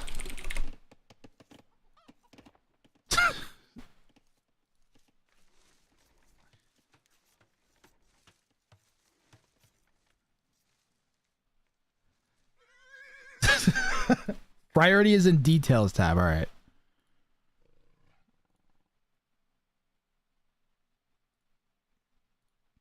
No. Oh, I can set affinity. Well, that what? Hi.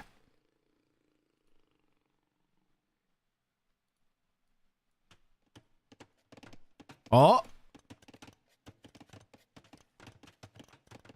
Did you say marginal improvement?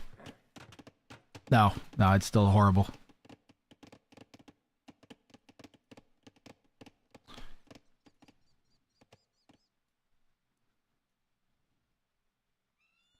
Mostly helps if the CPU is... Yeah, but the CPU isn't overload. Where is it? Performance. Like, it's fine. Why is it like this? The rest of the PC works great. It's just capture age that's sucking a big one.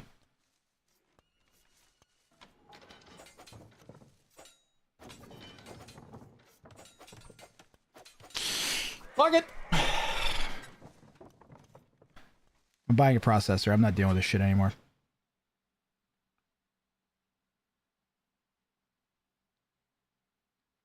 $250 for a 5600.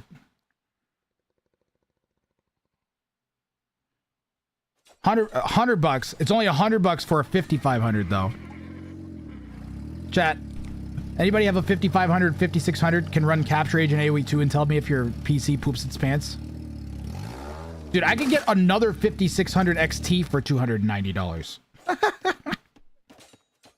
Oh no, wait, that's a 5600 XT, not 5900 XT. That comes with a cooler. $290.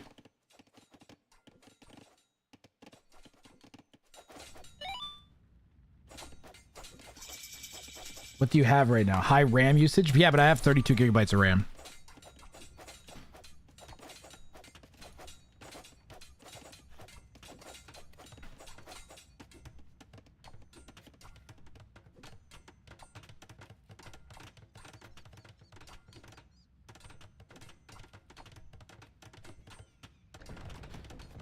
I have one other machine that I could try to run AoE 2 and Capture Age on.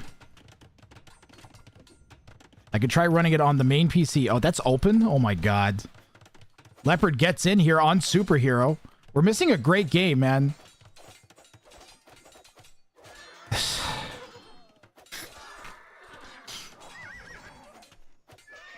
So horribly distracting. I might just cast from the regular game. Honestly, this is terrible.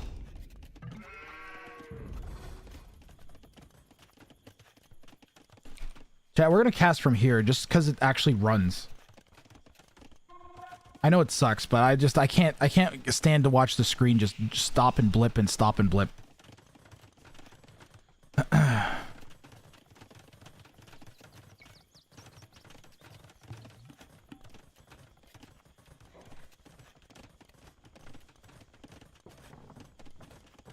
Is there anything else I can do to make this, wait, covering the score?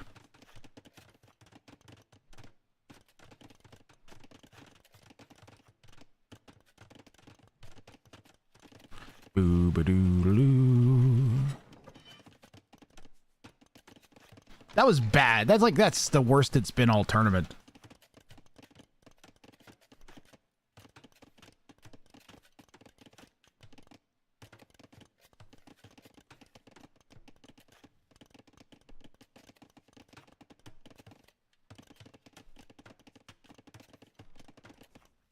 That's the worst it's been the entire time I've ever used Capture Age.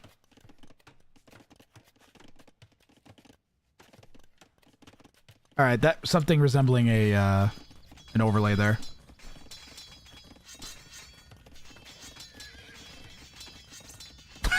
Microsoft! Thank you. Yes. It's insane how much smoother this looks. It's not even fair. Let's see here. Superhero has 14 military and 7 more vills. Going for wonderful aggression. Still no sign of a wonder.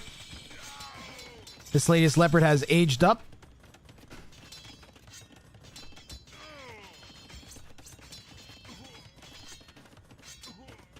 I've not spotted Frodo and the One Ring. Yeah, Cloud's not Microsoft. Cloud actually... Dude, Cloud actually works. These guys are going to get in a minute.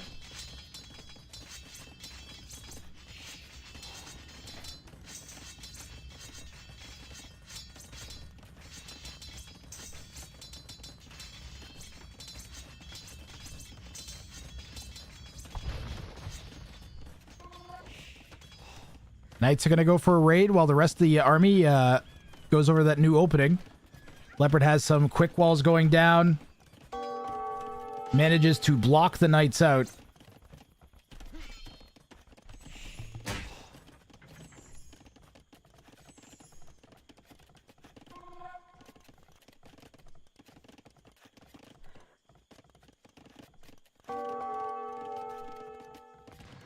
Fire Lancers chasing those down.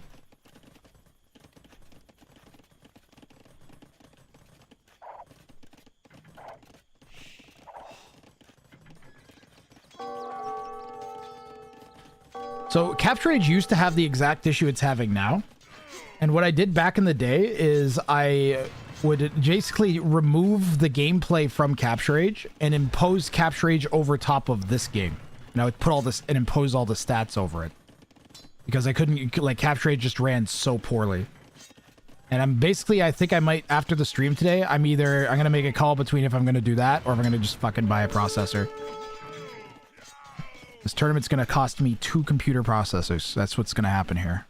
I wonder if I could try sticking the 5900 in. Do you guys think the Potato 5900 would work? I shouldn't do that. That's so unreliable.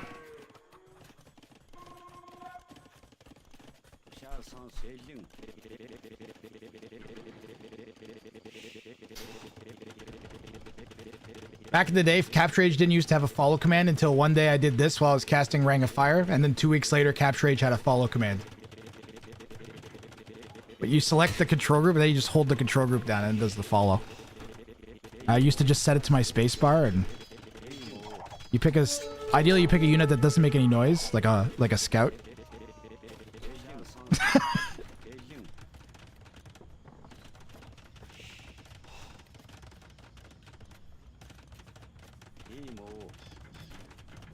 I mean, one issue that I'm gonna have is that, like, honestly, I have no idea if Leopard ever sent a Vil forward. I'm gonna assume he didn't. I'm gonna have to talk to him and see if he wants to appeal. I'm glad it's Leopard, at least one of my mods. It's a lot of Fire Lancers.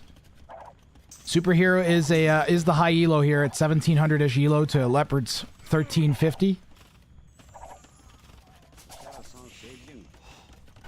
Leopard with the military lead 19-8. Vils are in favor of Superhero 97-53 though. As Superhero has added 3 TCs. He's gone up to 4.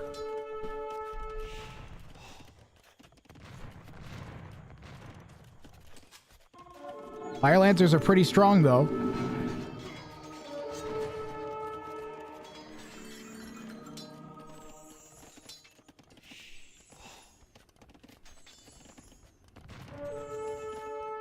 Getting chased back to a siege workshop. There's a ram on the way, so he's gonna go ram and lancer and probably pop in and out of the rams. Did they ever fix the glitch where they get their recharge time instantly back when they go into the ram? Did they fix that? Defensive castle here from Superhero. The northern part of his base. Leopard, less targets to aim at with the rams, or he's going to need way more rams. So, smart play from Superhero here.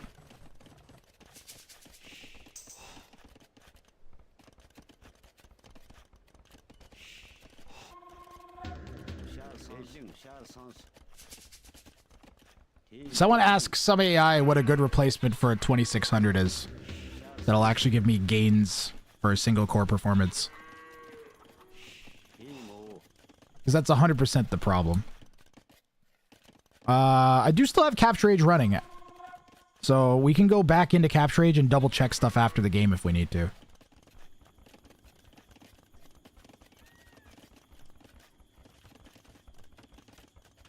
Can you command line? How am I going to command line Capture Age into re-rendering? There's too many. This is stupid problems to be having this stage of the tournament. More rams, please. I'm going to focus on the gameplay now. I'm going to try and really lock in.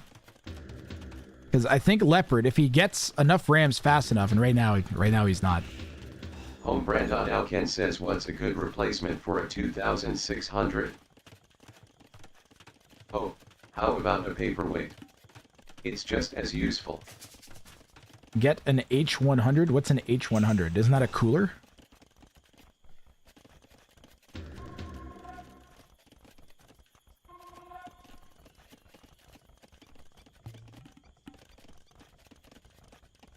Fourth generation tensor cores. It's a GPU. $25,000 a unit. Nah, I'm not getting that.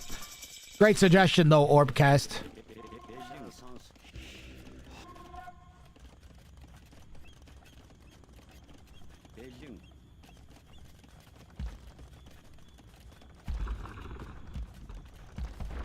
If he had more rams and more fire lancers, and he could have, if he'd been spending a bit better, he could have maybe even 10 rams. He is going to do a lot of damage though. That town center is going to die real fast, Persian TC or no. And Leopard's barely even taking any damage for it. A war elephant? Finish the TC, what are you doing? Thank you. Now you gotta pop. You gotta pop. You gotta pop before the war elephants kill all your units. There you go. He's going full war elephant? There is a bounty that's produce only war elephants and win. Maybe he thinks he's doing that one. No, he's got Cavalier out. He's just making the Ellies to get the res out spent. Crazy push from Leopard here.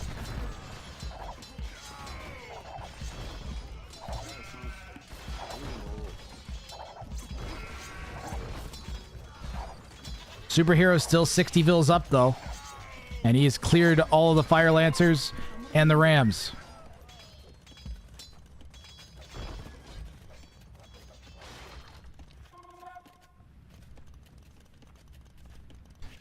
Leopard's gonna try and make more. Frodo's on his way back. You guys spotted Frodo? Did Frodo push a... Where was Frodo? There was a Frodo in the middle of all that? And did he make it out? Is that him?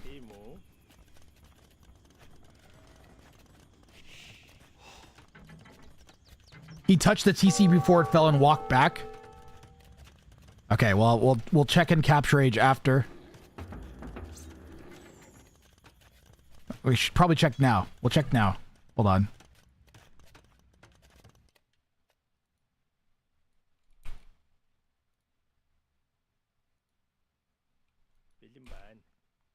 This guy. So where does he go?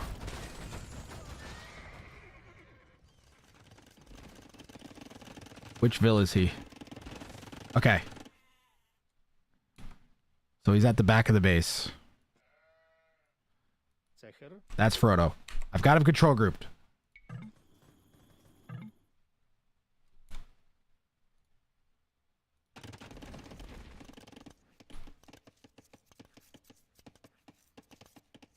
Capture age is making the other wreck display like potato.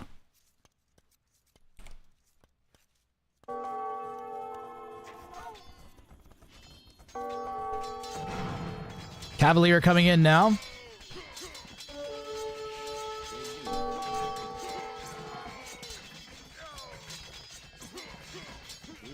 Wow, that's kind of a throw from Superhero. That was a throw from Superhero, guys.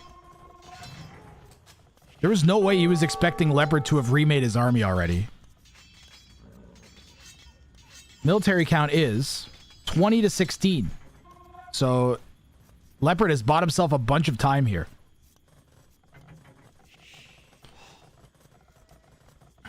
He could maybe click up to Imp and keep Fire Lancer production going almost. If he gets some Vills off of wood and onto gold. And he needs another gold patch. He needs to get over here. Because his two external golds are so bad. He really needs to expand out the side. Savar for Superhero. But the military count, well, if military is going in favor of... Yeah, so he's going to click up, but he wasn't able to maintain production and click up, so... But if he does it right this second, right now... Is he missing a building? He needs to click up. Oh my god. Oh my god, Leopard, come on. Come on, buddy.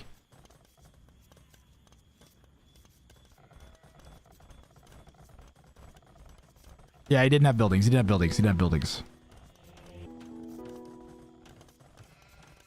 Okay, up. Please go up. Oh my goodness. Thank you. It's coming from into this back town center. Looking forward to watching this back later. This is... this has turned into a really good game. Oh, the Wonder going down! And that is definitely in the Fog of War view. Not view log. Fog of War. Definitely in Leopard's Fog of War.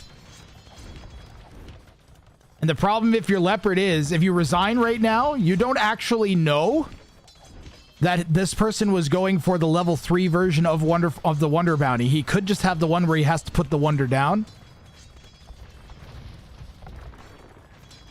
This will count because it went down when it was in view. So this counts as a legal Wonder. It doesn't have to remain in view.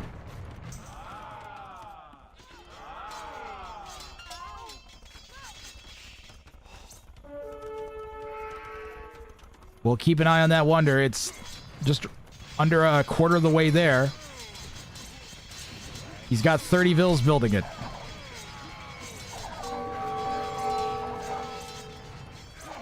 Leopard losing his army. The hand cannons might have been too much here. Honestly, it's GG. Leopard could very justifiably call GG now. What's the Vil count? 102. Military is 3, though.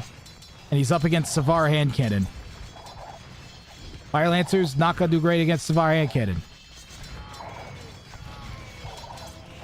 But the castle getting denied. Delete the castle and you could rebuild it and maybe you could still say you're in the game then. He calls the GG. The wonder will not complete. And we have a bounty failed for Superhero. And he can't blame Leopard. He's under 50% score. You know, Leopard stuck it out as good as he could. Went all the way until he lost his entire military. And if Red had just held back with the Savaran hand cannon and sat and camped the Wonder, Leopard would have stuck it out, I think, knowing that his opponent just spent all that res. So I gotta say, a little bit of a overplay from Superhero. Yeah, a classic mistake of killing your opponent too quickly. Oh, wrong side. So he gets 1 point for the victory, and we're going to move on to the next game. Frodo did survive in dispense of the One Ring, but Leopard was not able to claim the bounty. And I'm gonna stick with this method where we have the... Oh, we can still look at the capture age stats. We can still look at the statistics from capture age at the very least. 119 to 59, 21 to 16. So I think what I used to do is I had an overlay that just snipped out all of this. Like all the top and the top and the bottom. And then imposed it on the other screen. So I might try doing that again.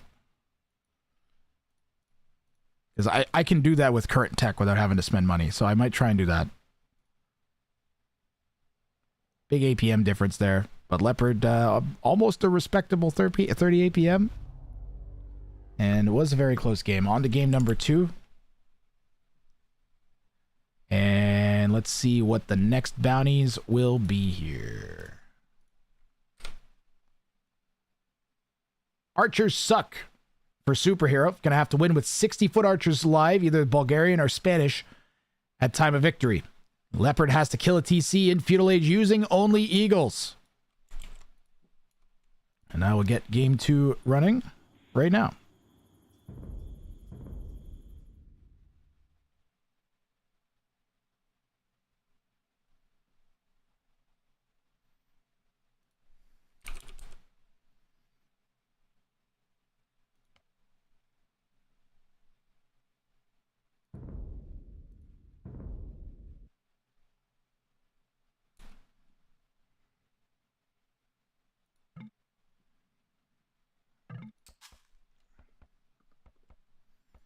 All right, here we go.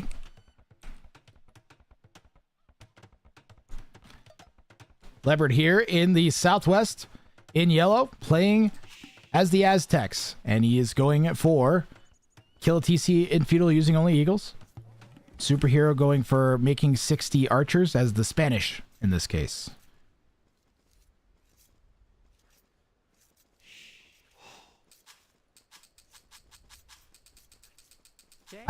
Crisp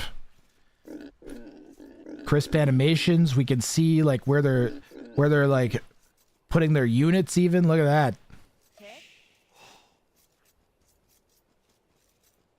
Where's the scout? Where is your scout, Leopard?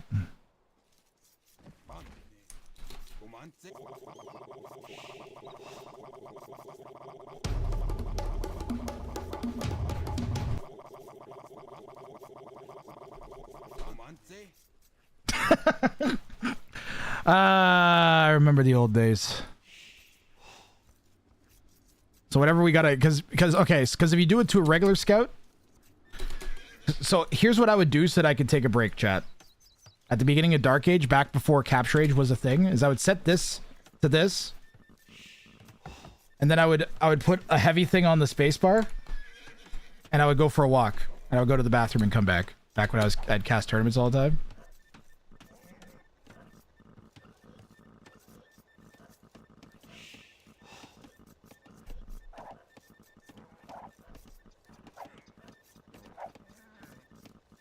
See? It's just like we're in Capture Age now. It's the main feature of Capture Age. But you get all this, and you get all the same horrible screen tearing too.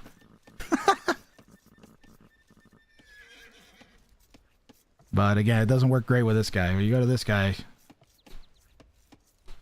Can I only set one control group at a time? Okay. I thought I could set different control groups for each player.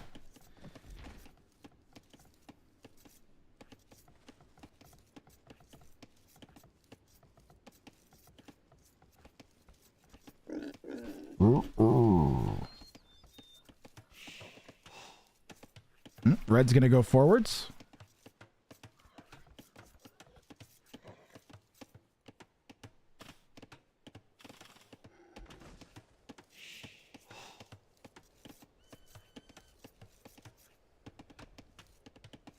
Did we get a prediction run? How much do we care about predictions? And he found a bear.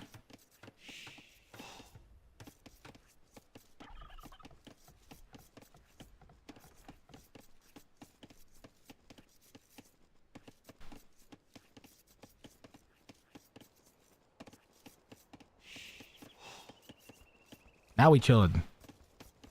Because Leopard's gonna have to make a lot of eagles. I wonder if it could work out. These two bounties are such an odd pairing that if Leopard makes only eagles... I mean, the one advantage that Leopard has is once he kills the town center, he doesn't have to stay in feudal age anymore. So if I could see a scenario where Superhero trying to make a whole bunch of archers keeps getting cleared by a giant pile of eagles, and then booms in Castle Age, is still sticking to archers, and Leopard kills a TC and then gets to go up, and then the circumstances change. The thing is, with the Archer Suck bounty is he can make non-archer units, so he could go conks and hand cannons or knights or whatever. But it's hard to do that and make 60 archers.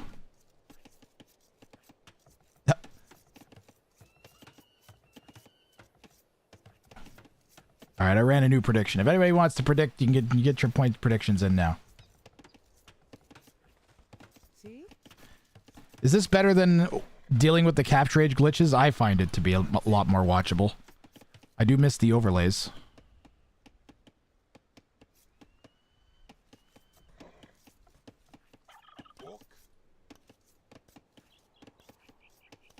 I also don't have my old scripts for switching Fog and War off and switching between players. Yeah, lag makes stream... The problem is that visual lag like that makes the stream unwatchable regardless of what the content is.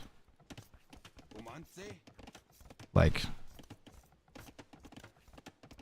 brings you back to Voobly. This was the only way to watch games for a long time. I remember people made overlay tools that like read the state of the game and put stats on screen.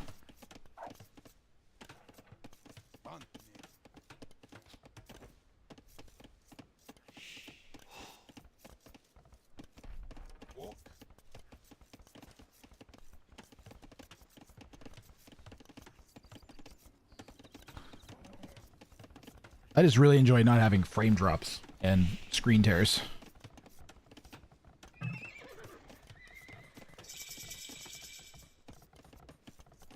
Crazy to think we used to watch the biggest tournaments like this. Yep. Even like the first like year. I remember one of the hidden cups was cast like this, right? I think the first 2 hidden cups were cast like this. They just had some weird like extra overlay program, and that was it.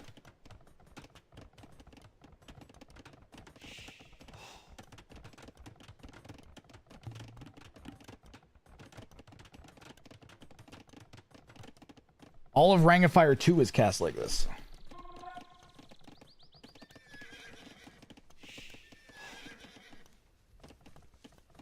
Plus, I have the old sound mod on. We can actually hear it. Okay, well, we can't hear it when I click the opponent's building units. Thought the zoom all the way out feature was the coolest thing. It is super useful being able to zoom out and see more of the map at once. Because you get an idea of army positioning a lot better.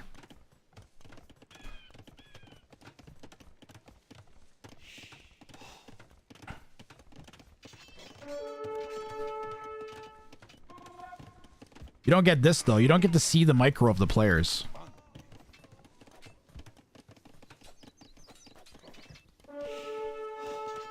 Like, did you guys see that? He shift queued the unit around in the middle. I've never microed units with shift queuing like that. I've never even thought of in the middle of a fight throwing some, like a flank set of flags down. So I just learned something about how to play the game. Thanks to not capturing capture age.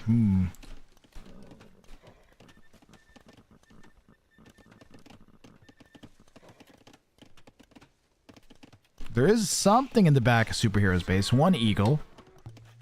Let's check Leopard's eagle production here. He's got 6 military. I'm presuming they're all eagles at this point.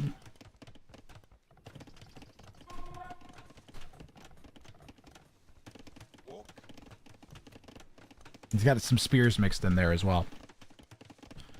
One thing to keep in mind for Leopard is that if there's any damage done to a TC with a non-eagle unit, then that town center isn't eligible to be killed by only eagles anymore until it's been fully repaired. So you really got to be careful. The thing I like about this bounty is you know your opponent's going to have at least one town center. Probably. There are some bounties that require you to like delete and move your TC or delete all your buildings after a certain point. They're pretty rare.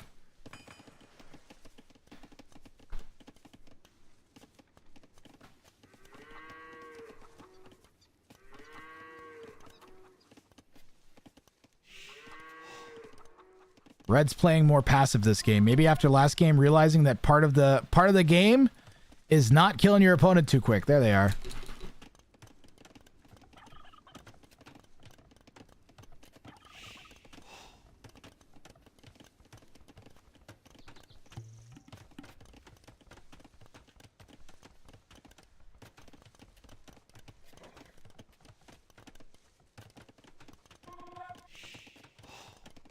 Bill count, pretty close, 34 to 32 seconds. So only a little bit of idle time for Leopard so far. Unless did he lose a Vil?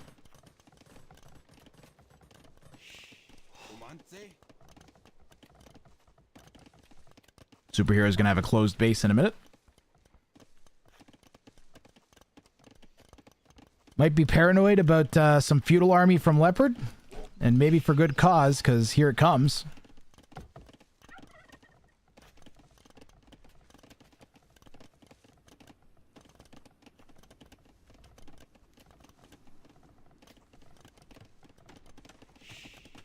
Might have to turn down my sensitivity on the camera. Ooh, that's open. That's open. Maybe Superhero thought he was going to be able to quick wall that.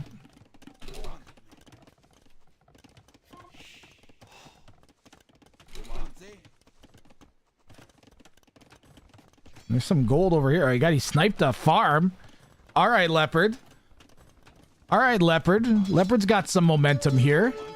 He's going to get a villager.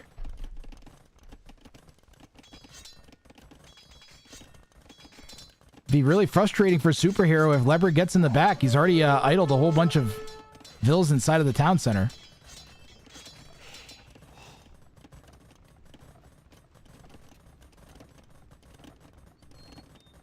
I think he should have just kept pounding.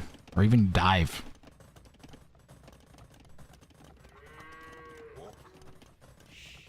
This bounty originally came into existence after I did this in a ranked 1v1 game.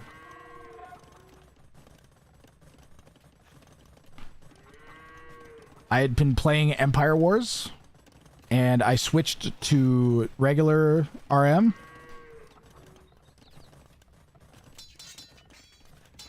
That is a sick find by Leopard. And I'd been doing the 5 barracks eagle strategy, and I was killing people's TCs in the feudal age left and right with like 40-50 eagles. So Leopard's getting some kills too.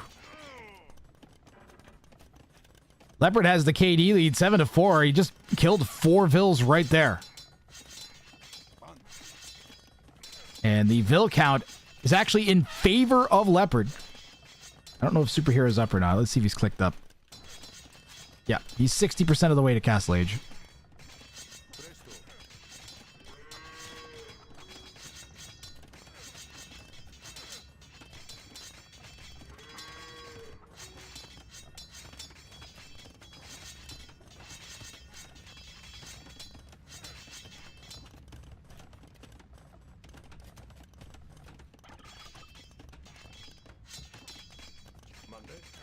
Monday.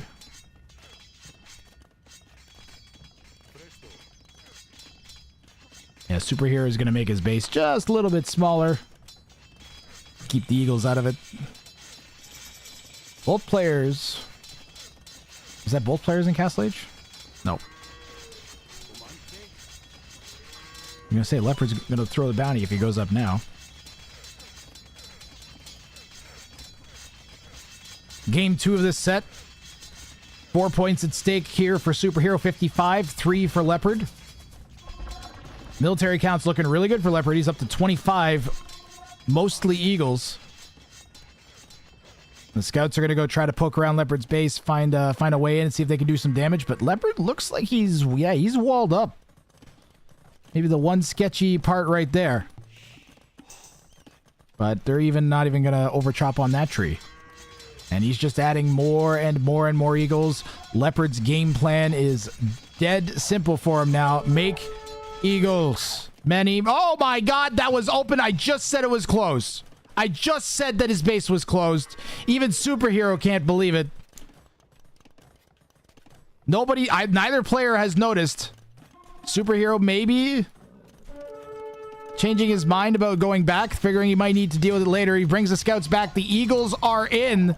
There are some conks that try and defend, but right here, there's 30 Eagles. He's going to get yet more of Superhero's Vills. This is fantastic from the 1350 Leopard going up against the 1700 Superhero 55 in red. This game is all yellow right now. And can he deal with the conks? They're almost one-shotting the Eagles. And he's got to commit to chasing them down. Historically, Mesoamerican warriors have not done well against Spanish conquistadors. That's...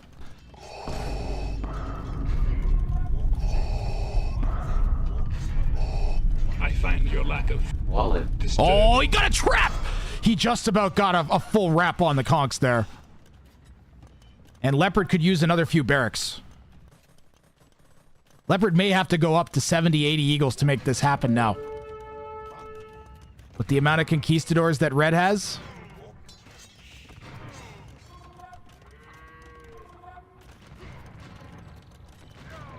What is Red up to here? Oh. Superhero is feeling the pressure, I'll tell you that much. The one thing Superhero is doing a really good job of is continuing production on the conks. He's only delaying so he can get husbandry and make this even harder to pay off here for Leopard. Leopard trying once again to get a wrap on the conks. Just about gets it again. Superhero narrowly avoiding destruction there.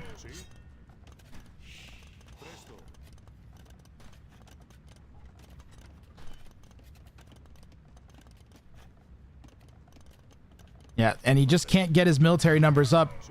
The conks keep wearing away at the eagle numbers. And Leopard can't commit.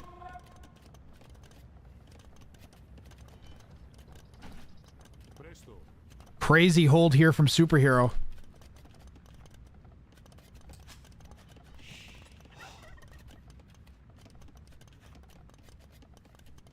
And is he going to chase the Eagles? Or is he going to go to Leopard's base? And I'm honest, I don't know what the right choice is. There's a strong potential that if he tries to go to Leopard's base, that Leopard sends the Eagles in. Nah, he's just destroying the Eagles now, though. The hopes of getting a wrap on them, now that they have husbandry, he can't catch them. He's like 30% slower than they are.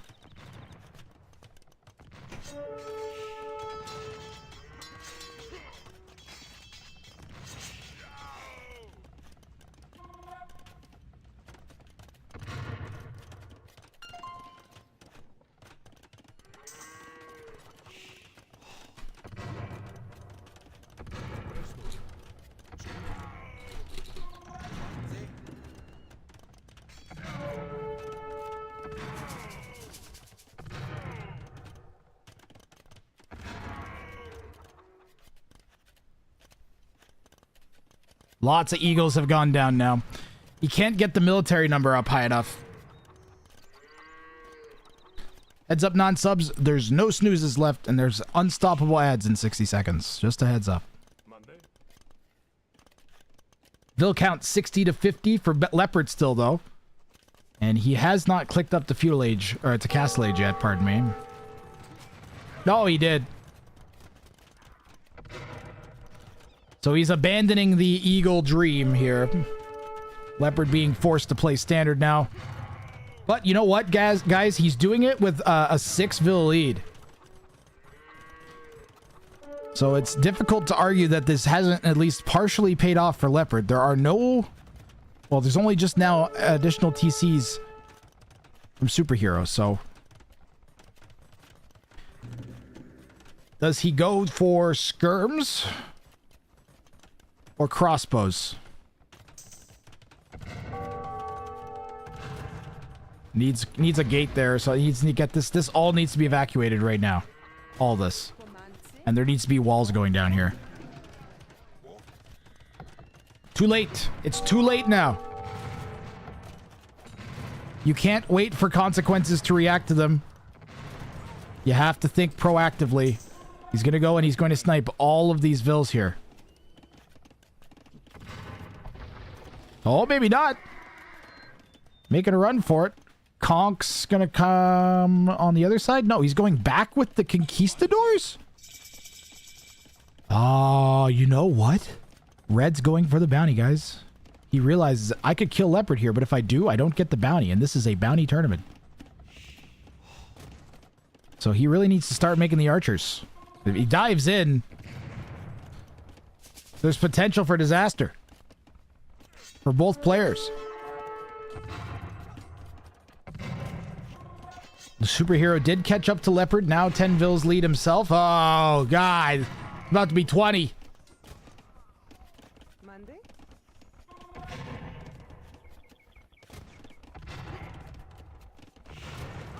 That town center ain't going up. Oh, the skirms might chase him away. The skirms might chase him away from the TC, yep.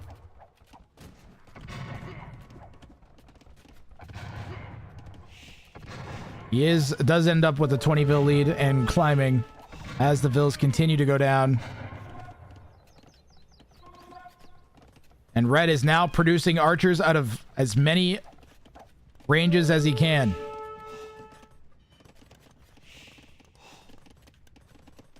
But Leopard has 3 TCs. See if he needs a 4th, actually. And he needs to draw the game out really long. I don't know if he has ballistics or not. I don't think I saw university, so no ballistics yet for Leopard. Oh yeah, snipe some conks, why not?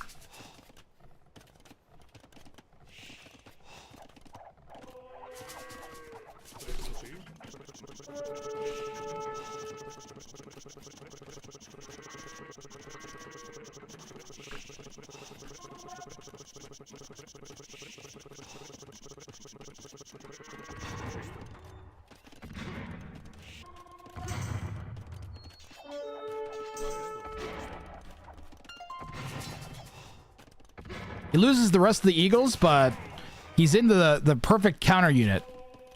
And I hope Leopard sticks this one out a bit, because I think this game is salvageable. He's going to need some solid play, Leopard, but I think he might still be able to get a W out of it. So we're going to fail Leopard's bounty here. He can't get that. Mangonel misses the skirms there. Leopard trying to out-micro the Mango with 5 skirms. It's kind of going well. Oh, Leopard, commit, buddy. You got it. Forcing out the repair Vils from Red. Dodging another barrage. We don't know what's in there until I switch, and then it makes us change camera views. Mango. Red may not want to kill the skirms, though. Red's got a lot to balance. I have no idea what their archer count is, but they have 50 military. I don't know where they're storing the archers. There we go. Currently 35 of them in that cluster. Consume, there's probably a few more wandering around.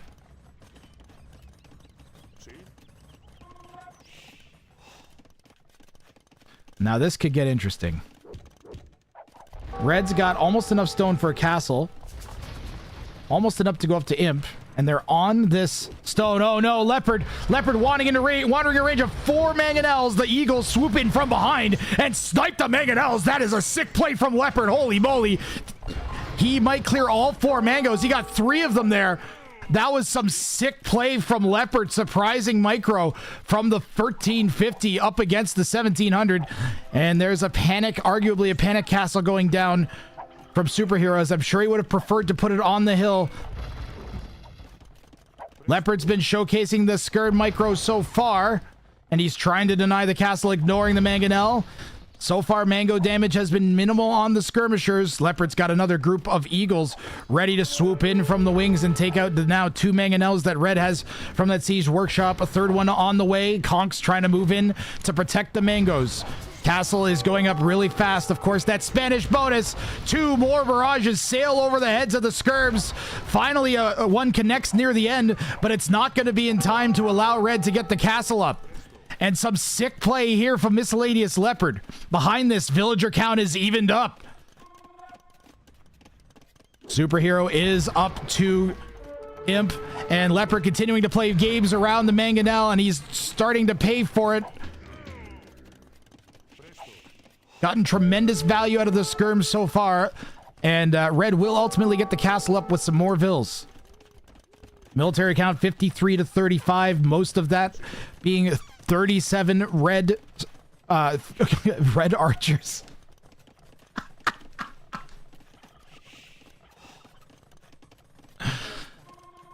And this is a fantastic showing here from Leopard's got to be really pleased with how this game has gone.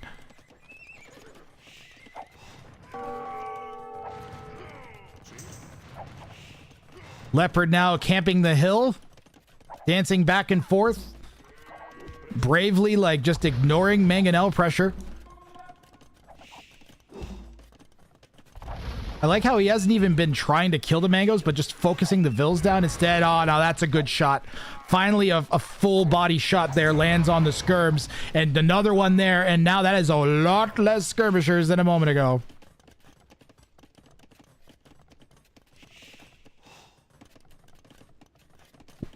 How you doing, Salrak? Leopard's 1350. Superhero is 1700.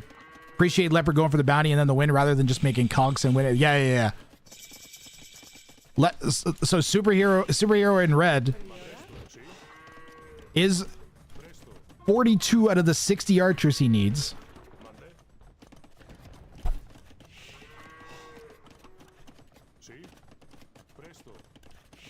Unique unit of the red. Is that what I said, Pearls? I was getting overwhelmed. That was an insane sequence.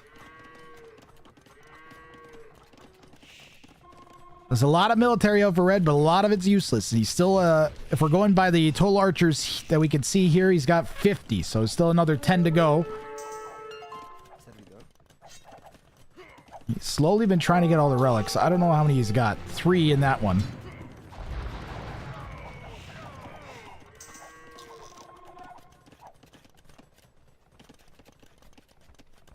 Leopard's got 40 skirms.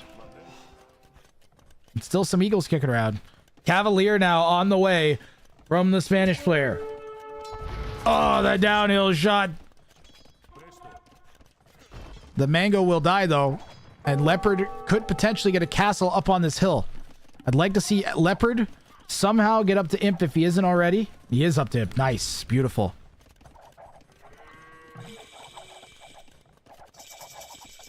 And he has so much food and wood. Like, he's got skirms for days.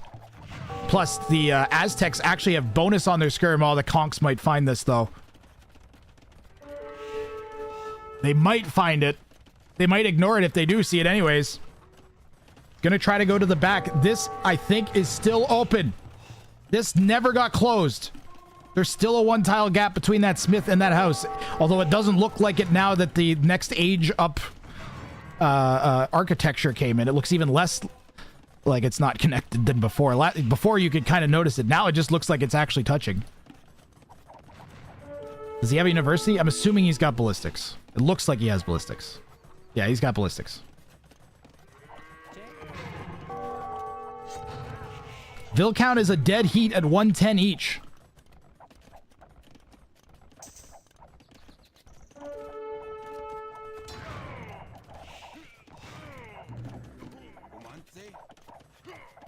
I don't know what happened to the conk's path.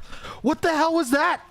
The conks like got stuck pathing, working in favor of the low elo there. And boy, is it critical that you would deny relics from Aztecs. They get 33% extra gold. So that's going to make up a little bit. Leopard's got a second one there. So this is going to be effectively like both players have 3 relics. And this game is taking a very interesting shape.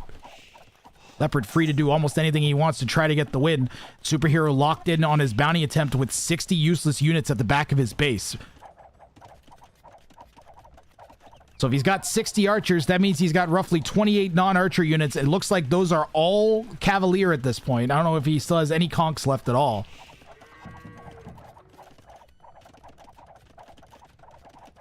Yeah, castle here would be huge. If Leopard could put a castle here right now, he could win the game. He might be able to do it without it if he gets the trebuchets out fast enough. But he has to avoid trickle trebbing. He's gonna need to get like 2 or 3 trebs at once, because red is gonna defend that ardently. One of the best swing games we've seen here.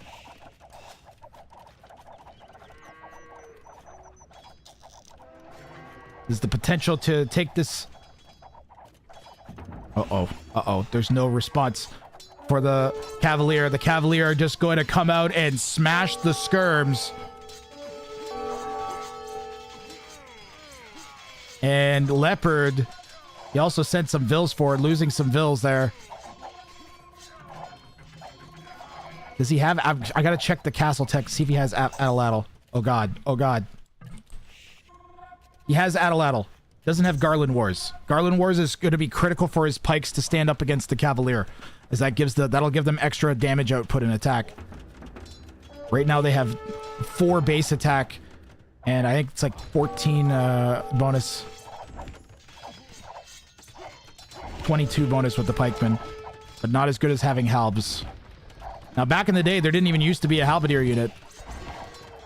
You were just expected to counter Cavalier with pikemen.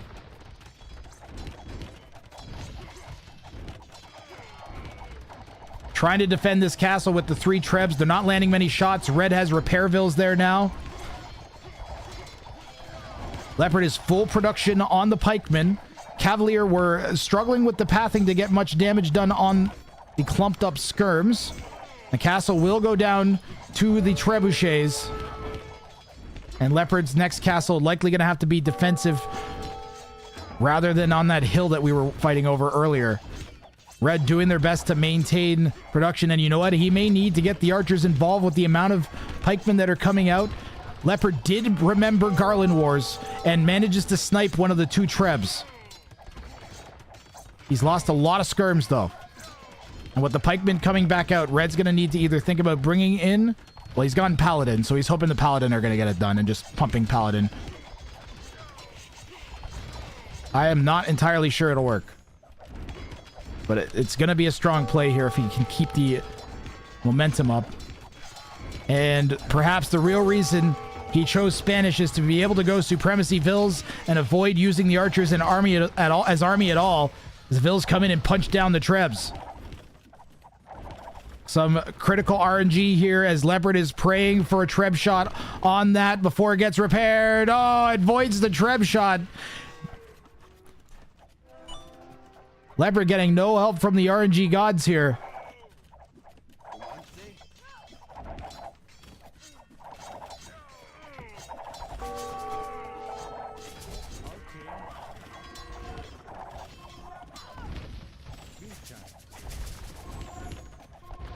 About 4 trebs, some of them catching hill advantages.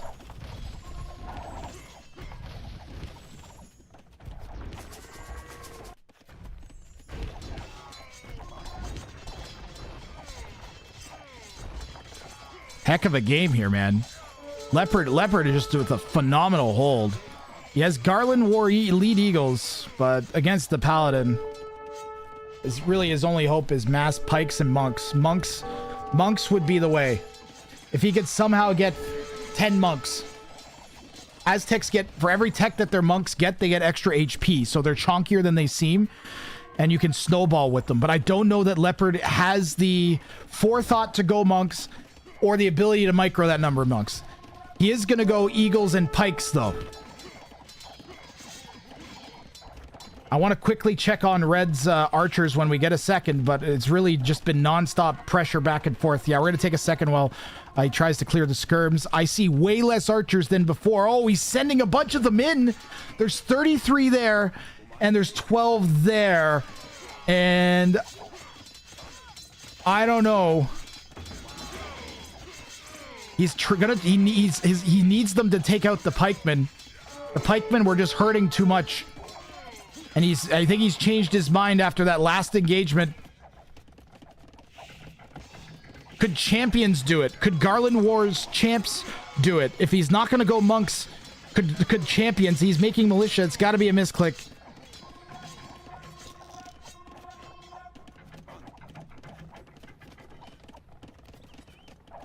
Red Bull won't crash regular fray. They're gonna have like a 5090 or like some insane graphics card and like a i9 19,000 decay or whatever running capture age, so it doesn't crash. They got that esports money. They got that Red Bull money. And they'll probably have a second PC also running the game so that if it does happen, then they can just switch over to the second PC right away. At least they should be doing that. Make 200 militia at Imperial Age. Very unique bounty. I actually think that his best hope would have been champ, if not monk, just because of the high damage output. Because the Eagles got 13 attack, 14 attack. The pikemen ain't gonna do it either. They got 9 base plus whatever, like plus 22. So slightly more bonus damage, but they don't have very much HP. The champs have a good amount of HP and high attack, though. And they'll clear everything. Compared to the skirms that have bonus damage being done to them. Or the pikes being done bonus damage by the skirm. Especially on the hill. On the hill is really bad. They probably have an H100. I don't know about that. 25 grand on one PC. Leopard's got a lot of idols. That's a problem. I don't know where or why, but he's got them.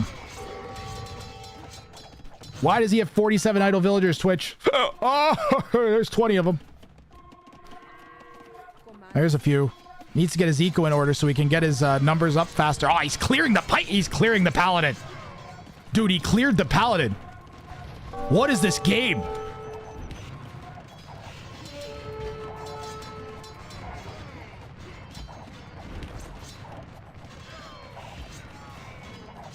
Leopard trying to get a point out of a game he has no business getting a point out of.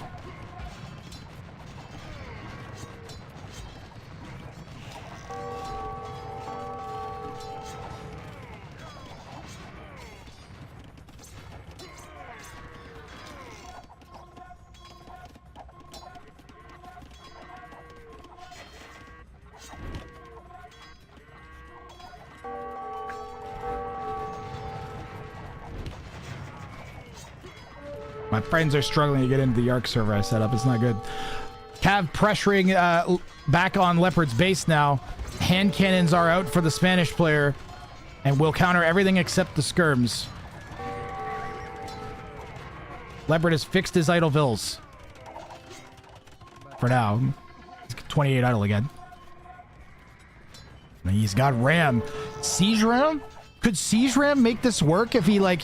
Especially if he pops the eagles in and out of the siege rams. He has to stop doing this AI army stuff, though. This is brutal. He's wasting thousands of resources right now. Like, literally, we just watched, like, 800, 900 res die and get 0 value. Near 0 value. And now Red's gonna... See, this gives Red the opportunity to throw that down. We'll see here. There's still a lot of army that Leopard was doing pretty good of maintaining army numbers. He's popped out. He can't deal with the conks.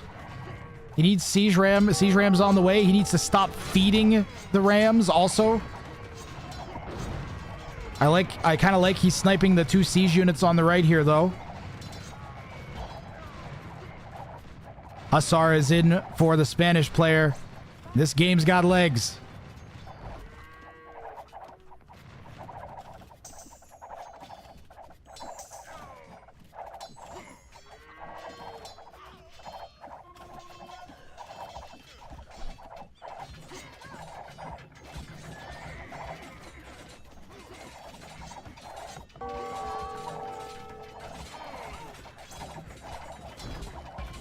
The siege ram is in, but there's no army supporting here. He's busy killing the supremacy vills.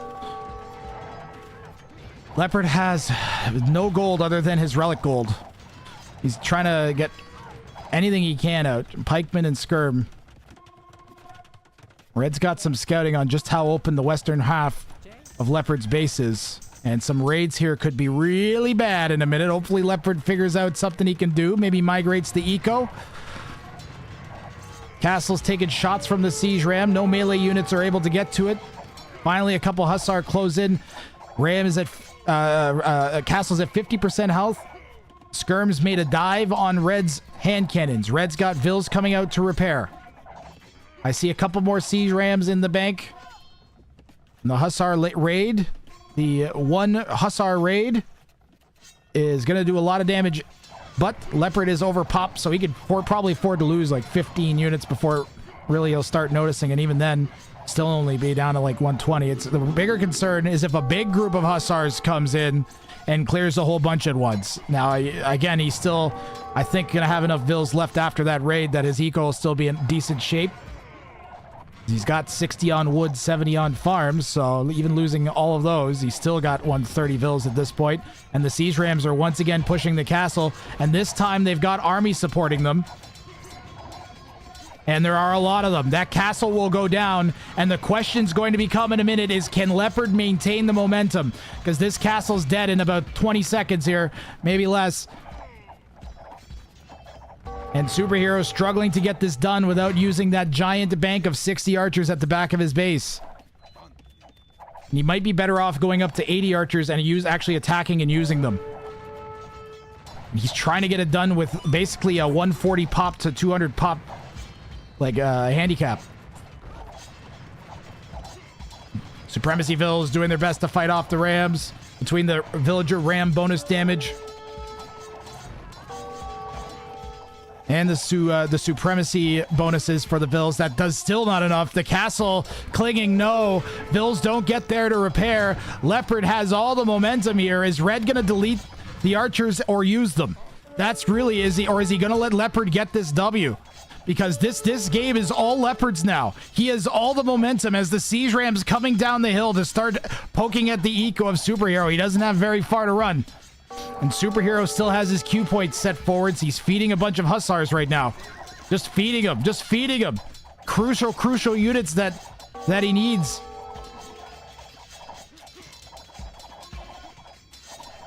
Look at all this momentum from Leopard. Leopard has dropped down in vills. Oh, the raid has killed so many units. Leopard still has not reacted on this left side, and he has lost 50 vills. But you know what he has done is he's replaced it with army. He's up at 190 pop still. And how the hell is Red gonna handle, what is this, 100 army from Leopard when 60 of his army is just archers? And he's sending the vills in. The boys are coming, trying to defend whatever they can.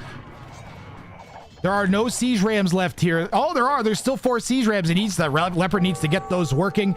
He has noticed the raid. I saw some army start to head back, but he micros it back forwards. This is bad. This is real bad. Leopard at 84 vills. He might just hope that he can get it done with the army he's got, but I really think he should go back up to 110 vills if he can. One of the best games of the tournament.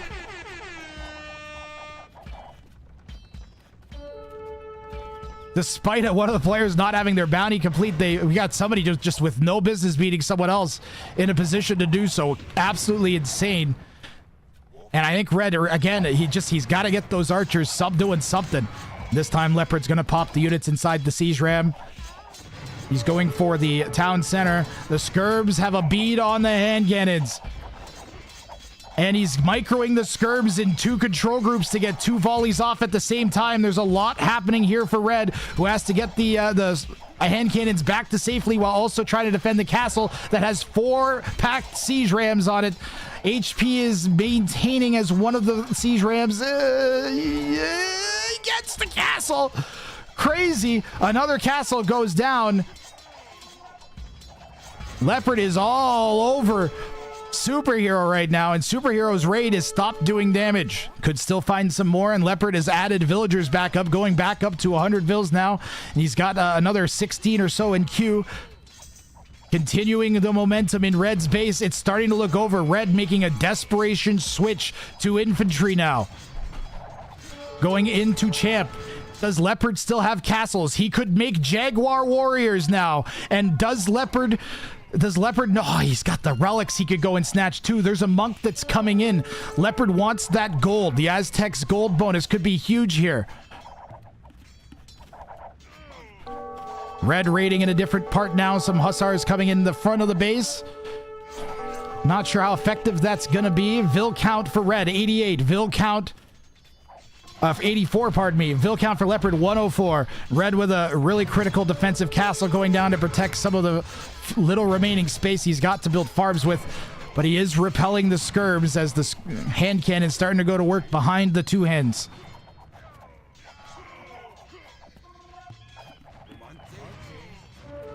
Leopard doing his best to get into the relics. Red does not want to let that happen. Leopard does have 2.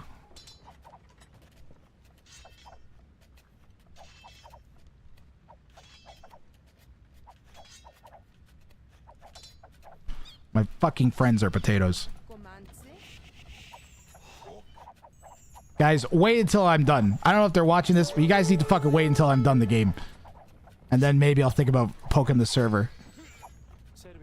I don't know if they're watching or not. No paladins because no gold. Those relics were mission critical here for Red. Leopard really needs to go get them. Intermission. No intermission. We're at 1 hour 16 minutes in here. Red is trying to get their eco back in shape. Leopard, he needs to get another... He's going to get another big ram push. And they're stacked with pikemen.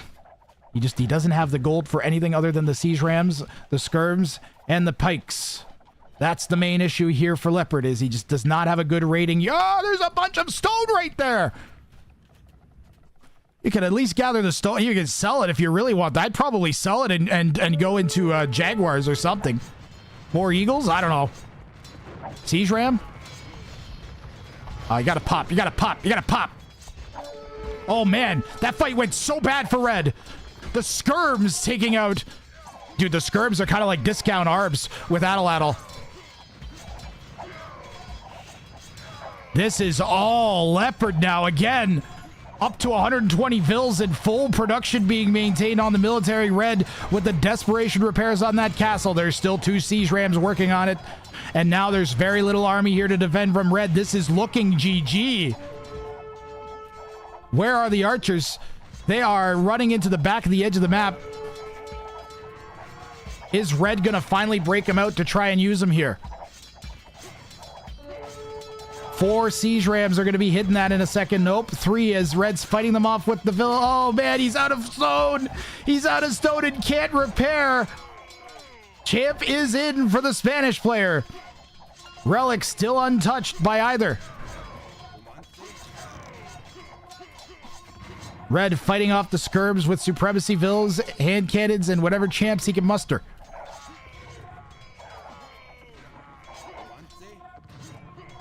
You think Red's forgotten about the archers?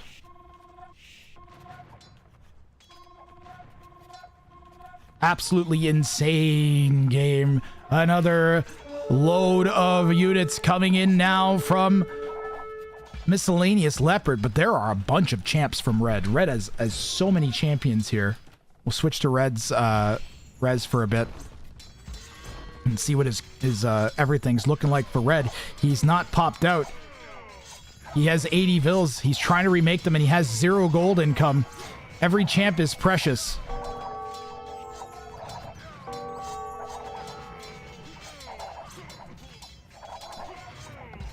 You can feel the APM from. You can feel the heat here from Red. Red does not want to give this game up. Holy crap! Look at that pikeman slide.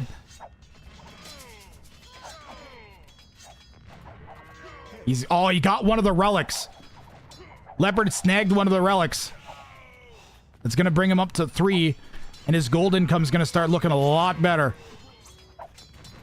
That's more like he picked up 1.3 relics because of the Aztec bonus. It's going to be like he has 4, basically, after this. Right now he's got 2.6. Now he's got 3.9. This is over. I think this is over. Hussar? Could the Hussar save him? Could Hussar do it here? The mobility. If he goes back into Hussar and raids. Ironically, I think a really good option for the Spanish here might have been Halb. One of the few times where maybe going Halberdiers against the Mesosiv makes sense.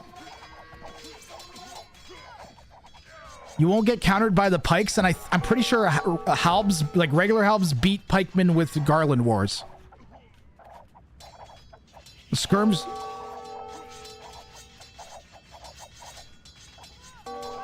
The skirms would counter.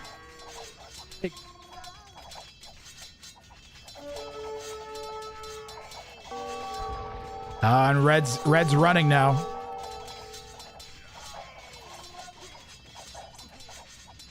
Haven't seen Leopard try to go back to get another relic yet. Villager count for superheroes dipped under 80 now, 77. Still has lots of military, but most of that is the archers. Okay, he's moving the archers, so he's been very cognizant of avoiding using the archers and trying to kill the low elo. This was his chosen method to try to get this done.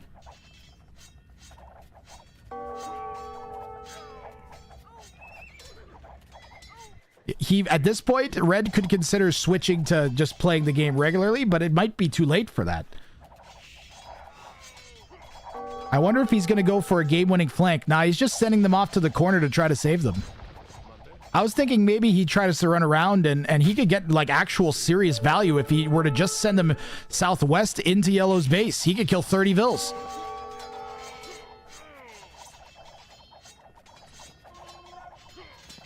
The Hussar are doing better, but I don't think they're doing better enough.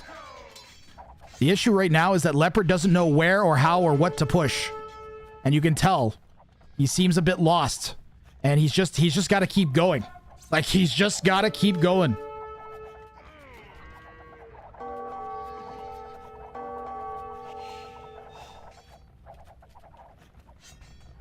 He's not really been able to climb Ville's Red in quite a while.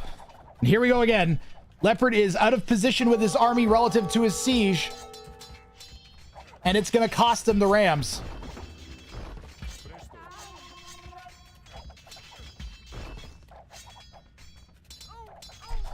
It might not matter. It may not matter. Just please get him doing something here, Leps.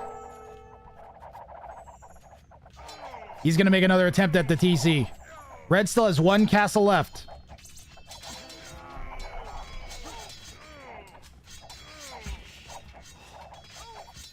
Leopard's got to push Red faster than they can recover. Otherwise, Red, no reason to call GG, especially with the score lead. And 60 units that he could, in theory, delete or use. I wonder how many... I wonder if he could have won the fight, especially one of those Cavalier fights with the archers there. Blob in southeast is Vils. That's the archer blob. Oh, they are going to move. Let's see if they are going to be used or not. Where are they going? Is he just going to shtick? He's like obviously debating internally whether or not he uses them. GG! And Leopard earning a hell of a single point. One of the most hardest fought single points that anyone has earned in this tournament. And boy, did Leopard earn it. One of the best games of the tournament. And the 1350 miscellaneous Leopard stealing a point away from the 17 plus 100 elo Superhero 55. Fantastic. Age of Empires 2. All of you non-subscribers, you better be thanking your lucky stars because we're going to an unskippable ad in 20 seconds. So I don't know how much of the stats I'll be able to fit in before we go here, but we can look at the final KD at least. 1,073 for Superhero to 624 from Leopard, but the 235 to 132 Eco KD and the Res collected lead overall. And one of the best games that I've gotten the privilege to cast here this past couple weeks. APM for Leopard jumped by 9 average despite the longer length of this game. Congratulations to Leopard on amazing point earned.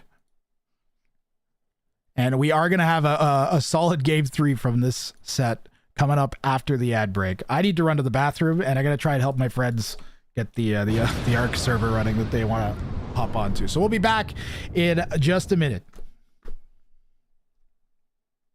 I'll run the highlight reel. Forward for some reason, and she lost her giant mass. She outnumbered the Celt Scorps. But between the faster firing and the atrocious micro, I'm sorry, Dragonlord Freya. Absolutely terrible micro.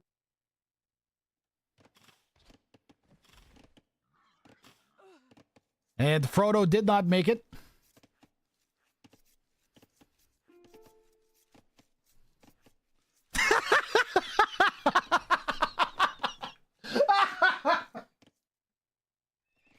He's got 7 staples. Oh, he calls the GG. No! Oh, what a game, man. Oh, what a game. It's Castle. Oh, Halush calls GG. Rodrix is going to get this bounty by the skin of his teeth. Unreal. 62 archers. As soon as he hits 60, he's like, now I've got it. The wolf had the hill. The wolf had the hill. Don't fight wolves uphill, man. Oh. Are you kidding me?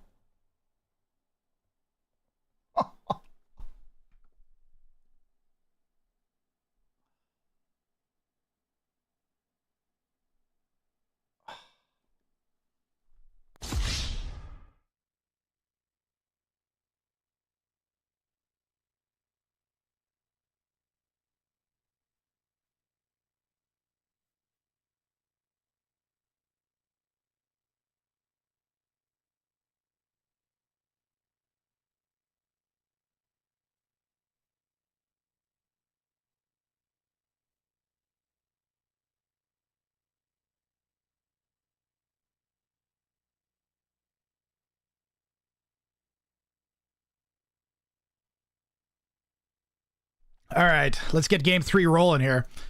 If it's another epic onslaught like this, we better get it rolling. I'm gonna try restarting Capture Age. I miss Capture Age. Nah, or we just roll with it now. I don't know. Might just roll with it.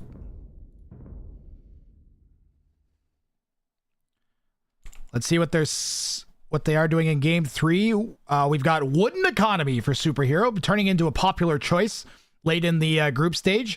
And Scorpiona TC, kill a TC using only Scorpions and win for Leopard. And I restarted Capture Age. And it seems okay.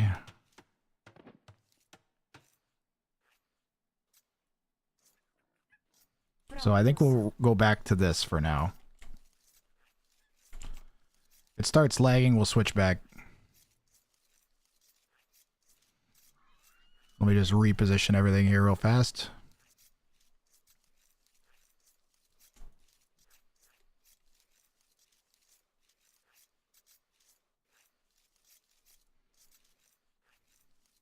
And the chat.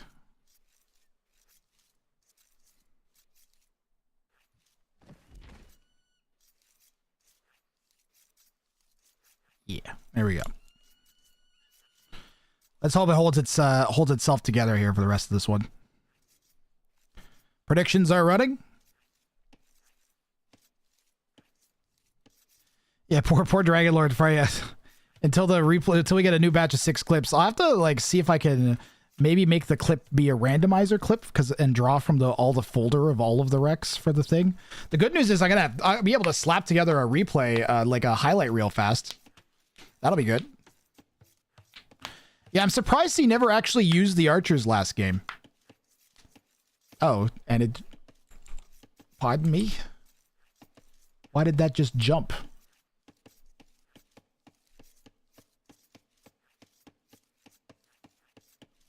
I must have pushed something.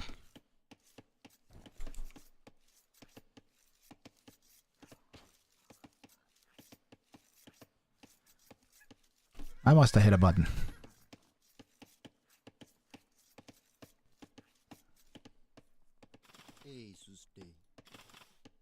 Romans for superhero. Why Romans for wooden economy? I guess he's going to try to Scorp Phosphor, right? You swapped him to match Capture Age and it jumped for some reason. Interesting. Let me try that.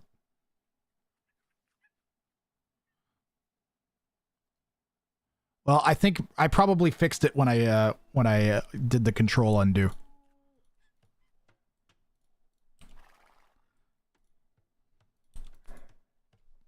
I'm going to continue to iron the overlay system out because this overlay system will be workable across multiple tournaments. And we're definitely going to use the whole infrastructure again in October for Hollow Winners. Hollow Winners definitely going to be a bounty tournament this year. So if you do want even more tournament than whatever we're going to get over the next week or so, getting the rest of this finished up, Hollow Winners, man. Halloween will be full effort with the Halloween theming and everything. It'll be lots of fun this year. I'll start working on it shortly after this tournament's done, probably. Well, I still remember.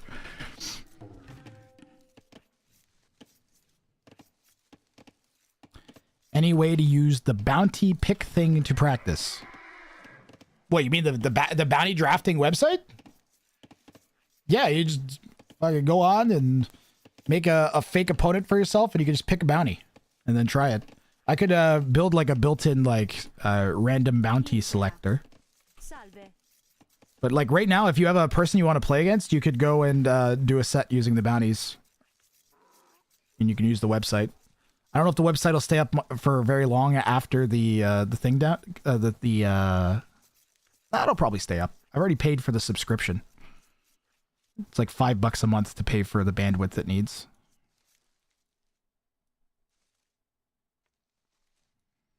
Yeah, find someone to play against and just do a draft against them in the bounty website. And you can have some fun.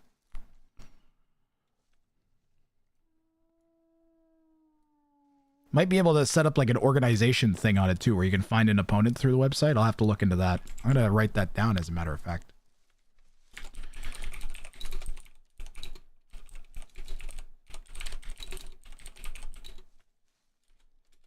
So people could like enter a queue and then get an opponent that wants to do bounties. That could be cool. I don't know if we'll have a deep enough roster of players to keep that active, but it's worth thinking about.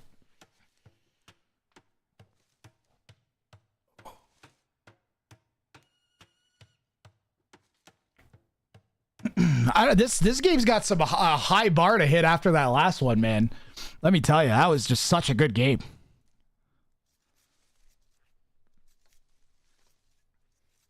Leopard's got to be stoked about it. He's gonna like. Plus, I feel like I was like constant play-by-play announcing for about like 40 minutes constantly. Once that first push started, I don't think I stopped. I don't even think I looked up at chat for the entire game after that.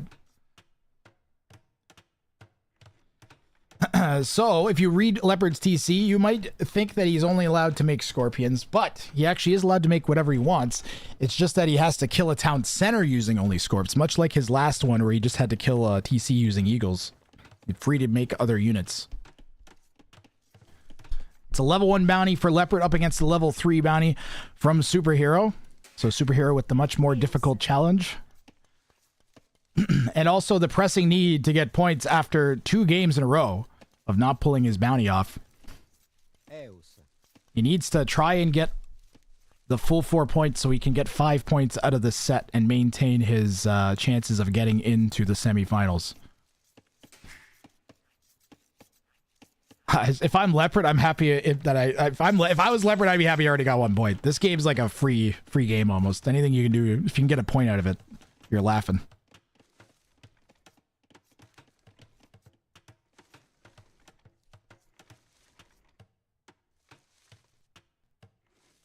Kelt scored more than Khmer. Yeah, Kelt with the faster firing definitely seems to be a good choice. But both players going Khmer and I'm pretty sure Superhero's plan is to FC into Scorpions. Yeah, and that's definitely what he's doing. We can go back and verify that he hasn't gathered any wood once he reached Feudal Age. Anything except wood. Now, he's allowed to drop off, okay? But he's not allowed to gather. So we got to watch. This is a critical moment.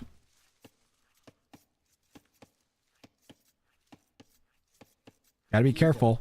So as long as he drops... There you go. He's fine. Perfectly fine.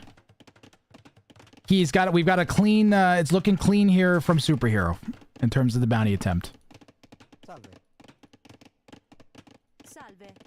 Nice and clean. And all he's definitely going to be full phosphoruing with scorpions, maybe some mangoes.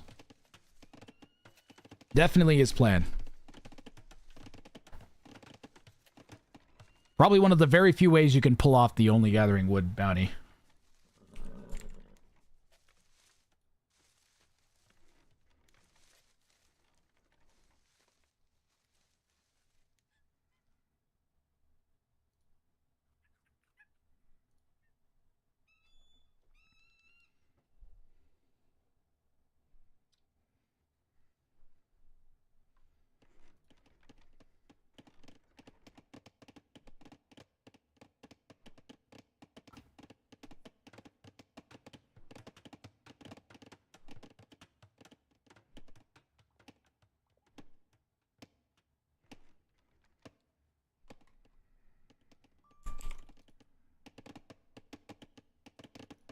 Tell my friends the ARC server's up. The extra range on the Khmer Scorps is nice because you outrange the mangoes. I can see Leopard's thinking. A barracks. He's buying food?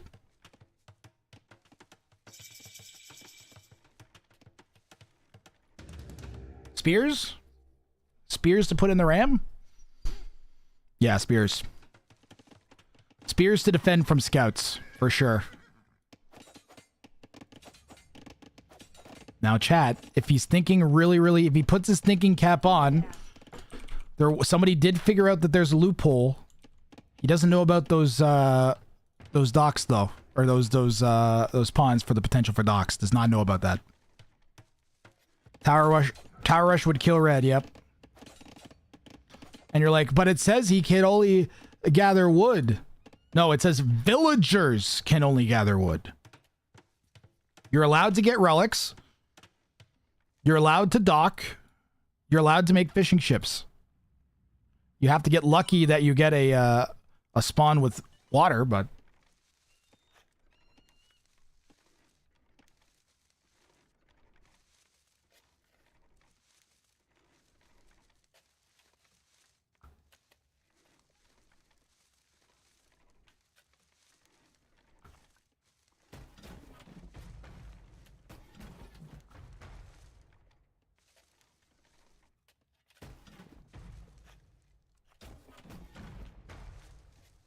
Yellow may have found that. Yeah, yellow found red's secret hidden wood encampment. And you're allowed to trade cart. That's right, Home Brandadugan. But you got to be thinking that far ahead. And I think right now, Superhero has only thought about the siege push.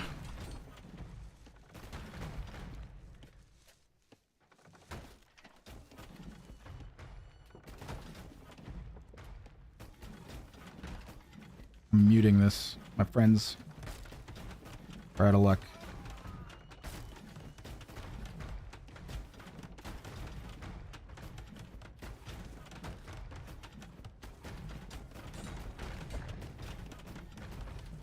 Ram breaks down the stable. There's enough Scorps here that I think they could just clear without any spears to help.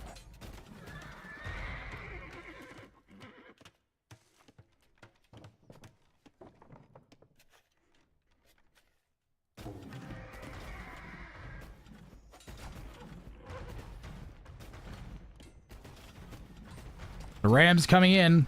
Where's the other one? It's trailing behind a little bit.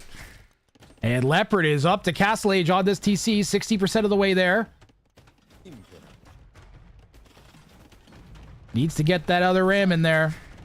70%. If he takes out Leopard's Castle TC, it might be GG. Leopard's going to have to fight that Ram off no matter what. And just take the losses from the Scorps. And that still might not be good enough, as all of the Vills have died and the Rams are still alive.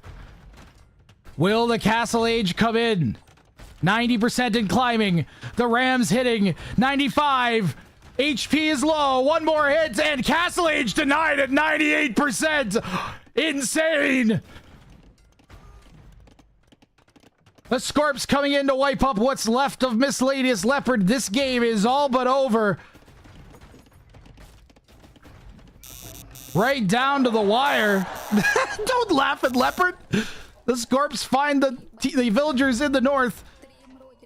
Leopard down to 17 Vills and falling. And he calls the GG. And an insane game from Superhero 55 is going to give him the bounty claimed in Game 3.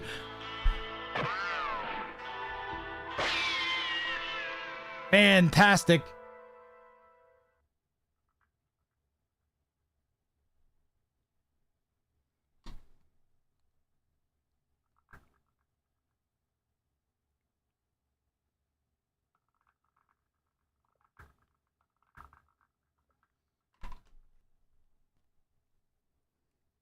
He's got nothing. He does have nothing.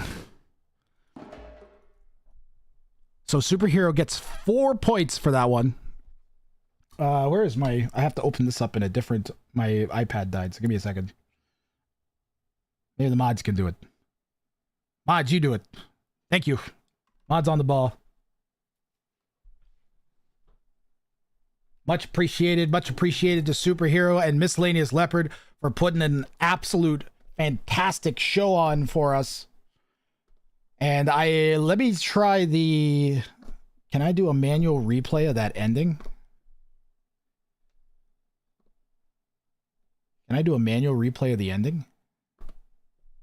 No. I'd have to run the full replay maker, which I think I have to do. I'm going to do that anyways because I have to put the spreadsheet in.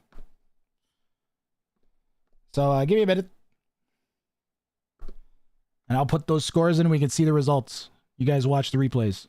Forward for some reason, and she lost her giant mass. She outnumbered the Celt Scorps. But between the faster firing and the atrocious micro, I'm sorry, Dragonlord Freya. Absolutely terrible micro.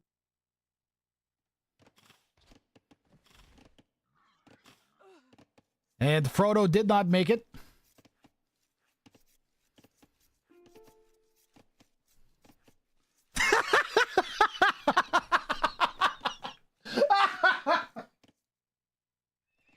He's got 7 staples. Oh, he calls the GG. No!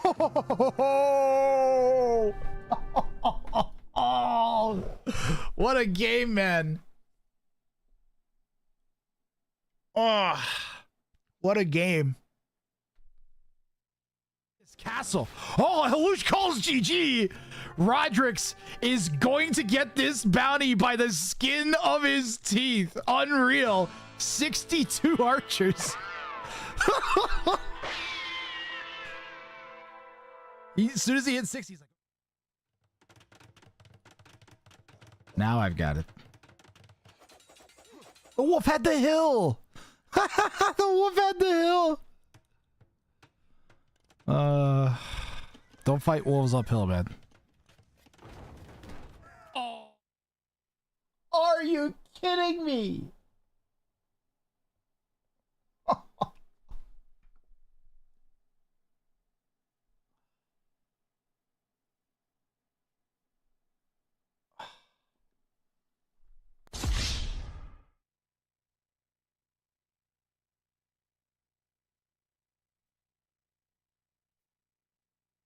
I don't know if it got any of the new ones in there.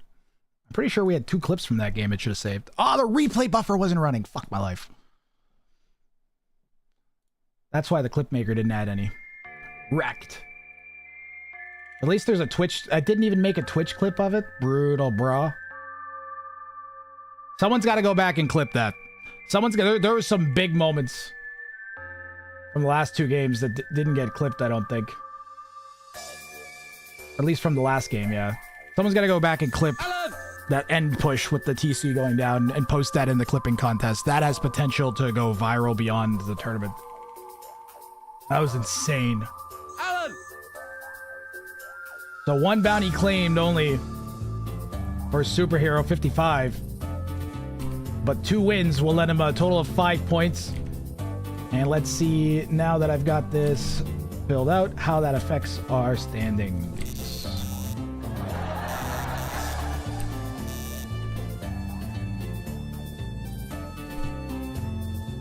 Someone message telling me to check my Discord. I have no messages on Discord from that person. I don't know why they said that.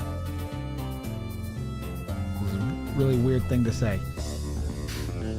Let's see here. Leopard gets 1 point. And where does Superhero 55 end up? I'm gonna have to scroll down maybe to see. Uh-oh. Where's Superhero? There he is, 22 with 5 points and an overall win-loss of 2 and 4. So he went 0 and 3 his first. He went 1 and 3, 1 and 2 his first set. So he should have 1 more point. No. We investigate that. Make sure that that's proper. He had 0 points. Oh no, he had 0 points the last one, and he has 2 wins now. Yeah, no, that makes sense.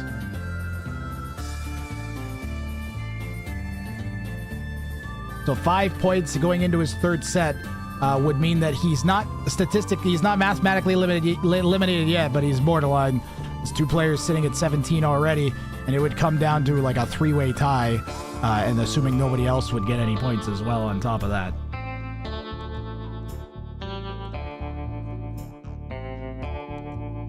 Our next one is Moon 182 versus Dr. Casa.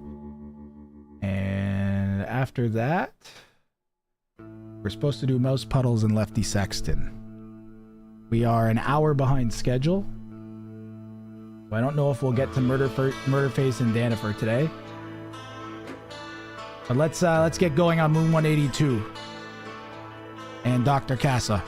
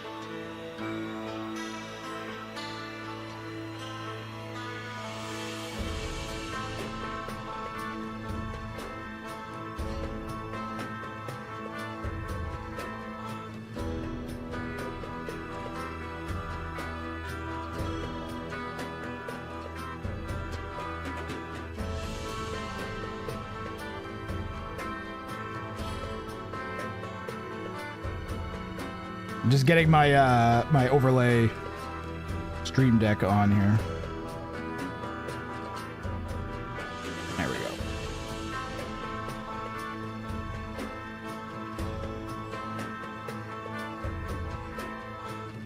There we go. We can go over to the bounties now and see what their pools are as I get the recording ready to go. How are we doing on ads? How are we doing on the ad timing here? Fine.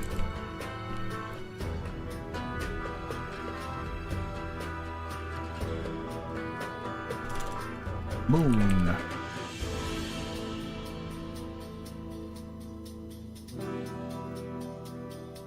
Where is Lighty's last set?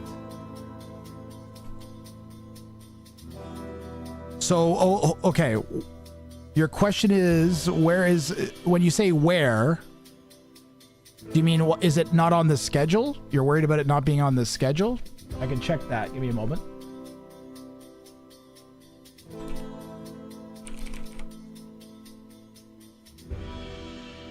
Let's see here. So we had Lighty versus Arg. That was played and casted.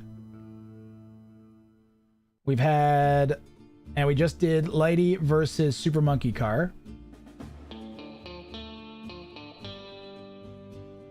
And we have Lighty versus Ween Dinchester. That's going to be cast on the final day, whenever that is. It's like the 7th last. It's like 1, 2, 3, 4, 5, 6, 7, 8. 8 sets from now. So most likely it'll be cast tomorrow or the day after. Probably the day after, the way this is looking. The schedule's looking. All right.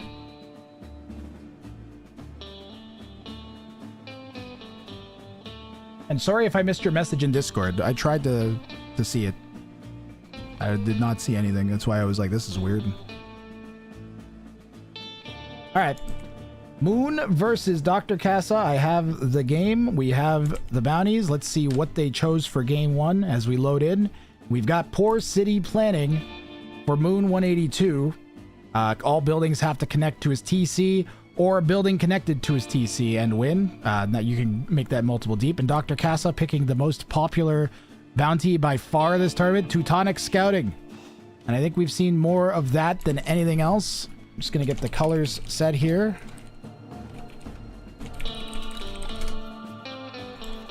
And load into the game. We've got Dr. Casa in the red. Pardon me, this is Moon 182. Doing 2 things at once still.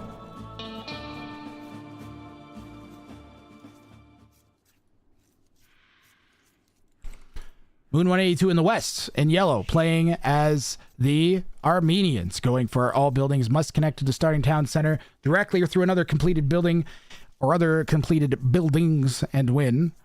And you do not need to do that off the bat. You can do that before the end of the game.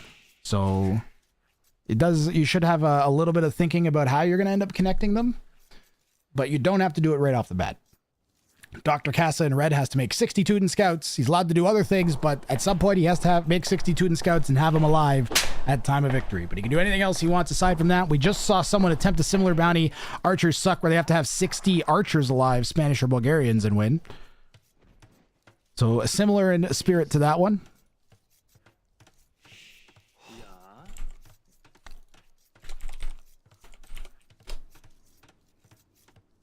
Oh, we have a variety of bounties at home.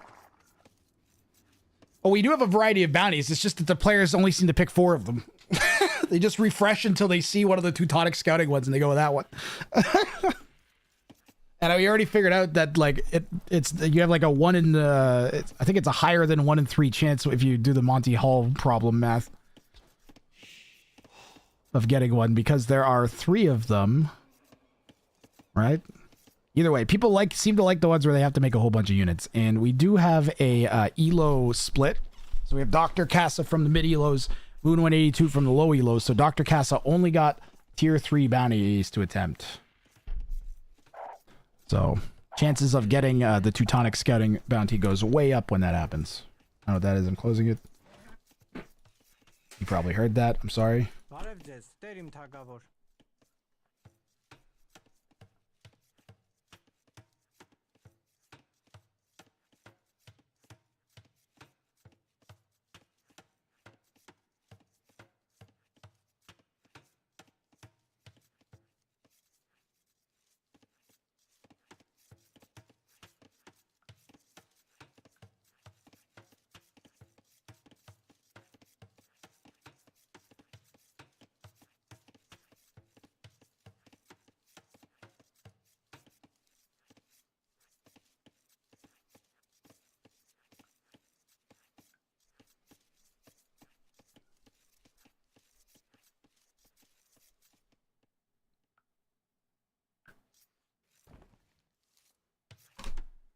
Tell them I'm busy. I'll go poke it. I'll poke their Arc server after tonight. I don't know what happened.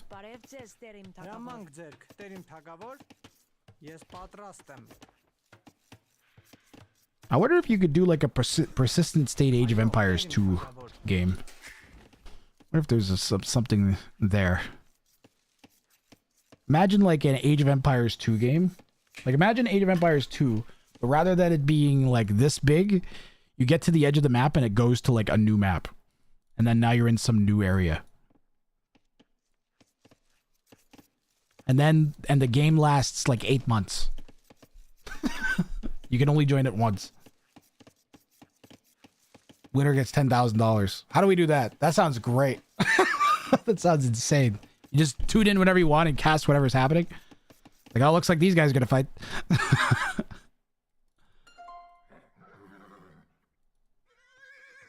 I don't know where this is coming from in my brain, but they're not gonna make the real Age of Empires 2, then we will. Bounties is the first step, right? Still no sign of the poor city planning beyond maybe angling everything towards the TC a little bit, maybe thinking things out. This includes lumber camps. So I'm not surprised to see Armenians, because you could get away with not doing that and just building your mule carts. Mule carts don't count as buildings. And Teuton player is going to gold, long distancing some gold, so probably gonna open up with some militia or men-at-arms or something. Teutons always have towers as an option as well. Yellow going to find the vills, but perhaps not see them. And no, he'll scout the stable, and even prevent it going up for a second. But now he's going to lose his scout, as that'll get whacked down by the superior feudal scout of Dr. Casa.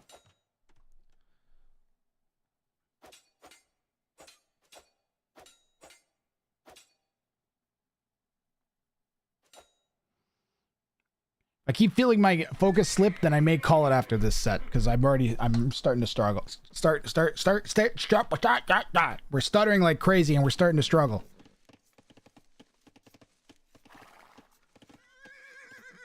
Try to lock in for the rest of this one at least. All buildings must connect to your starting TC, so it's going to be awkward. Now you can do like a fancy dancy thing where they all connect to each other and then there's just one line. But that's risky, especially if the opponent starts pushing you and you lose your connections. Get Ryan to cast the rest of the set. That guy can cook. Oh yeah, I need the Ryan co-caster.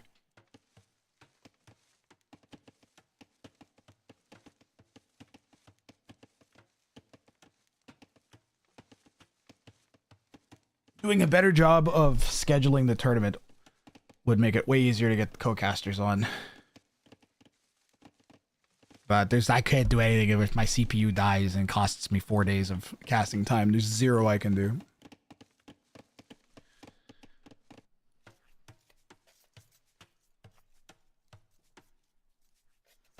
Well, it looks like as long as I remember to restart Capture Age after every game, then it'll work fine enough to get through the tournament.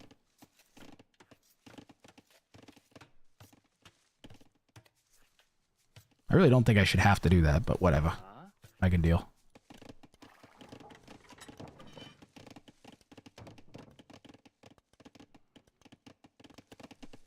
Man, Moon went really late picking up Loom. I'm surprised. You're up against someone 400 eel high and you're like, I'll get Loom later.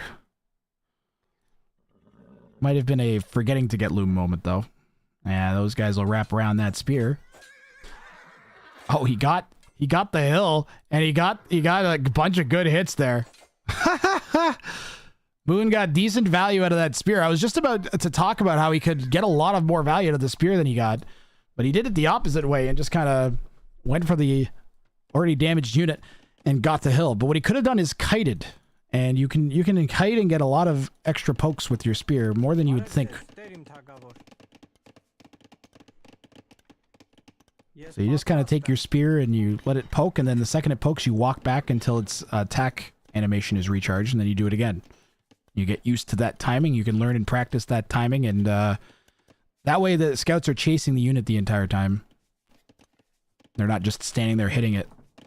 You're making them hit and then run and then move, because the scout attack animation is reload time is faster than it takes them to run. So it takes them longer to run to the next. So just having your unit moving means they're hitting less times and you're hitting more times.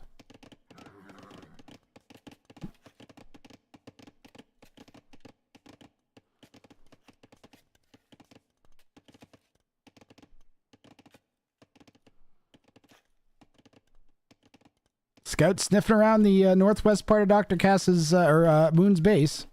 Pardon me. The Moon's still open on that side. He's nicely situated in the corner, though.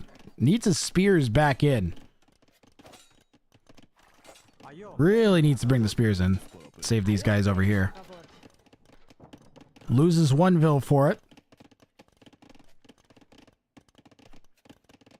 And is idling his TC in addition to that.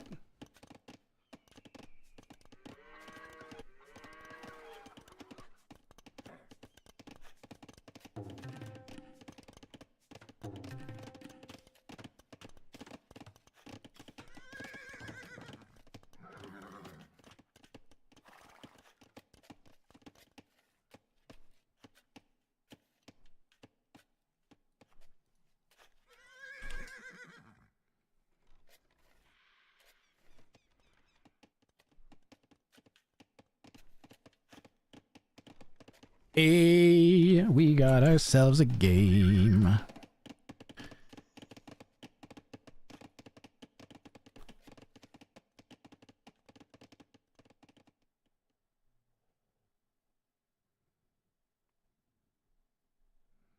Clean feeds a Red Bull, huh? It's a hell of a thing to get pinged in a Discord for. Not an inconsequential message.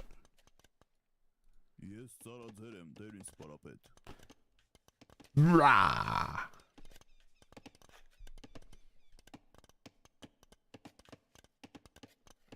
Hey, Grath, I hear you need help with some co-casting. You want a co-caster? Yeah, but not you, Jeff. What do you mean, not me? I'm hilarious. Look at me.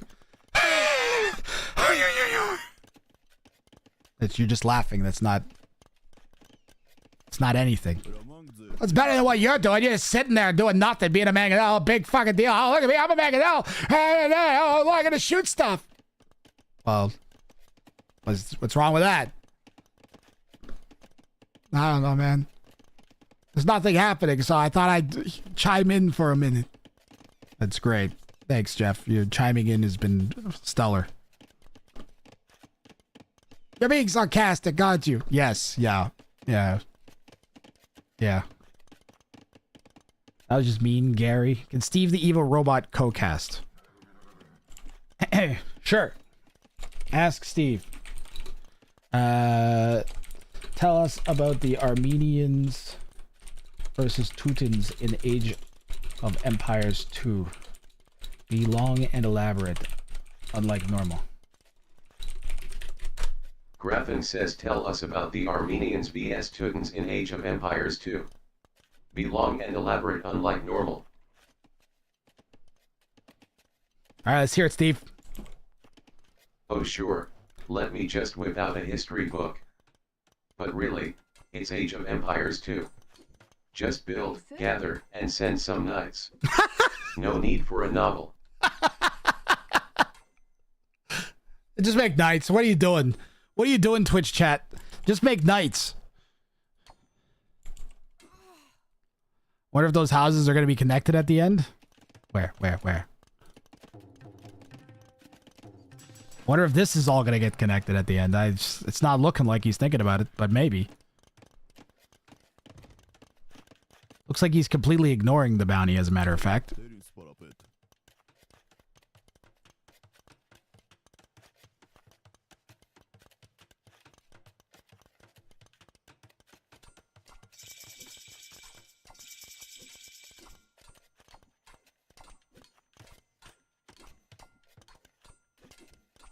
Dr. Casa has an extra character hidden in his name, apparently. connecting nothing. Let me whip out these for you, Steve. Ugh.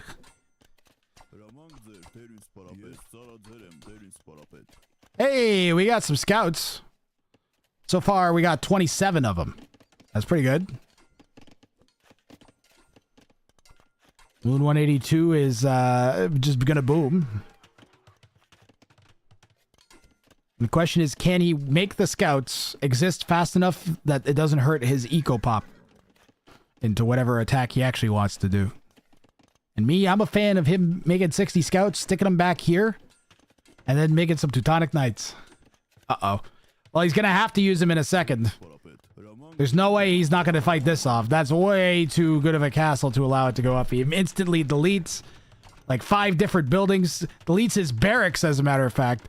And the quick walls there for Moon 182 are not really there for Moon 182, and he's gonna get that castle denied. And the spears come around the back and poke away at some of the knights. Oh, they turned into pikemen partway through. And I said knights, and I meant scouts. They were knights, they'd be doing a lot better against the pikes. Somehow, there's still a villager in there. She dead.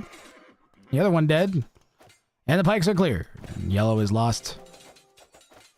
Their forward castle, Moon 182, probably contemplating a GG, but he could just delete the foundation and have most of the stone for another castle and then throw it down inside of his base. Now, if there's one house that's not going to end up connected to his town center, it's that one.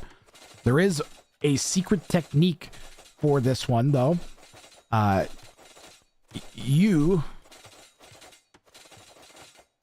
Yes, there is a secret technique for this one, which is you can delete all your buildings. You delete all your buildings when the opponent calls GG.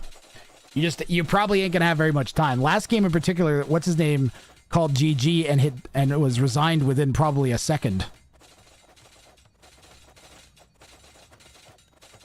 I'm not convinced he is giving up on the bounty, because if his plan is to just delete all his buildings when the opponent calls GG, then we wouldn't notice until the very end. Yeah, it's an unblockable loophole. And in my notes, the note that I made is that I got rid of the delete all buildings before you win bounty, because this one is also that bounty. That was the note that I made. So if I'm ever like, why isn't there a delete all buildings bounty? I know why. It's because we got this one. Exactly. All buildings being connected implies there's some building that exists. I really hope he deletes this foundation. Yeah, he ultimately deleted the foundation. Dr. Casa 15 scouts away from the requisite number of scouts he needs to win the game with a bounty claim. Collect the main one, so he has to only think about deleting 4 ones. Yeah, there's definitely like an amount of buildings that you could get away with connecting.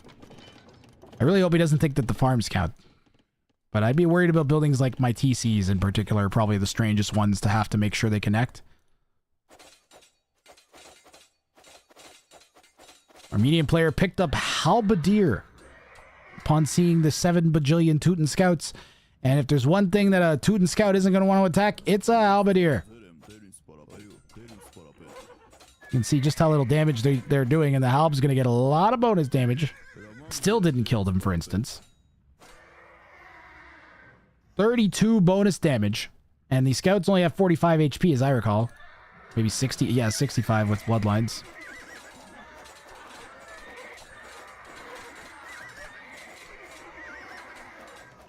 So, for instance, in those engagements, guys, he just lost like 15 scouts against like 6 halbs. Guess what Boon's going to make more of? Dr. Casa, chat, Dr. Casa painfully and violently needs to switch into Teutonic Knights. He can make non-scout Shadowflower. He's allowed to make non-scouts. He should take these guys and send them back home. And you know what is going to clear like 20 halbs is two Teutonic Knights. Like, actually. So a perfect switch here for Dr. Casa is available, but it's going to require him to actually go to stone, and he does not want to pull any villas off of wood. Does not want to pull any villas off of farms. Yeah, this is absolutely a Teutonic Knight situation. It's not a Scorp situation. It could be a champ situation, but that is a long way away in res and everything. Whereas Teutonic Knights is you're probably going to want a castle anyways. And it directly counters their counter unit. The second Teutonic Knight is so that he can't make every unit attack one unit. And it halves the amount of units that are attacking. He just should not be using these right now. He wants to. You know what this castle actually does is almost nothing. He should ignore it. Really, Dr. Casa should not be taking this engagement. This is brutal. The Halbs are going to win, chat. It's not like the Scouts might win. No. The Halbs freaking dominated. He didn't even get the Vills. He had 45 Scouts and they just got evaporated by 16 Halberdiers. I don't even know if a Halb died.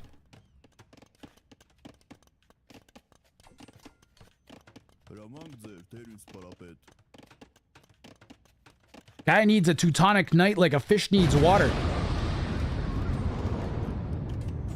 And he's just keeps making Scouts, man. He didn't even need to stop making the Scouts. You could just add it in like a few Teutonic Knights.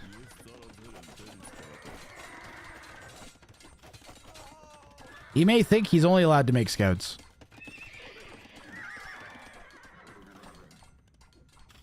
The Halbs counter so freaking hard.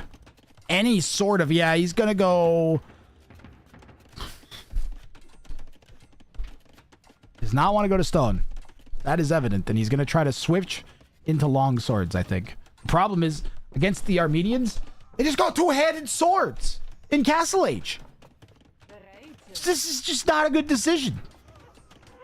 This might be Moon's game. Moon's got to start thinking about either deleting... Oh, the Scouts came in for a raid, but the Halbs will clear them up. Eventually, if not sooner rather than later, they will not last in there. Not with 32 bonus damage versus 65 HP. And 8 attack. They're two-shotting the Scouts, guys. There's just no way. A fish can survive a minute or two without water. Castle will be dead in less than that. Well, with the Rams getting added in, problem is getting worse before it gets better. Just like that weird spot on my back. Bruh.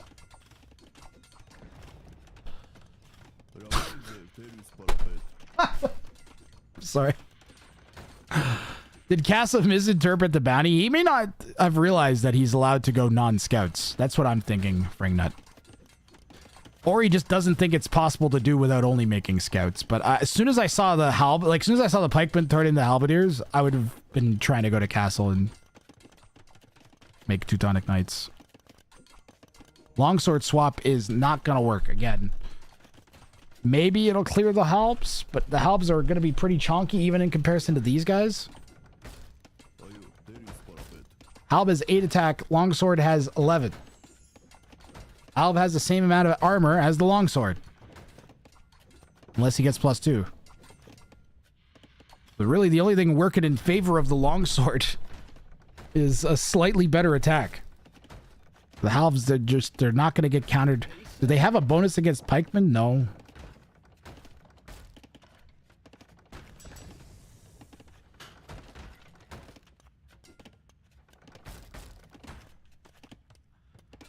You're doubting Yellow's ability to destroy all this. Well, he stopped making Halbs and he's floating 1,200 wood. So, I mean, Moon's still got some game left to play here. And Dr. Cass is going to make him play it. Longswords are engaging the Halbs now. And there are no numbers here. Red is winning this handily.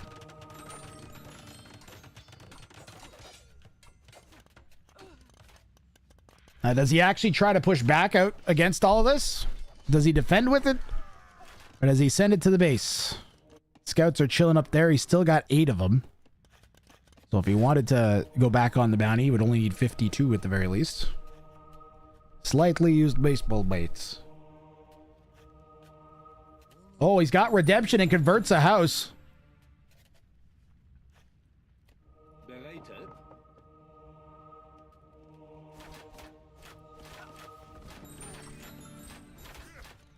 Why did he delete those? Wants to go to wood, maybe? The composite... Oh, yeah, this is the other thing the Armenians could do. Composite bows that ignore army. Armor, pardon me.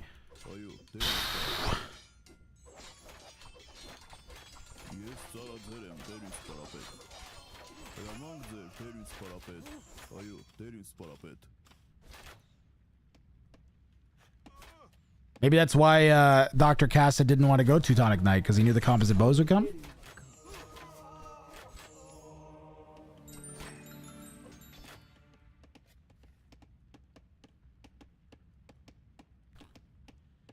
And maybe Siege ultimately is the answer. Maybe you go Scorps.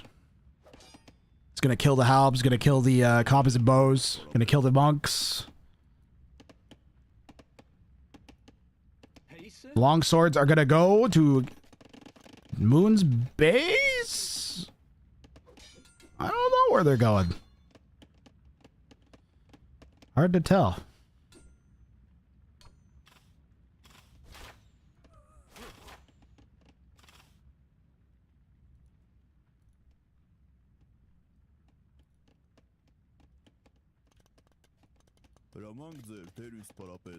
Yes, yes, yes.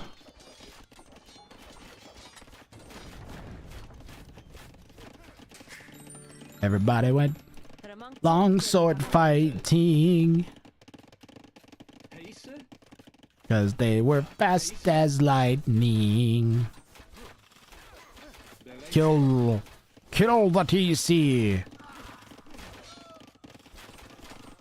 One thing this has done is pulled all the army back from Moon.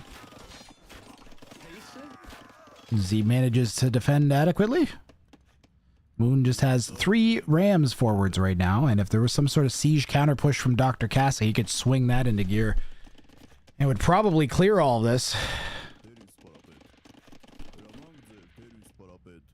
There's 21 halberdiers somewhere. I don't know where. A bunch of them are up there for some reason. Yeah, not sure why. Some back at the base, very low HP. You've got motion on the scouts. Ignoring the black bear. And adding a 4th town center.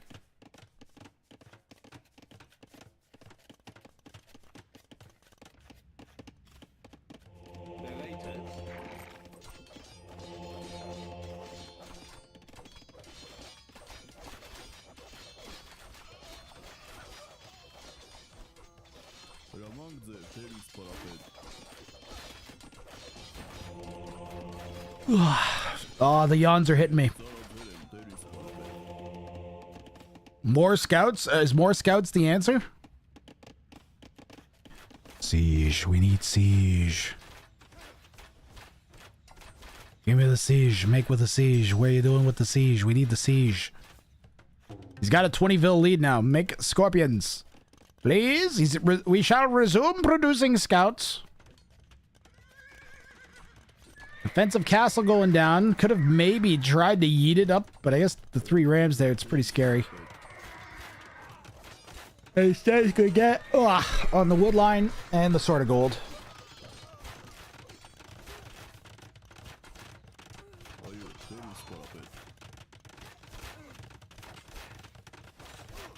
I don't know why Moon isn't making villagers. He's got or clicking up to imp with literally 2,000 food and 1,400 gold and 8,500 wood. I've not seen somebody float 8,500 wood in my life, I don't think. How did he get 10,000 wood, and why isn't he spending any of it? And why do you still have villagers on wood? And just a variety of questions that need to be asked. If I click on the market and I see that wood is selling, oh my... Alrighty then. Dr. Casa, as a matter of fact, is buying wood. Moon should just send him some. As he climbs over 9,000 wood now. This is crazy. Dude, this should be a GG. That's how much res that is. Is the rest of the game is irrelevant to the amount of things that this could have been. That's crazy. You're talking about like 15 rams. This could be another 50 halbs easily, plus like thousands of wood. You could make farms and make 10,000 or 10,000. 10,000 wood.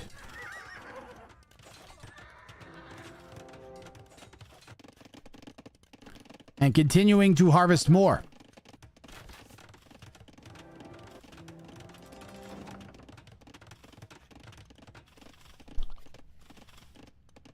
At least I'm not like crazy with thinking that this game was kind of passive after a certain point.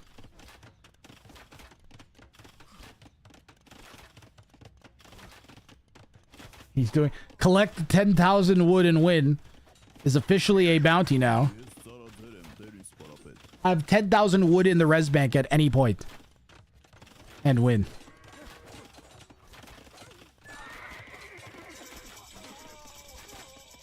He hits Imp at a near identical time. He has a just over 2.5k res lead on Dr. Kaza, but in addition to the 10,000 wood, he's also floating 1,600 food, so it's more like Dr. Kaza has like a 10,000 res lead or something. Now, why would you do that?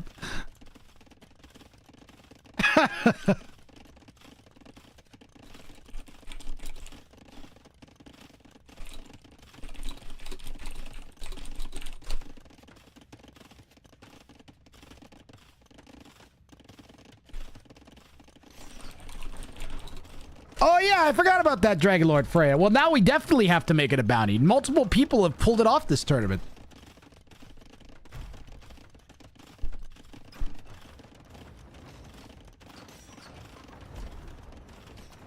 Not a particularly entertaining bounty, though, like win with 400 karambits alive.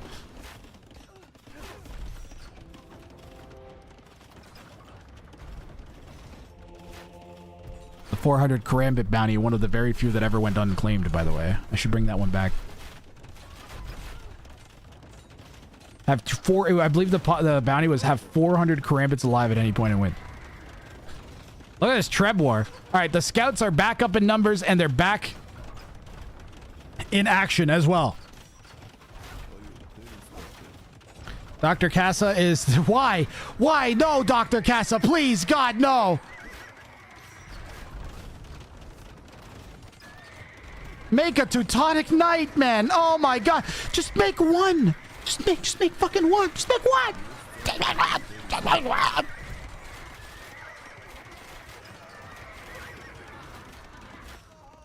The scouts are once again a giant pile of goo on the ground. And Moon seems to have forgotten that Tudens get free murder holes as he was trying to camp the base of the castle for some reason. The Alps, still chasing down the scouts, are going to horribly murder them right in front of Dr. Kaza's villagers. It's time to stop. It's time to stop, okay? No more. Where the fuck are your parents? Who are your parents? I'm gonna call Child Protective Services. It's time to stop.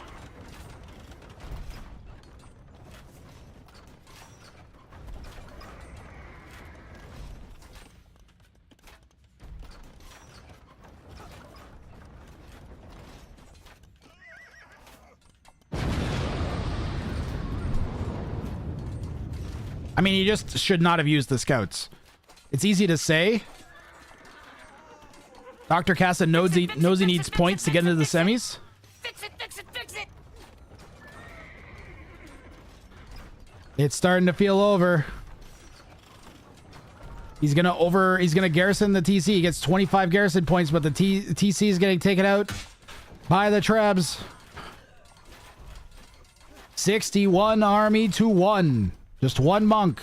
Alan! That's Dr. Kaza's army. His name is Greg. Greg the army. He's got a relic. And he is gonna go for 2 hands.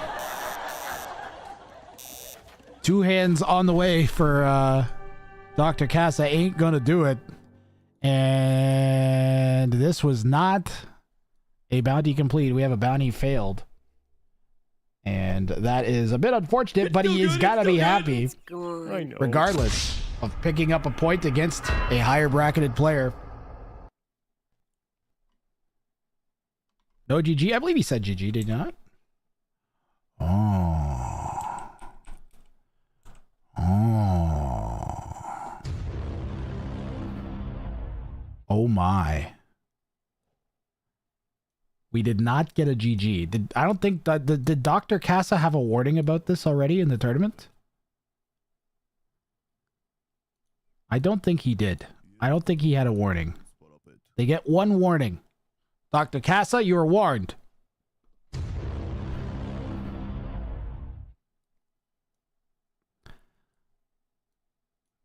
But I have a feeling that Moon 182, the best he could have done would have been to delete all the buildings. I'm going to make a note. Believe it or not, jail. I'm making a note. Believe it or not, directly to jail. And in the note I am writing, warning issued to Dr. Casa, no GG. Now, I'm sure it wasn't a no GG, it was just GG. forgetting to type it GG. I wouldn't be surprised if he typed it after the game. But the tournament stipulations say you have to delete before the game concludes. So, or have to say GG before the game concludes, pardon me, to give people an opportunity to do certain bounties. So, but I think Dr. Casa just nodded out there. We'll see if they write anything in the in-game chat. Sometimes it doesn't get picked up in Capture Agent. No, he did not write anything. So a quick peek at the stats. The 293 to 133 Eco KD on the back of the multiple clearings of the 176 scouts produced by Dr. Casa, and a raisings ratio of 2.83, and the APM there, quadruple the APM, did not factor in. We go on to game number 3. 3? Is it game number 3 already? Is that not game number 1? Alan! That was game number 1. I'm a potato. On to game number 2, thank you. We've got Centers of Attention 3 for Moon 182 and Wonderful Aggression for Dr. Casa.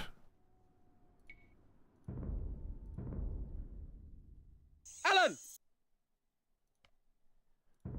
Yeah, at this point, the Allens just roll off my back like water on a bird's feathers. Like water on a duck. Water on a fish. Grab. Lubov wants something. Lubov wants. What the fuck does Lubov want? Each warning is one kneecap. The player has one kneecap remaining.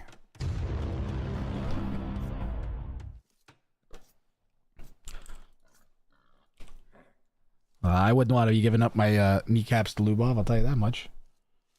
Boom, boom. Get rid of that. And then switch the sides. Behold, we have the elos almost set. And then swap the elo. Beautiful. Dr. Casa in the red, in the west, playing as the Persians, going for Wonderful Aggression, build a wonder line aside of the opponent and win. Moon 182 is in the east in yellow, playing as the Malians, going for a win with 30 TCs alive or more at time of victory. The Malians, of course, have Tigui, where town centers fire arrows without garrisoning. So the plan for Moon 182 is clear, and he's got a nice flat Arabia to do it on. Like, yeah, there's some hills, but also there's also a lot of not hills. Does he have room for 30? He should have room for 30. And anywhere there's a res pile, it seems like there's a flat spot for a town center. That might not be big enough. But this is... Where else? This is probably okay. And the north is the hilly area. The north would be the problem. This one's even got some deer on it. Forgot to run the ads. I'm going to pause and we'll come back after the ad break. I need to run to the bathroom anyways. So we're going to do that. And I'll see you guys after this. If your throat is sore, I bet you need some lozenges. Take it from me, Alligator Randy. Your friends seem to take unnecessary precautions when you try to cough on them. Do they spend an inordinate amount of time at the sink or otherwise cleaning their hands, trying to remove your phlegm from their body. Or for some fucking reason, you're still working around asbestos in 2024. Or maybe you spend all your free time breakdancing and playing rock, paper, scissors in a dusty warehouse. Maybe you're someone who spends lots of time underground, or trying strange new throat medication that hasn't worked. Perhaps you're the subject of a series of strange Black Ops military encounters that have left your throat dry and parched. Or maybe you even almost drowned to death at your local pool like an idiot. Hi, I'm Alligator Randy, and all of our Alligator Randy's alligator lozenges are made of alligator-tastic alligator babies to make sure your throat can bite back. Don't struggle to be understood just because your throat and you cut your throat. Trust me, Alligator Randy, because I'm never misunderstood. Competing brands pills are over 15 times larger. Alligator Randy's throat lozenges are safe for children, probably. Plus, if you pick up an Alligator Randy's throat lozenge packet today, it comes with one free meal at my restaurant. Alligator Randy's throat lozenges. It's better than getting bit in the throat by an alligator.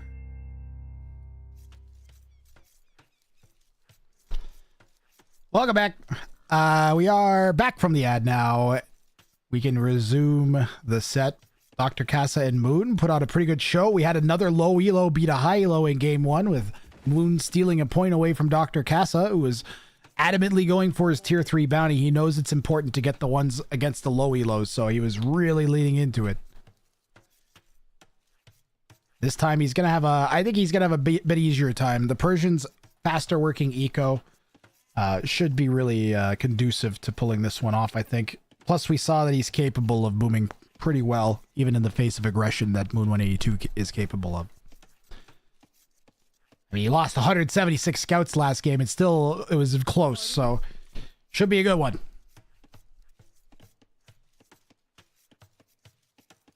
Moon did not steal that point, he claimed it. Yeah, I'll agree with that. I'll agree with that.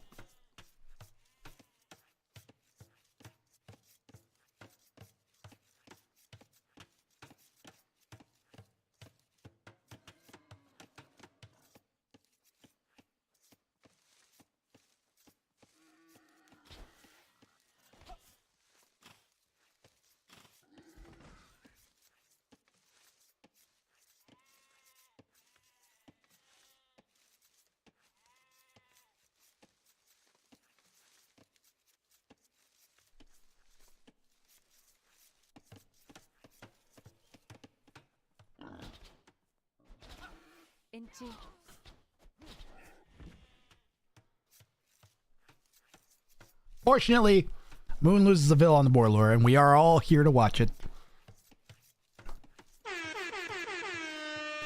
Yeah, misclicked the straggler on his way back. Not what you want happening. He is 4 Vils behind. Between the Vil he's lost and the fact that he has early loom and the fact that he has like 2 Vils of idle time. And he is fully 4 villagers back of Dr. Casa now. Which is great news for Dr. Casa. Plus, he's about to lose his scout, it looks like. Oh, he reacted. He reacted. Did he lame Dr. Casa? Wait a minute. Was that a lame, that Vil that died? No, right? No. It was just way out the front of his base, that's all.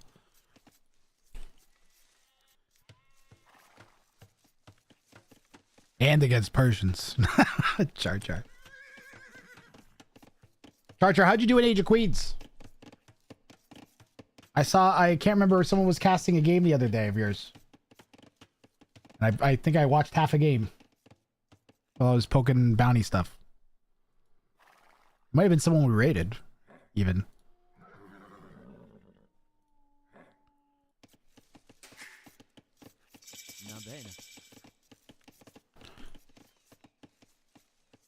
It's ironic that we have a player named Moon 182 playing on the same day that the moon launch is happening. What are the chances of that? I did not plan that, I promise. It just worked out that way. You missed the launch. We watched it on stream earlier. I don't know if now I get in trouble for having that a permanent part of my broadcast, but also I don't really care. It's like I care about getting in trouble, but I don't think that. I think that it was a cultural moment. I think having it in the tournament makes sense. I would hope that NASA doesn't go around pursuing copyright strikes for that. And also, yeah, fring that. There's no way I was missing that. I'm sorry.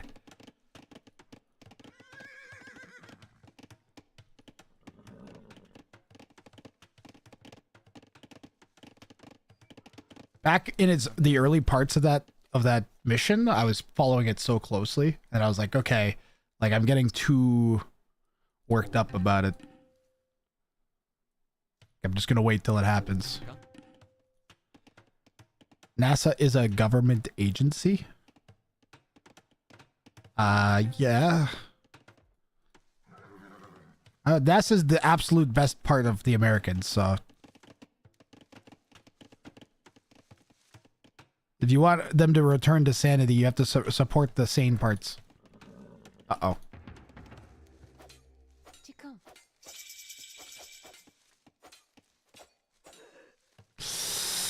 Moon losing another Vil here. It just keeps getting worse.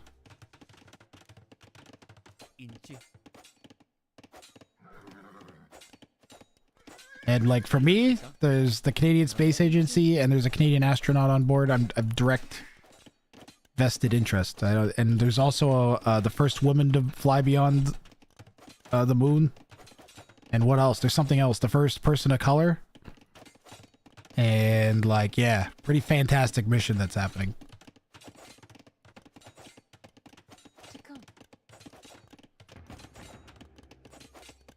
They are made to test aircraft for the Air Force. That's correct.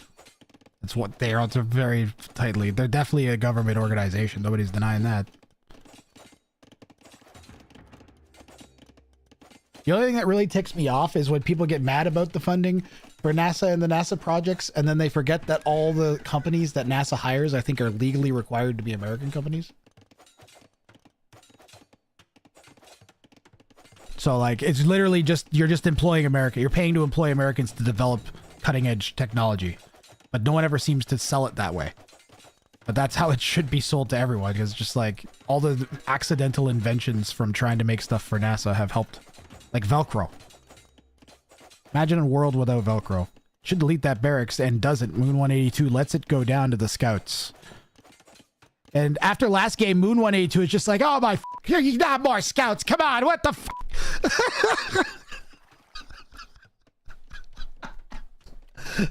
like he killed 176 in the last game. He's gonna make more. You gotta admire the tenacity of Dr. Casa here. You have to. He's not letting last game affect his game plan. And I think the scouts are a good call here. It's giving him a lot of map control, scouting. And it'll give him some early pressure he can put on.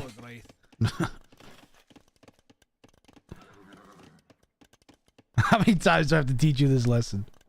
What about Chicago deep dish pizza? NASA was Nazi Central for 20 to 30 years. Oh, fuck yeah. As they got all the old Nazi scientists, man. All the ones that were working on the fucking V2s. Werner von Braun and all that, man.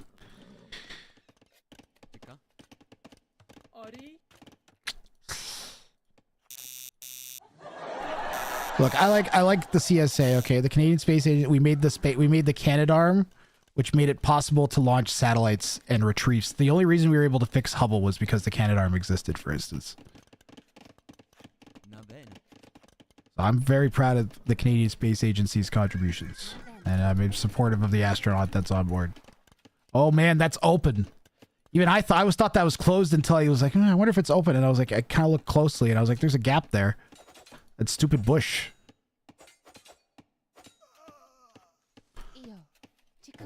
What's Iron Sky? I've not heard of Iron Sky.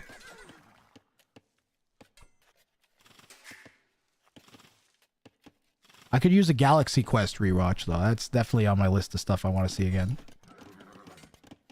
I have a friend that I need to ask if she's seen it. If not, I'm gonna have to make her sit down and watch it with me.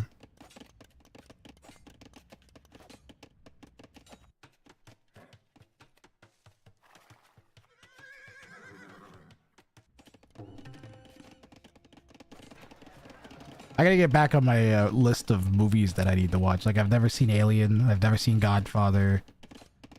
I've seen a lot of obscure movies, but I have a couple bad blind spots.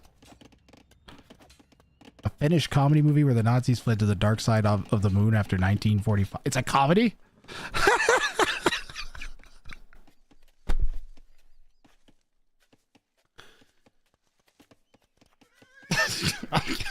I might have to watch that. Do I have to know Finnish to watch it?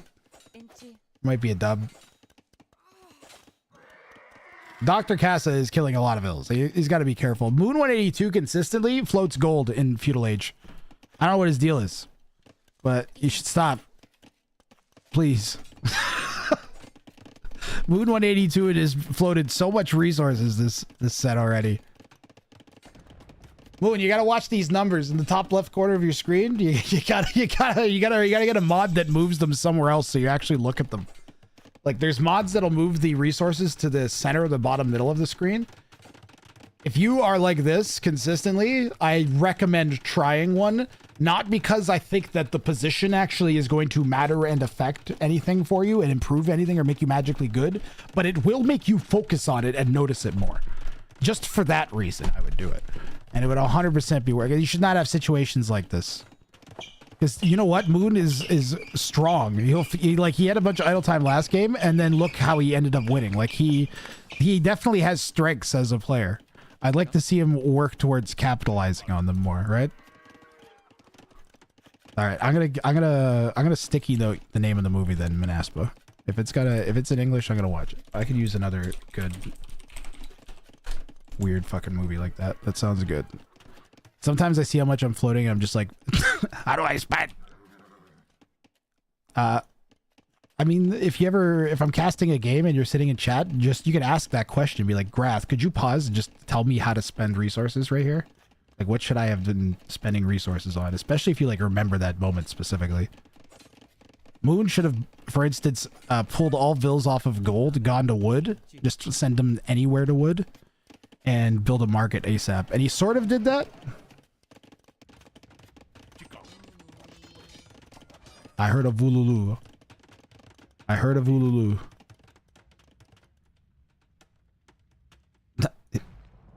Run! Run, Moon, run! Oh, he deletes him! You don't get my villager. Alright, well, Moon's gonna hit Castle Age and maybe start slamming some TCs down. He needs to go on to, I think, the second TC on Mainstone, and then get your castle up and get Tigri ASAP, and then just only focus on making TCs. And it's going to be such an unconventional and weird thing that you're doing that there's a low probability that Dr. Cass is going to have like a huge siege push ready to go, especially because I don't know if does he have scouting, Yellow? If he's seen the 4 TCs, especially. He's seen multiple towns. If he could get just a little bit more scouting, he would know for sure. But Dr. Casa going 4 TC boom actually works perfectly for Moon, since his strat is going to be to try to outboom a 4 TC boom incidentally anyways. Knights are hovering here around, and they could be ending the game, so it's probably good Dr. Casa sitting back.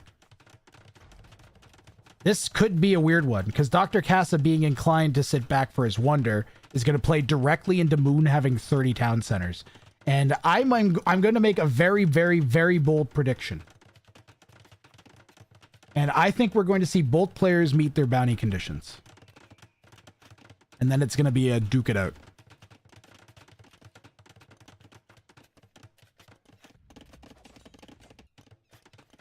What would be particularly hilarious is if the Wonder goes down in range of a TC, and then he picks up Tigwi and shoots the Wonder down with the TC.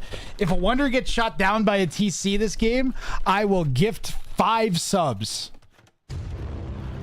If a Wonder is taken out by a town center or a Wonder Foundation, we'll throw in that too. I will give 5 fucking subs to see that. I'm feeding the AoE2 karma gods here to try to induce a town center being shot down by a Tigui TC. Something I guaranteed nobody who woke up today you thought you were going to see. Nobody woke up today thinking, I'm going to see a town wonder get shot down by Tigui. And we actually have a strong potential of that. The amount of space that the TCs could end up taking up. And then Dr. Cass's need to put it in range of the opponent is a hilarious combo.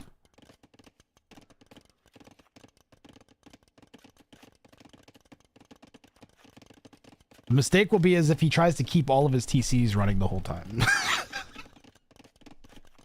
He's just gonna have to focus on getting them down.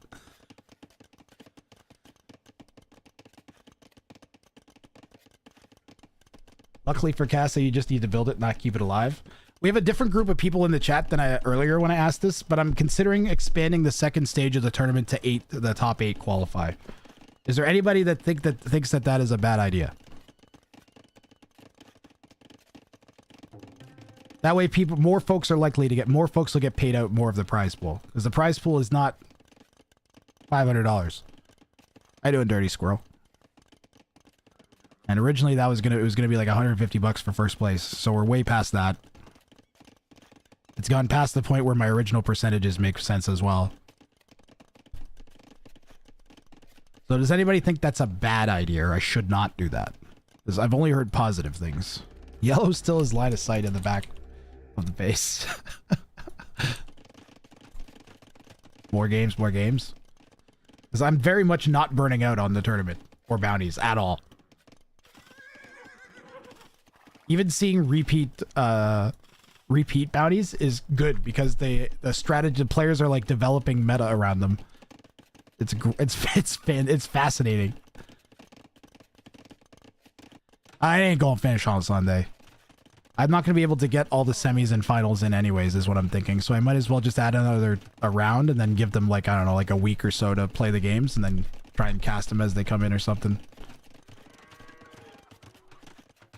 It does mean I really have to speed up and get games in, though.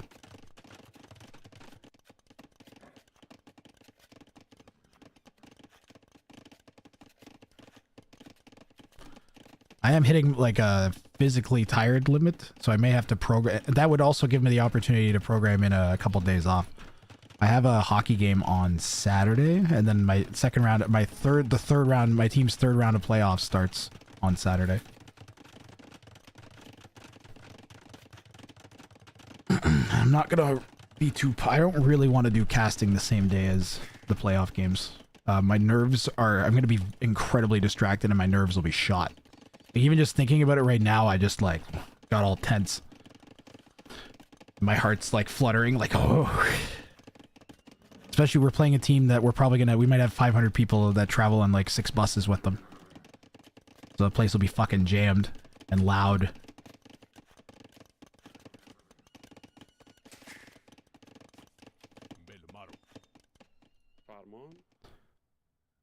Dude, my heart is actually pounding all of a sudden just talking about it.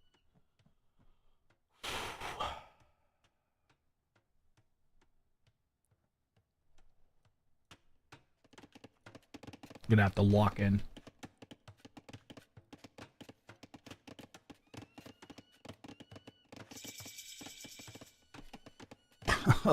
See, I shouldn't even start talking about it. More TCs, more! Okay, now we should be cranking the bills. You're just floating. Might as well be cranking. Half the res collected is terrifying. Dr. Casa up to 140. He has enough res for the wonder. Oh my! Did I just call this? Or did I just call this? Holy fuck! Chat, it's happening. It's actually happening.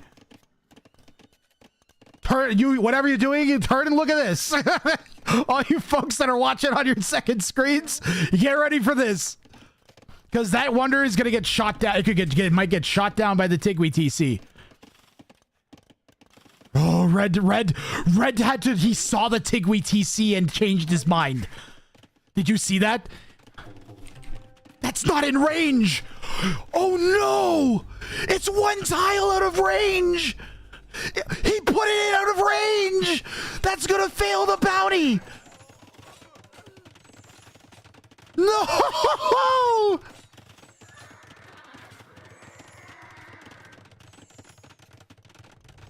I can't even believe that. What a sequence. Why? He thinks it's in visual range. It's out of visual range. It's one tile out of range.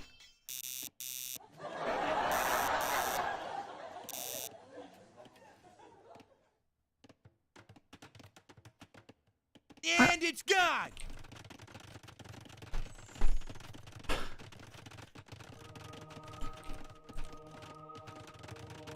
What?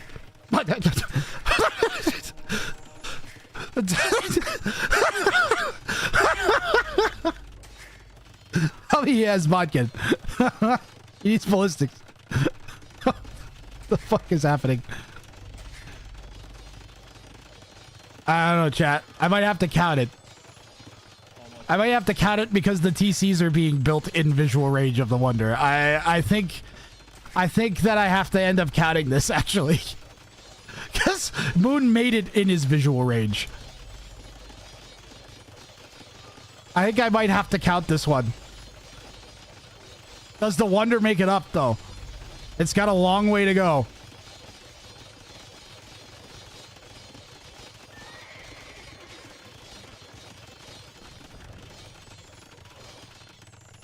I don't know. Moon moved it back into visual range.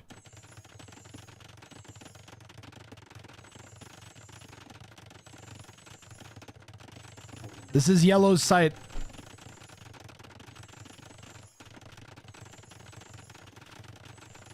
I think I'm gonna have to refer to the notes and the manual, but I think this might get counted.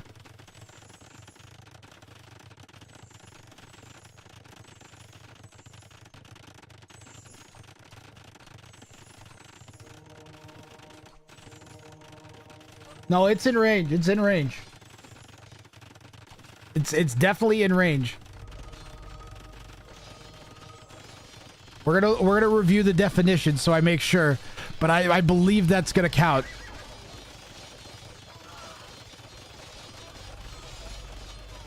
The foundation went down out of range, but Moon moved it into his own range.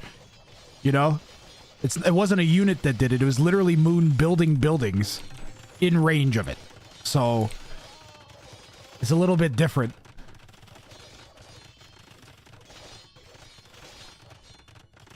It doesn't say entirely build.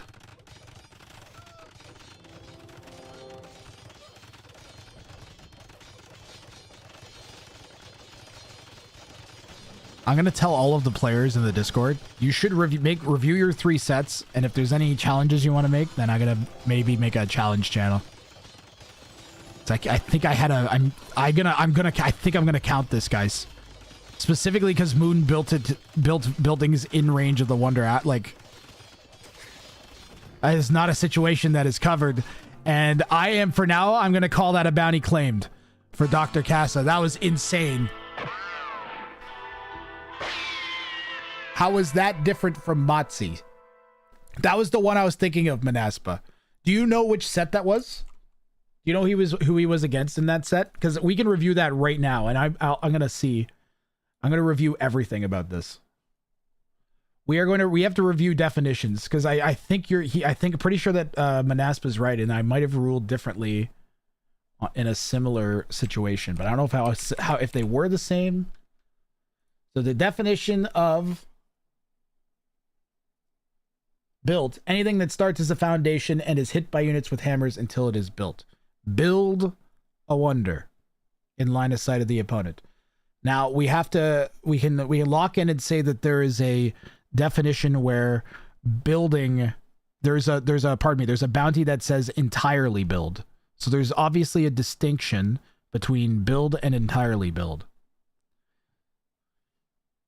So that's the clarification that needs to happen.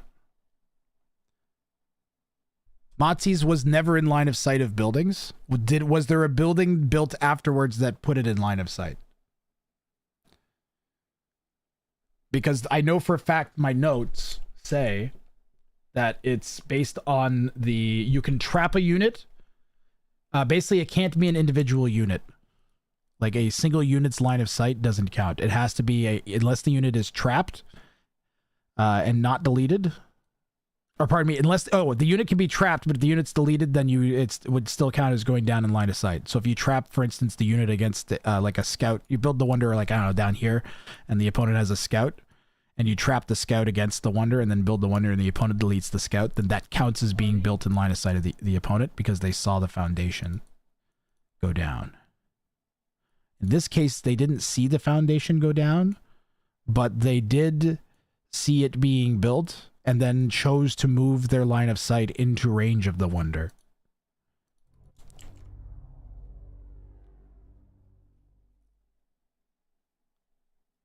So I feel like the circumstances at the very least are different from the other time we had this come up. Was it completed in line of sight? Because you could say that he hasn't built a Wonder yet, right? And it tells you to build a Wonder. The Wonder is not built yet. It is in the process of being built. And it is only built. So the Wonder has to be completed in line of sight of the opponent. Is how this bounty works.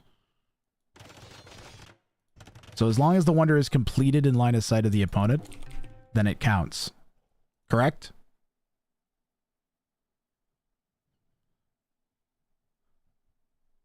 Because this is within line of sight of buildings. So I'm pretty sure that is the distinction in the wording because... Hold on, let me find the specific bounty that I'm thinking of here. Entirely build. This is one that needs to be clarified. Entirely construct at least one castle. Entirely construct one castle. Entirely construct. So this is not an entirely build a Wonder in line of sight of the opponent. It's just build a Wonder, which means that it should be changed to complete a Wonder in line of sight of the opponent, just to be clear. So I'm going to, as a matter of fact, I'm going to make that change now. Directly in the actual tournament thing. And then if anybody can think of any other instances of Wonder attempts where this might affect that definition, I should be contacted. I'm going to ping the Discord. I'm going to ping the Discord a rule clarification for wonderful aggression.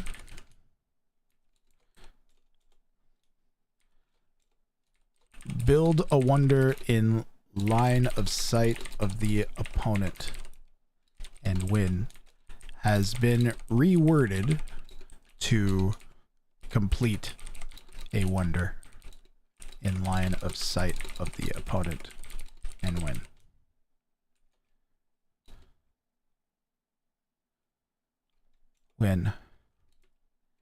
If you attempted this bounty and want to challenge the rule, please let Grathrang know in hashtag, and I'm going to make a new channel, bounty challenges.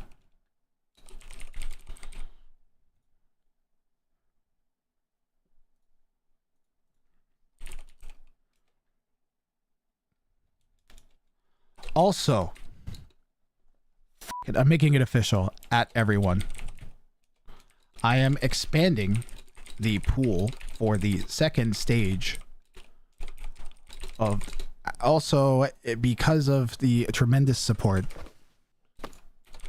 Because of tremendous support at everyone, I am expanding the pool for the second stage of the tournament to 8 qualified players.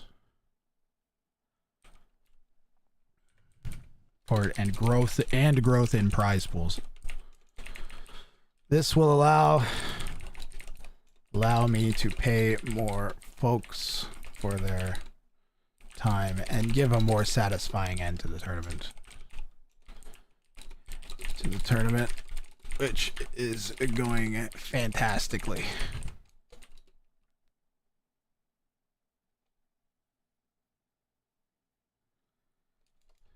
So please make sure to review your own sets for potential challenges and don't hold back on clarifications, etc. I'm happy to handle them and may even be able to make a stream out of it. Haha, smiley face. Good luck, have fun all, and I'm excited for the second part of the Showdown Cup. Enter.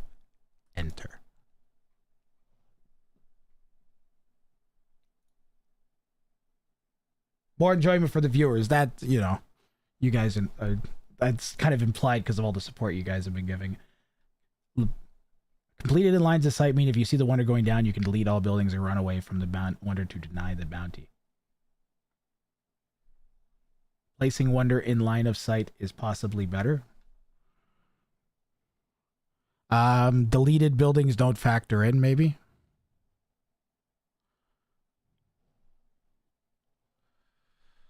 Finish a wonder?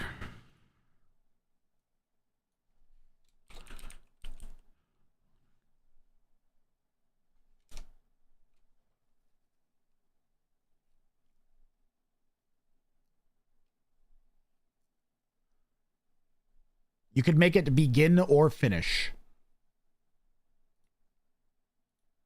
Begin or finish a wonder in line of sight of the opponent and win.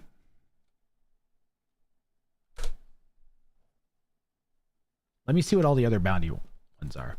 I can edit that as what I get. It's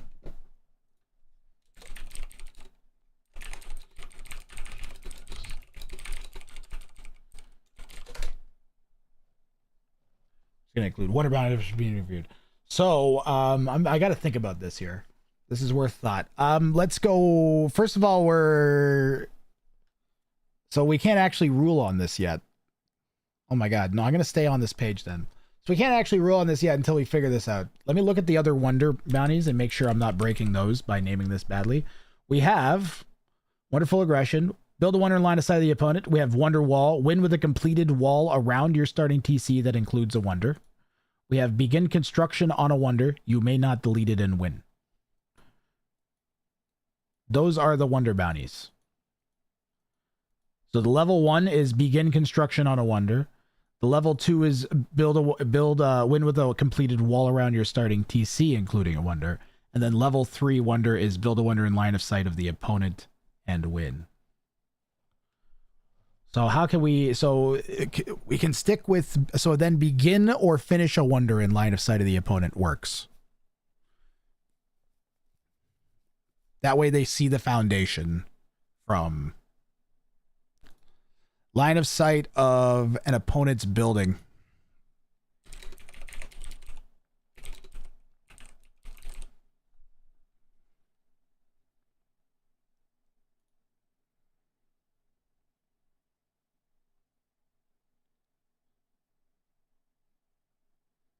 It could just be begin. I think you don't need the finish. But then that screws over Dr. Casa. That's the problem. But we can rule that the definition... If you're Dr. Casa, can you reasonably say that the definition build a wonder in line of sight of the opponent was completed here? Absolutely, because it was completed in line of sight of the opponent.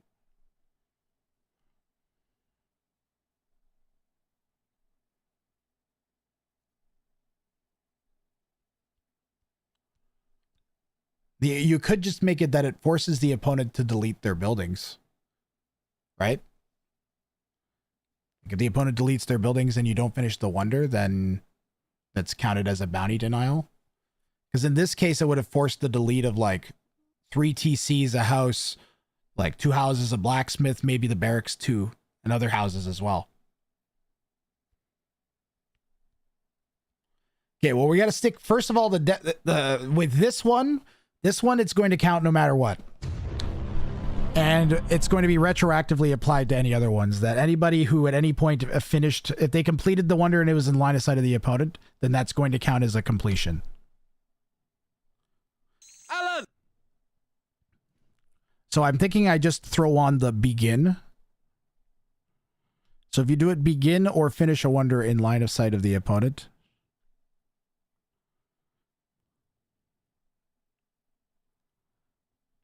That way they can't just delete buildings. And then I just also update it to an opponent's building. But only have it be applied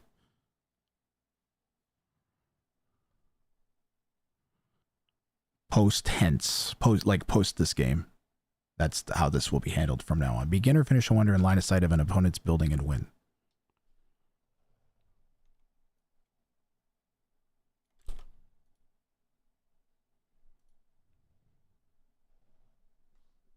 Hold on, I gotta get chat open.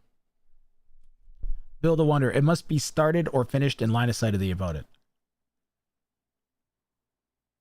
That's kind of worded well. I like that, Big Ugly.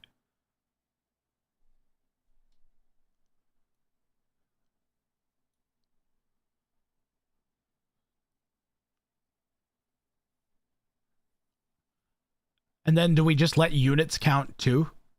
If this, like, if night happens to wander by as the wonder finishes, then we would count it, I think. Another one. In that case, right? Is that bad?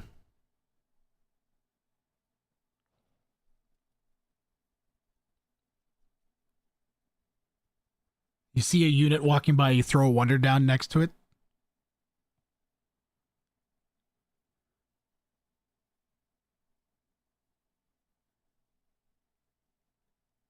What do you guys think about that? Yeah, so then we can just leave it, build a wonder line of sight. We can leave it at very close to what it is. And we just update the wording to the way that Big Ugly put it.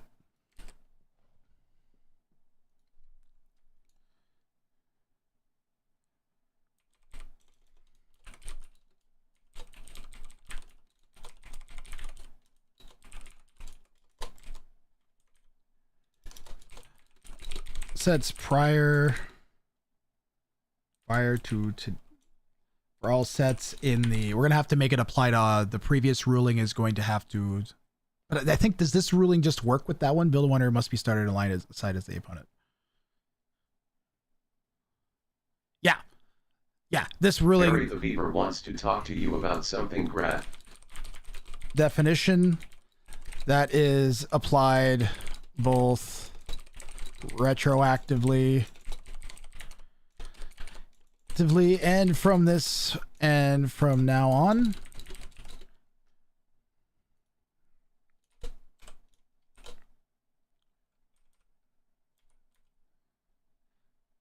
Complete the game.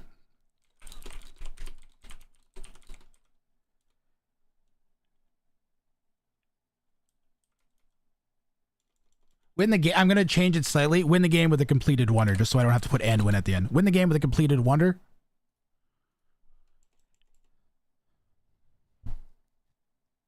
Win the game with a completed wonder. It must be. Wait, that now we're introducing more ambiguity.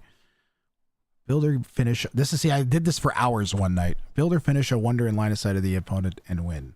And we wanted to update it to build a wonder. It must be started or finished in line of sight of the opponent.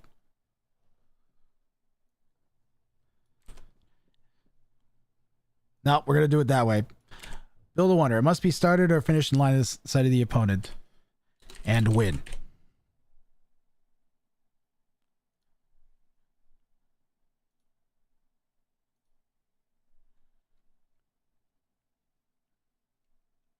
Semicolon.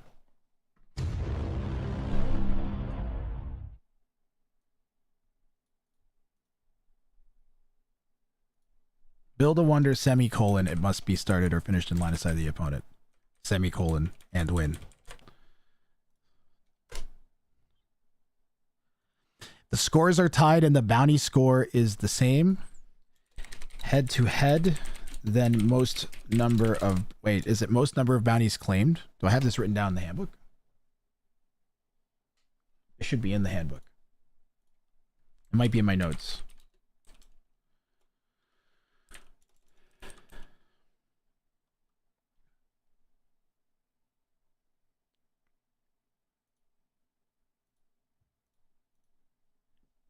It's going to be head-to-head between two tied opponents. If more than two are tied, will be the player with the most bounties claimed.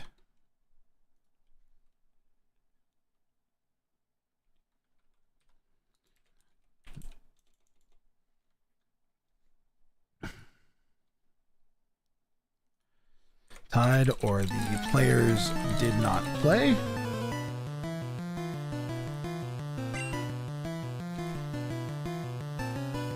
Teams, if still tied, playoff series.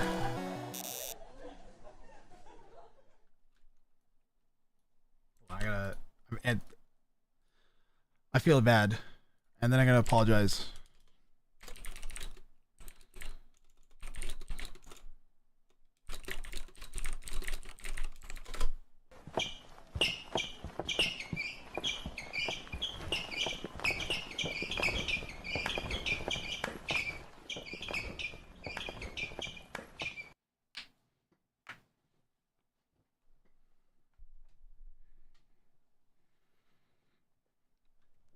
Okay, where are we here? Lots of admin things just happened in the past 10 minutes. So, oh yeah, I'm gonna update the, hold on, I have to update the GitHub with the new definition right now. So give me a moment to do that. And then we can finally put the score in. So this will count as a bounty complete, right? I believe so.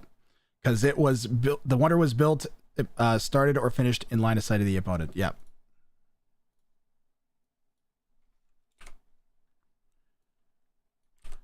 Yep. Wonder. Wonderful aggression.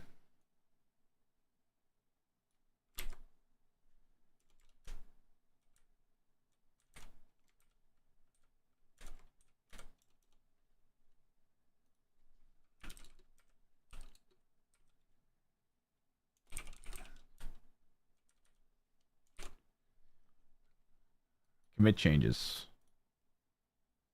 Done.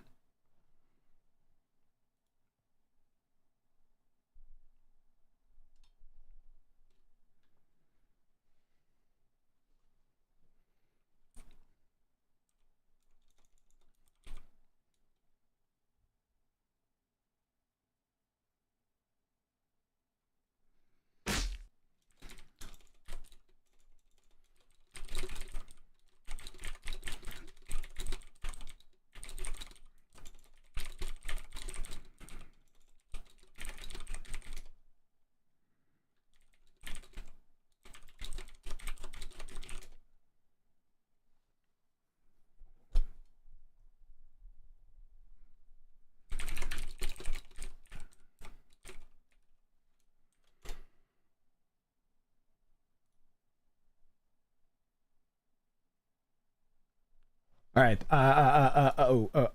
Typing things. How are you feeling, Grath? You okay? I'm exhausted.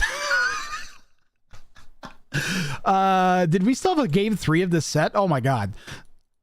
There's still a game 3, isn't there? So we're gonna give Dr. Kaza the 4 points. He gets the points confirmed, and we get to finally do game 3 of Kaza and Moon. Oh man. I told my friends I might be around today. That ain't happening. I'm gonna cast this, I'm gonna collapse is what's gonna happen. Mouse Puddles with the mental health check in. I am feeling alright. I'm really hopeful that the people that came to look at the house today are the ones that end up buying it. They were so nice.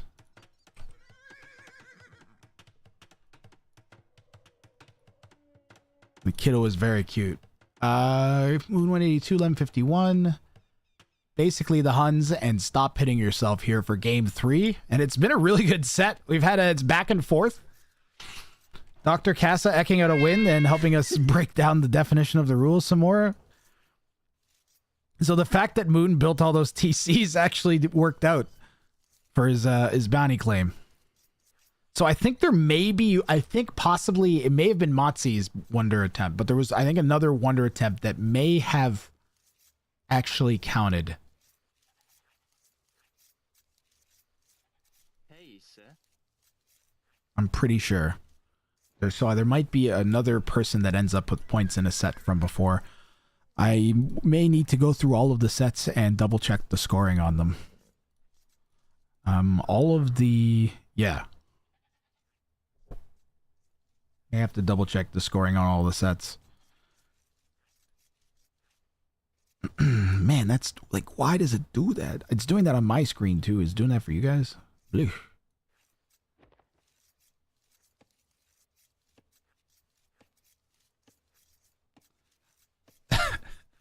Yeah, maybe.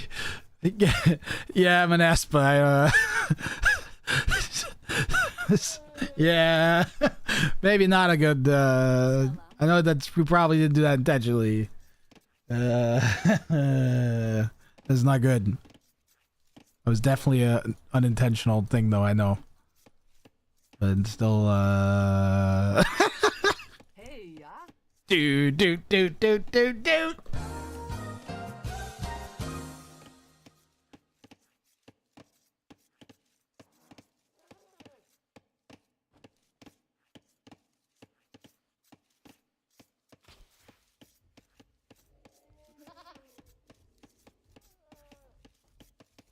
Alan!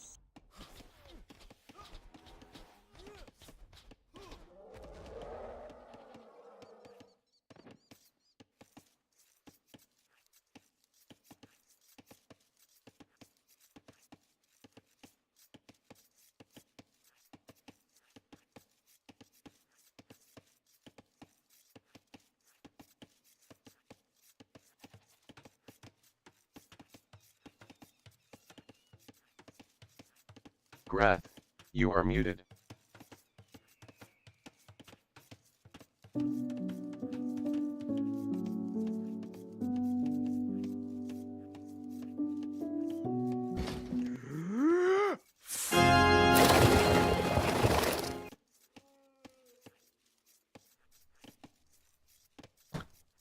Try this again.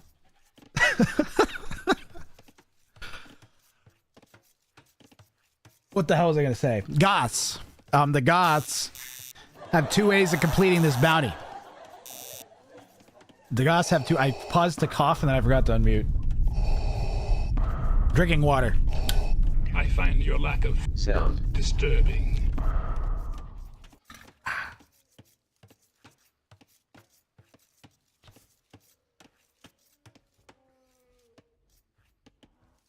This water needs... That water bottle needs to be cleaned.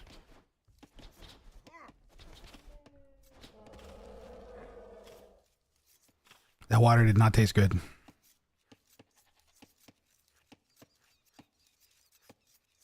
That water did not taste good.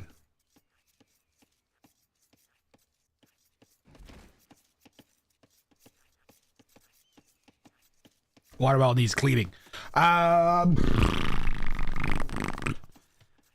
The bacon died. Today's been really fun. Today we've had a lot of fun games, man. Yesterday we had like a cluster of high elo games. Now we've had a cluster of the mixed. It tasted like Lake Ontario. Yeah, a little bit. The snake. The snake is here. The snake is waiting. Are we back into choppy land? We're restarting it now, chat. Capture Age has been full on potato today. I even cast like I think a whole set in regular AoE 2. It was misbehaving so badly with one set in particular. Yeah.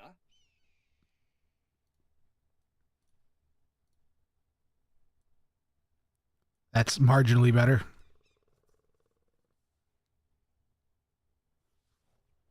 We could have another good one here. I don't know if I finished my thought. from when I said I was muted.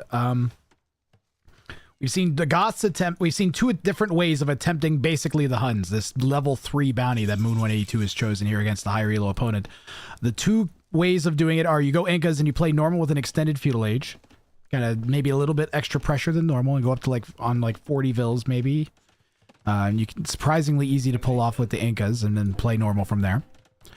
Or you do what we're gonna see Goths do here in this game, which is you spam the absolute loving crap out of your militia, and you just use all the time and space that gives you to boom up, and you kind of take advantage of the fact that having an extended Dark Age just gives you an intense amount of res collected and way more villagers than your opponent. And even with the Cumin boom here, Moon is 4 vills up. Although we'll see if that changes once the actual TC goes up. But if he applies enough pressure and gets enough little bits of damage here and there, breaks in, pushes off of berries, forces idle time, snipes vills, prevents counter aggression, then it could work out. Also, eventually, as a Cumin, or really anybody trying to defend against this Goth onslaught, you tend to go into archers. And by the time you get enough archers together to actually clear up the probably 20 plus militia you have wandering around the various parts of your base, if you haven't already died to that, to killing all your vills and giving you an insane amount of idle time, you go around, you clear all the archers up. By the time you actually make it to your opponent's base, they're probably on their way up to Castle Age and skip Fuel Age entirely and drop a castle and go into Huskarls. And these days, I think the resurgence of the 2P Rush, like whatever not the 2P Rush, what are they called? The Champion Rush. I think like the recent showing of the Champion Rush gave some people the idea. There's a bounty in this tournament where the Goths, you basically have to make 75 militia as the Goths in Dark Age, and it just became very evident that that was a strong strategy, period. And is really just not a bad thing to do in any game. Never mind a bounty game. How you doing, Champy?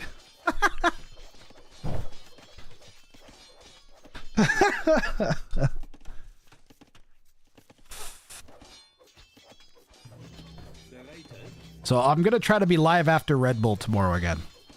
I don't know if I'll start before. I'll try and time it so we go after Red Bull. But if I turn it on and I see water and I fall asleep again, then I'm gonna turn the stream on early. I turned on Red Bull to watch today, and I was like, we'll see how long it's going. I think this is the last set. And there was a water map, and I literally fell asleep, and I woke up in the stream. It was like I had the stream ending scene soon screen. And I was just like, Grath, Arby's will buy your home. We'll turn your home into a meat paradise. The pool will be filled with brisket, while the basement will become a roast beef palace. Arby's will make an offer on your home you can't refuse. As we clean Alligator Randy's dirty money for him.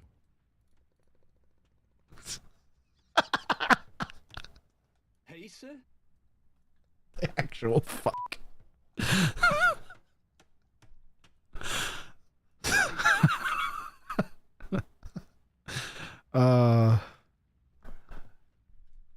Did somebody say Alligator Randy?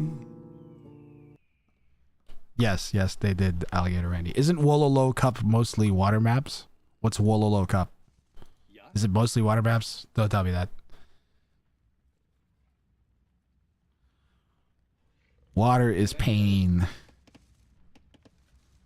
Think about how little water there's been in this tournament and how fantastic it's been. Think how good King of the Desert was. I don't know if people. Hopefully the tournament organizers clue into what the people want, man. We'll see. Maybe there'll be some epic Red Bull water games. You like the new water balance? It's probably better than before. I'd say that. I don't mind hybrid. But you can't, I wouldn't do a whole tournament with hybrid maps ever. 75% non-water maps, that's good. It's not the water, it's that they don't have bounties over there. Well, here comes the giant pile of militia. Dr. Casa has some archers to try and clear them up. And Moon's gonna Really, he's going to have to kind of spread out a little bit more. But now that Dr. Casa knows the strat...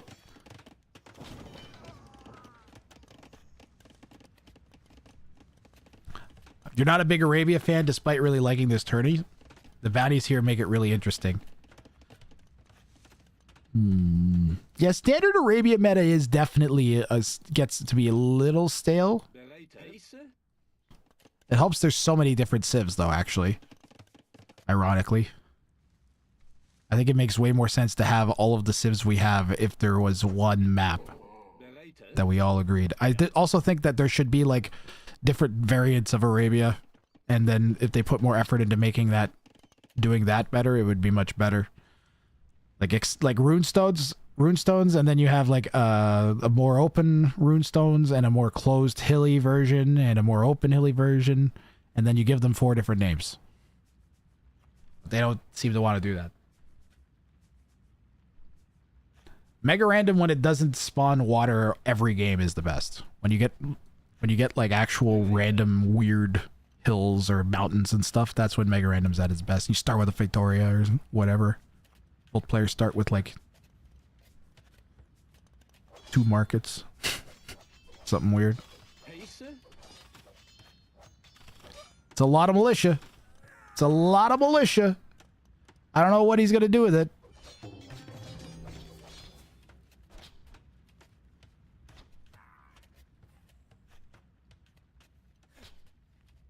Tweak the gens to make it better. I haven't played a ranked 1v1 in a month. My elo's gonna decay.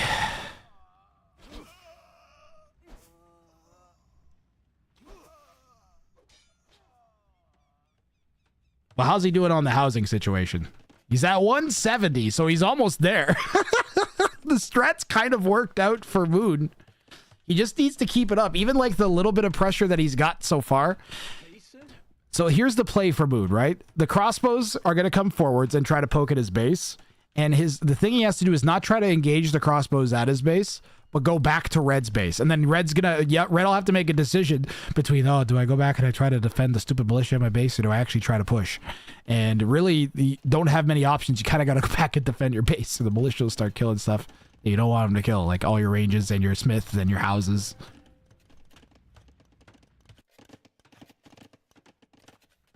So there is hope yet here for Moon, who is 2 houses away from completing his bounty condition. Dr. Casa has to kill 100 of his own units, so he might not be too inclined to be aggressive anyhow. 11 maps, 2 heavy water, 4 medium low water, and 5 no water. So more than half of the maps have water in them, is what you're telling me. Yeah, that's the problem. There should be 1 water map and 1 hybrid map, and the rest should all be land maps. And even that is pushing it, because now you're still going to get 2 out of 10 maps are going to be 20% of the tournament's going to be on water. Have water in it. And then watch all the pros ban the water maps because they don't want to play them. Another barracks. Moon is up to feudal age, so he's good to go on his conditions here, chat. It is nice to see for Moon. Both players, we've got a lot of potential points flinging around here. If Casa pulls this off, going to go up to 8 points claimed on the set. And Moon 182 will go up to 5. And now with the announcement that we are expanding the pool to 8 players for the second round, there's a whole bunch of new analysis that needs to be taken about who's doing what and who's going to try to get where. And I'm going to have to figure out a format. I'm thinking probably just another group stage, right? Everybody plays another 3 sets. Something like that.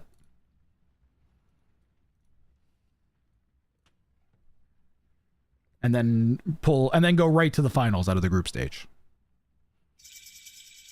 Yeah, what? You could have like third place and 4th place play to see who gets 3rd or something like that.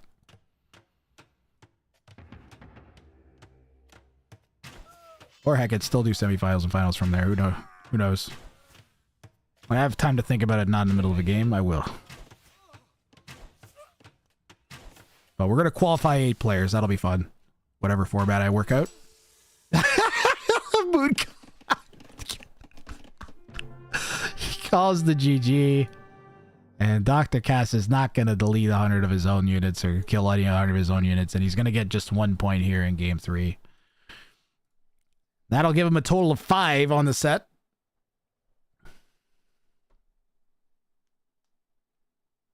GG, well played. Bit unfortunate there. But I mean, Moon was very, very dead. Was he dead? Is Moon actually dead? Hold on. Well, he's got... The problem is the opponent's Cuban, to be honest. In a normal game, at this stage, Moon would have, like, probably roughly the same, maybe somewhat more. He's got a lot of idle time, but if he had 4 minutes less idle time even, how many vills is that? It's like 8-9 vills. So in a normal game, he'd have a substantial villager lead over his opponent with 1 TC, but the Cubans are rough, man. Cubans are rough. Let's go to the ranking page. So who's qualified now? Well, now all the way down to Levi is qualified, which means Dragon Lord Freya is back in the tournament. Platagost is back in the tournament. Lighty. Well, Lighty is set up for being in first place, to be honest. Lighty only needs 8 points in their last set to take the whole thing away from Chopsticks. Only 1 more bounty claim for Lighty. Let's update the scores. And maybe I'll do... Well, Mouse Puddles said he wanted to go tomorrow. So maybe I won't do Mouse Puddles. I will do maybe Danifer and Naruto. Or should I call it? I'm pretty tired. And I'll put the scores in. We'll see. There's an ad break that's running right now, so I shouldn't run the replays. I'm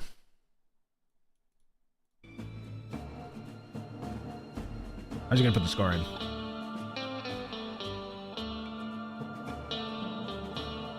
Let's see. Moon got 1 point, right?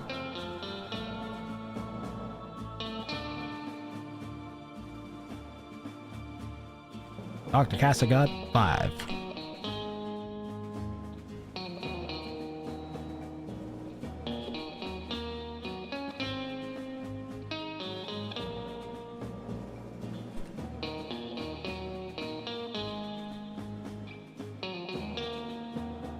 And Moon, did Moon win the first game? Yeah, Moon won the first game.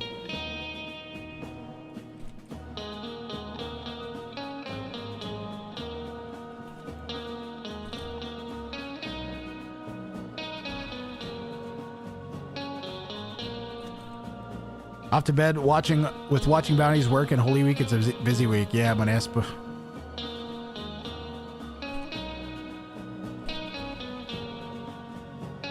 I can imagine. Alright. And we had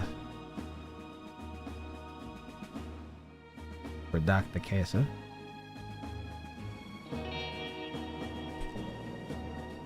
We had an L no and then a W yes for 3. And a W no.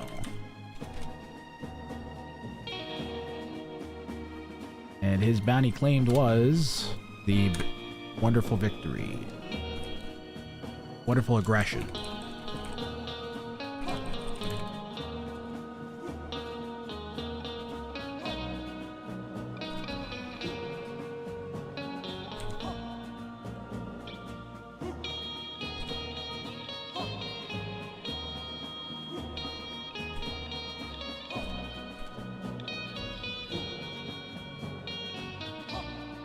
Update that to say yes.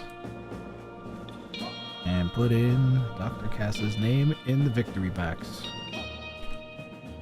Alright, let's see what the stats look like now. Dr. Casa now in 12th place. Ooh, that did not help him out enough.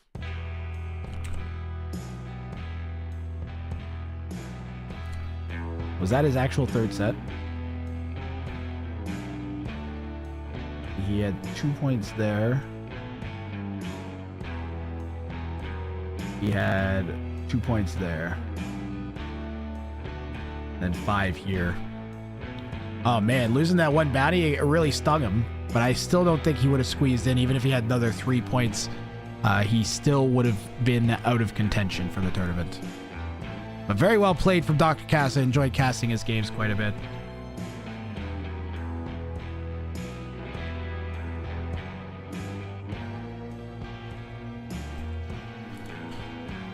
Oh, let me look at the schedule coming up.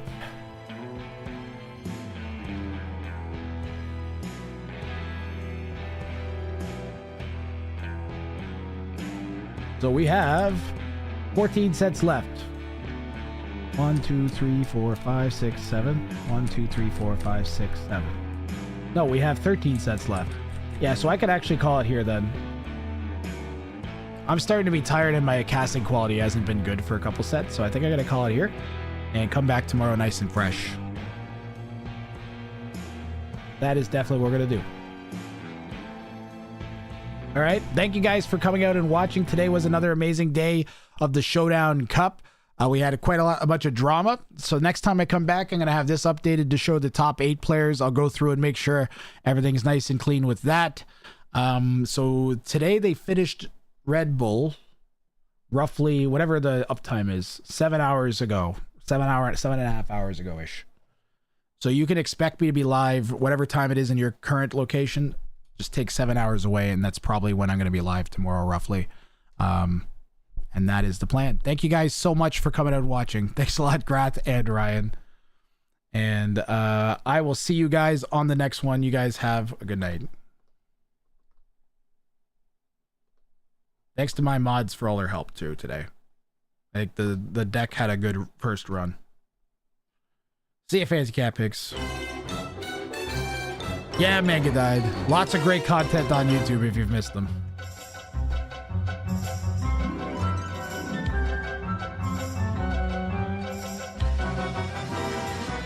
Hey, home, Brandon Dukin. See you, Shadowflower. See you, Mouse Puddle. See you, Isabella. Sorry, Lefty Sexted, buddy.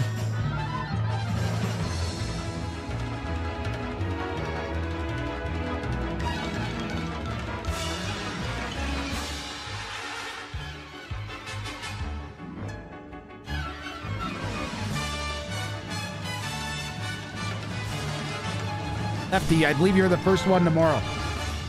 You and Mouse Puddles are first tomorrow. If you want, just shoot me a message in the Discord or right before we go here. I'll have to find someone to raid, so you have a minute. I didn't raid anybody.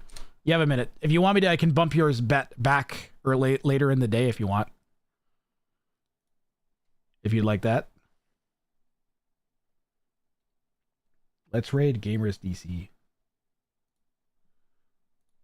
Guy's been in watching the tournament all week. Oh yeah, actually, yeah, you're right. Oh, he's playing 1v1s too. You can go give him some support in some 1v1s. Easy raid choice today. Do it on your time? Alright, I'll be first tomorrow then. Shoot a raid message in Gamers DC's chat for me, guys.